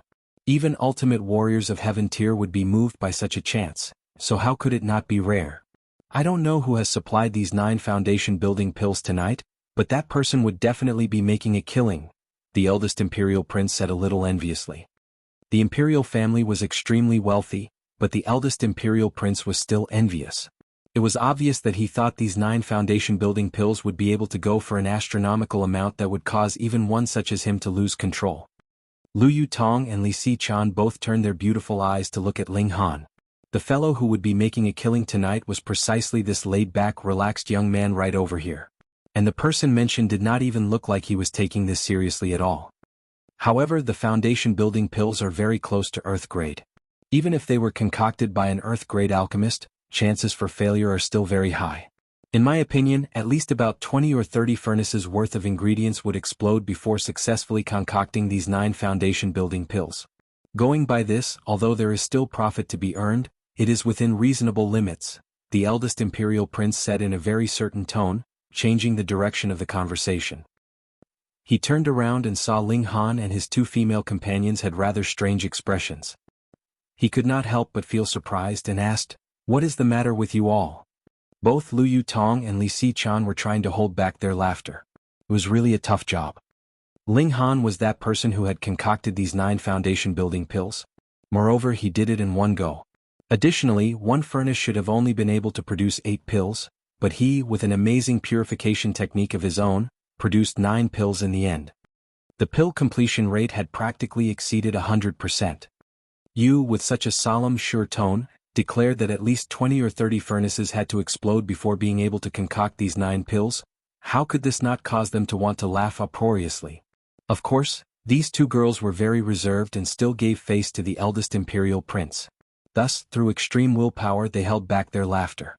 However, this also caused their expressions to naturally become very strange. Ling Han laughed and asked, How much money has your Imperial Highness brought today? 20 million. What a wealthy man. Ling Han did not mind giving him such praise in the slightest, because this money would very quickly enter into his pocket. Everyone would naturally love someone who would be delivering money to them. Oh, it's nothing. The eldest Imperial Prince pretended to be very modest. In fact, this wealth was practically all his savings. After all, he was merely an Imperial Prince now. Lu Yutong and Li Xichan both shook their heads, thinking, Your Imperial Highness, you're still pretending to be modest, but you don't know that this guy has already started considering all that money of yours as his. Everyone, the 9 foundation building pills will be auctioned off separately throughout the entire auction, so please do not walk away and miss out on it. After the combined appraisal by a few alchemists of the Heavens Medicine Pavilion hired by our pavilion, these 9 foundation building pills are worth 13 stars. All of you should know what a grade of 13 stars implies, right? The auctioneer said with a smile. Clapping his hands, he continued, And now, to start off the auction, we'll be auctioning off the first foundation building pill to liven up the atmosphere. The base price is 5 million, and every bid cannot be lower than 100,000. After he finished speaking, those rich and imposing people did not look very pleased, while those who were embarrassingly short of money smiled. If these 9 foundation-building pills were auctioned off in one go, then there would definitely be very few people able to afford them, so in the end the price would not be too shocking.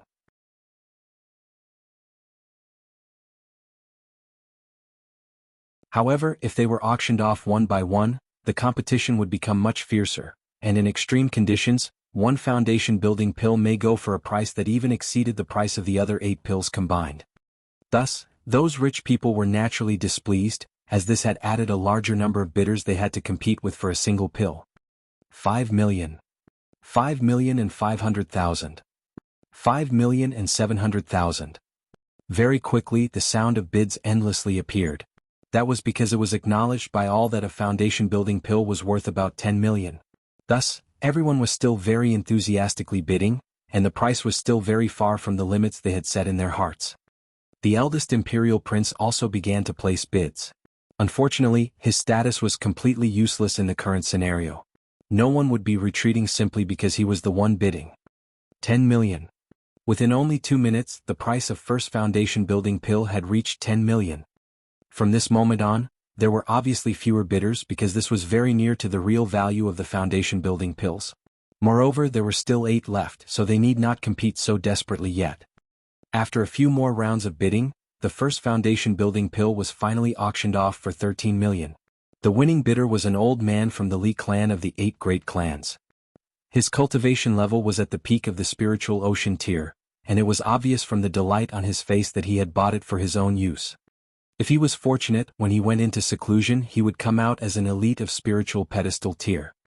Spiritual ocean and spiritual pedestal tiers were 2 completely different levels. Your Imperial Highness, if you intend to buy the foundation-building pills, it would be best if you act soon. In my opinion, the more things drag on, the higher the price would be, Ling Han said to the eldest imperial prince. The rarer something is, the greater its value.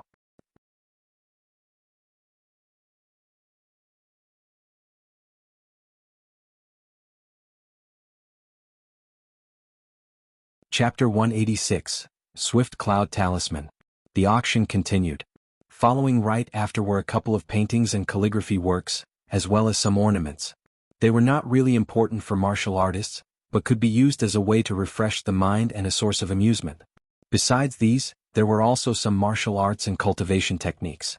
However, these tended to be too low in grade and so did not get a very good price. After about half an hour, bidding began for the second foundation-building pill.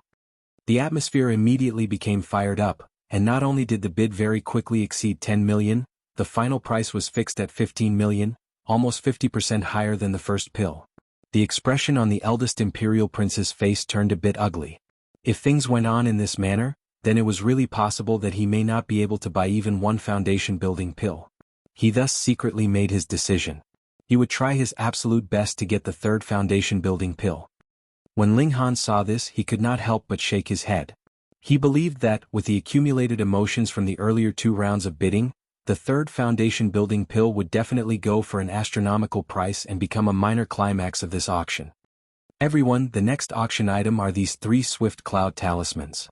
The auctioneer drank a sip of water to moisten his throat and once again began to announce loudly, "These are 3 swift cloud talismans. If one attaches onto their body, it will increase their speed by 10 times at most, and the effects would last for about 10 minutes.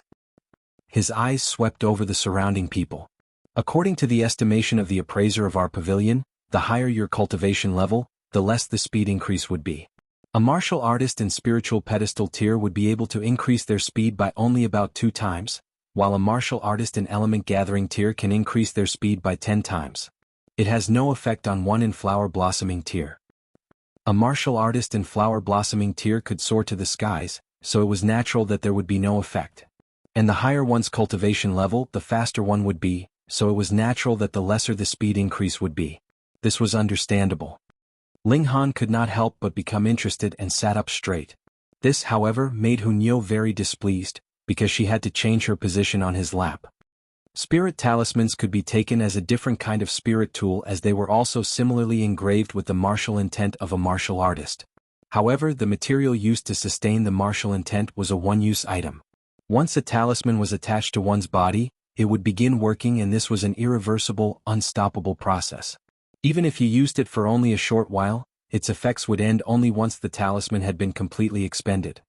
However, spirit talismans were far harder to create than normal spirit tools, because unlike spirit tools that needed the user's own origin power to activate them and would not be activated if the user did not have enough origin power, spirit talismans did not have this problem. Once it was attached to your body, its effects would definitely be activated without exception. Of course, some spirit talismans that were too dominating and, with the installation of a terrifying amount of power into the user's body, could actually shatter the user's body, were nothing too rare either. These 3 spirit talismans, he decided he wanted them. Firstly, he could study the martial intent of these spirit talismans, and secondly, they could give him a speed burst of 10 times his usual speed. This, for the current him, was very significant and may even save his life in the future. For Ling Han, as long as he was alive, he would be able to perform miracles, and would be able to get his own back. The 3 Swift Cloud talismans will be auctioned off all at once. The base price is 5 million, the auctioneer announced.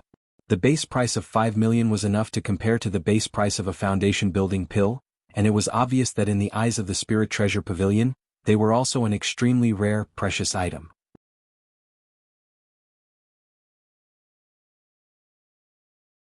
The reason why they were not left till the end of the auction was most likely because the pavilion feared that everyone would spend all their money on the foundation building pills.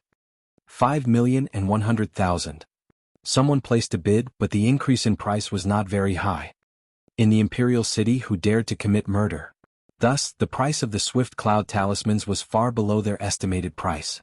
After all, members of the great clans need not go out and risk their lives and would still be able to get enough resources for cultivation, while those who came from a commoner background would not be able to produce 5 million. 5,200,000. 5,300,000. The bidding went very slowly, and could not be compared to the earlier fiery bidding for the foundation building pill at all. 10 million. Right at this moment, a lazy voice was heard, yet it was practically earth-shattering, causing a numbness to everyone's hearts. What profligate young master was this that he would spend his money in this way? He's really trying to bring ruin to his father. Everyone turned their eyes to the private room on the 3rd floor. Quite a number of people looked surprised because they had heard the eldest imperial prince's voice earlier on from there. This was still understandable. Who knows, perhaps the Spirit Treasures Pavilion thought that the eldest imperial prince had the highest chances to inherit the throne and so gave him a private room on the 3rd floor. But now this voice was not familiar at all, so who could it be? Who was it that not only could sit in a private room on the 3rd floor, but could also spare such a shocking amount of money on his first bid? Sun Ziyan's eyes instantly narrowed. He naturally recognized that it was Ling Han's voice. This brat actually had so much money. True, if he did not have so much money, how could he be able to open up so many stores and compete with the Qin clan, even at a loss? There is now a chance for you to save the business of your clan, he said to Qin Yunxiang. The old man considered slightly, then quickly understood and said, Ziyan, you mean I should compete in bidding with him and force him to spend more money? That's right. The two of you are now competing, and if that brat spends an extra million, that would mean you would earn an extra million, Sun Ziyan said coldly. All right. Qin Yunxiang gritted his teeth. I will go full force ahead today and fight to the end with that bastard. 11 million, he called out loudly. Hiss, the surroundings erupted in a clamor. 11 million was not the highest price today, but to spend so much money for 3 talismans that did not have much use, wasn't that a bit idiotic? Is it that old dog? Ling Han murmured. He naturally recognized Qin Yunxiang's voice. Then let me scare you to death. He raised his voice and called out, 20 million. Pooh. Everyone choked. This was already not just a spoilt young master bringing ruin to his father, it was practically deranged enough to bring ruin to his ancestors. Not even the 8 great clans could afford to have such a character that would spend money like this, right? Young Master Han, do you really have so much money? The eldest imperial prince asked curiously. Though he knew that Ling Han could have a very powerful background, he did not think that the former could really produce such an exorbitant sum of money as 20 million so easily. That's all right. Doesn't your Imperial Highness have 20 million with you? Ling Han asked jokingly. The eldest imperial prince almost jumped up from his seat. This brat actually had his eye on his money? Though he did want to gain Ling Han's support, but if you were talking about simply giving him such an astronomical sum of money of 20 million, even he would break out in a cold sweat.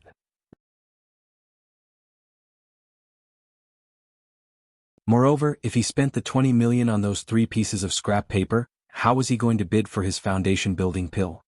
Young Master Han, don't joke around, he said, rubbing off the cold sweat from his forehead. Ling Han laughed but did not explain, causing both Lu Yutong and Li Xichan to cover their mouths and laugh softly.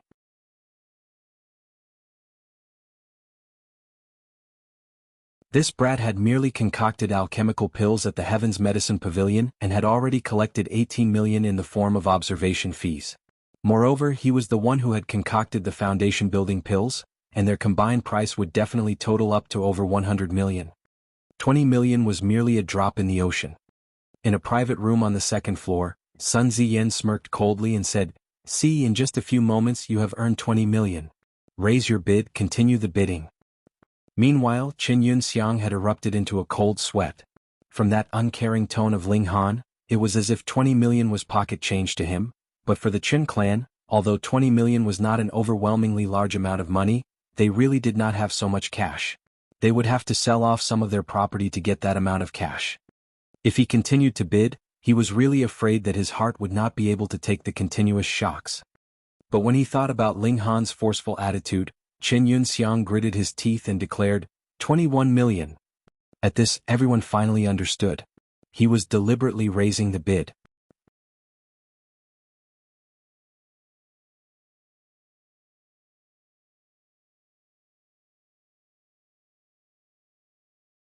Chapter 187. Credit Limit of 1 billion. The eldest imperial prince breathed out a gasp of relief. The other bidder had finally raised the bid and now, his 20 million was safe. Ling Han laughed and said, "Old dog, if I suddenly changed my mind and decided not to continue bidding now, would you instantly faint from the shock? Hang, that is only a mere 20 million. It's not a big enough sum of money yet that I would consider it seriously." In such a public setting, there was no way that Qin Yunxiang would abandon his face and cower, so he instantly calmed his heart and countered in a steady tone. "This esteemed guest of the 3rd floor, are you going to make a bid? If you are not, then please do not interrupt," the auctioneer reminded. "Of course I am. Money is merely an earthly possession." Ling Han smiled. 30 million. Pooh. The eldest imperial prince had just taken a sip of tea to calm himself down from such a scare, but when he heard the bid of 30 million, he instantly spat out the mouthful he had just drank. Thankfully, he managed to turn his head in the nick of time. Otherwise, if he had actually spat out the mouthful of tea on the female attendant waiting on him, then his reputation would really be completely ruined. Cough, cough, cough. He coughed uncontrollably, his whole face completely red, and said, "Young Master Han, did you just make a bid of 30 million? That's right. I assumed that, with the wealth of your Imperial Highness, a loan of 30 million would simply be a light drizzle to you," Ling Han said, laughing. "Drizzle your sister. That was 30 million silver coins we're talking about here, not 30 million drops of rain." "Young Master Han, are you trying to kill me?" the eldest imperial prince asked grudgingly. If Ling Han was not able to produce that sum of money, would this debt fall on his head? That was very possible, since they were in the same private room. 30 million. Just the thought of it caused the eldest imperial prince's face to turn black. He would be able to earn only 10 million after 5 years. Hee hee. Ling Han smiled but did not explain. In the private room on the 2nd floor, Sun Ziyan laughed loudly and said, "This spoilt profligate master, how idiotic. He has simply dumped 30 million into the water just like that. Ha ha ha, come, continue the bidding." Qin Yunxiang also looked at Sun Ziyan with hidden bitterness in his eyes. "One word from you and I have to increase the bid?" That was 30 million here. If Ling Han really decided not to continue bidding, then he would have to sell off at least 1/3 of the properties under the Qin clan's ownership. By that time, he would be even less able to sustain Ling Han's malicious low-priced competition. 31 million. Qin Yunxiang said through gritted teeth. After making this bid, he could feel his heart was beating unusually fast, as if it was about to jump out of his throat. He had been alive for so many years, but had never spent 30 million in one go like this. No, he had never even spent 10 million in one go like this. Such a sum caused all the blood to rush to his head, and his face was completely red. It was possible that his head would explode at any moment. The eldest imperial prince once again let out a breath in relief. When he stretched out a hand to rub his forehead, there was actually cold sweat on his forehead. 30 million? Not just him, maybe even the current reign emperor would have to consider seriously before spending such a sum of money. It was great that there was an idiot who decided to pick up the baton. He stared at Ling Han and decided that if Ling Han showed any hint of continuing to bid, he would act to stop the latter. Ling Han smiled. If he decided to stop bidding now, Chen Yunxiang would definitely want to die. This was a very good opportunity to destroy the Qin clan, but Ling Han did not want to miss out on those 3 swift cloud talismans because of this. 40 million. As swift as a sudden clap of thunder which leaves no time for covering one's ears, he made a new bid. With a paw, the chair under the eldest imperial prince's backside actually shattered. This was because he was too agitated and lost control of his origin power that slipped out of his body. The loss of control over his origin power actually shattered a chair made of high-grade sandalwood.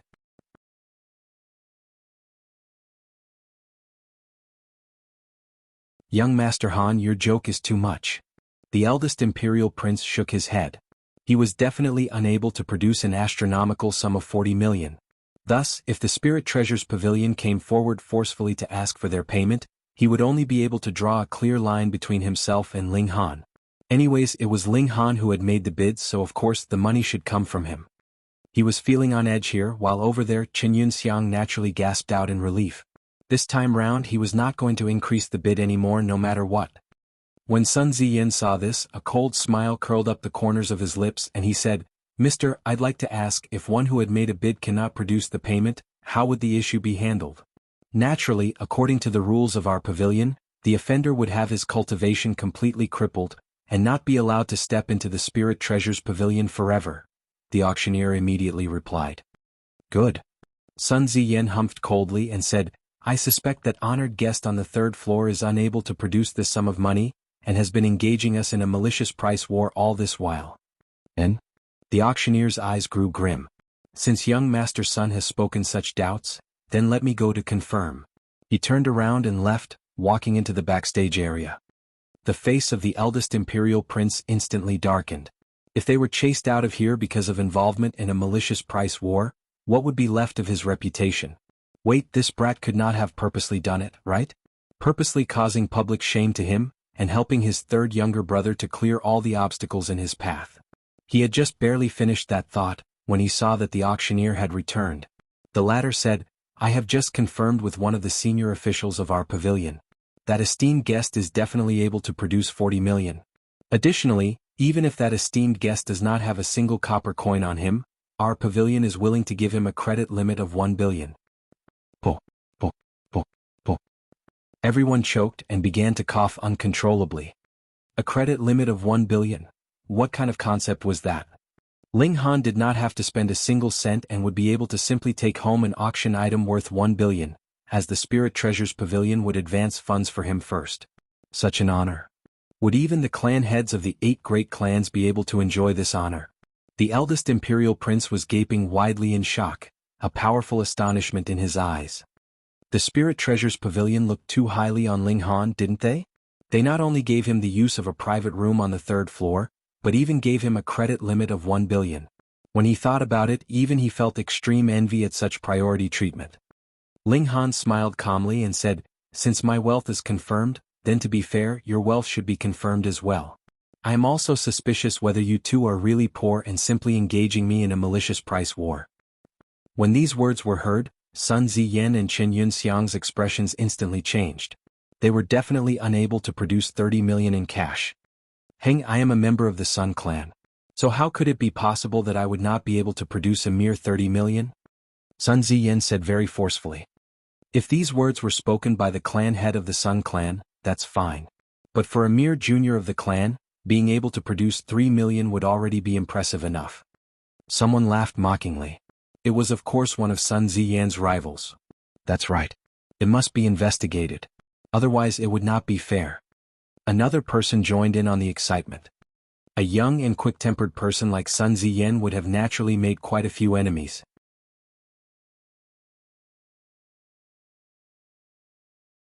However, most of them would waver in the face of the power of each other's respective clans and not push the issue. Thus, at this time, there were of course people ready to hit him when he was down. "Please cooperate, young master's son," the auctioneer said. Since Ling Han's wealth was confirmed, then it was natural that Sun Ziyan and Chen Yunxiang had to be investigated as well. Otherwise it would not be fair. The most important thing in the auction was to be fair, and what everyone hated the most was a malicious price war. Immediately, someone from the Spirit Treasures Pavilion entered into the private room of Sun Ziyan and Chen Yunxiang. After a while, the auctioneer said, "From the results of our investigation, the total sum of cash that young Master Sun and old Master Chen can pay is 9 million, which is very far from their bid of 30 million. When these words were heard, quite a number of people smirked coldly. If they were not elites of spiritual ocean tier, and had come specifically for the foundation building pills, who would actually have more than 10 million on them? This time, Sun Ziyan had really ruined his whole reputation. Sun Ziyan and Chen Yunxiang were immediately cast out of the Spirit Treasures Pavilion. Because it was Chen Yunxiang who had made the bids, and he did not have any form of cultivation at all, there was no cultivation to be crippled. However, there was no way that the two of them would be allowed to enter into the Spirit Treasures Pavilion again for the rest of their lives. You're tuning in to the Han Li's Wuxia Adventures YouTube channel. We're so grateful for your support, and don't forget to subscribe to join us on this incredible journey through captivating stories. Your generosity through donations truly makes a world of difference, as it's the primary source of revenue that allows me to expand and enhance this channel for you. Thank you from the bottom of my heart for being a part of this adventure.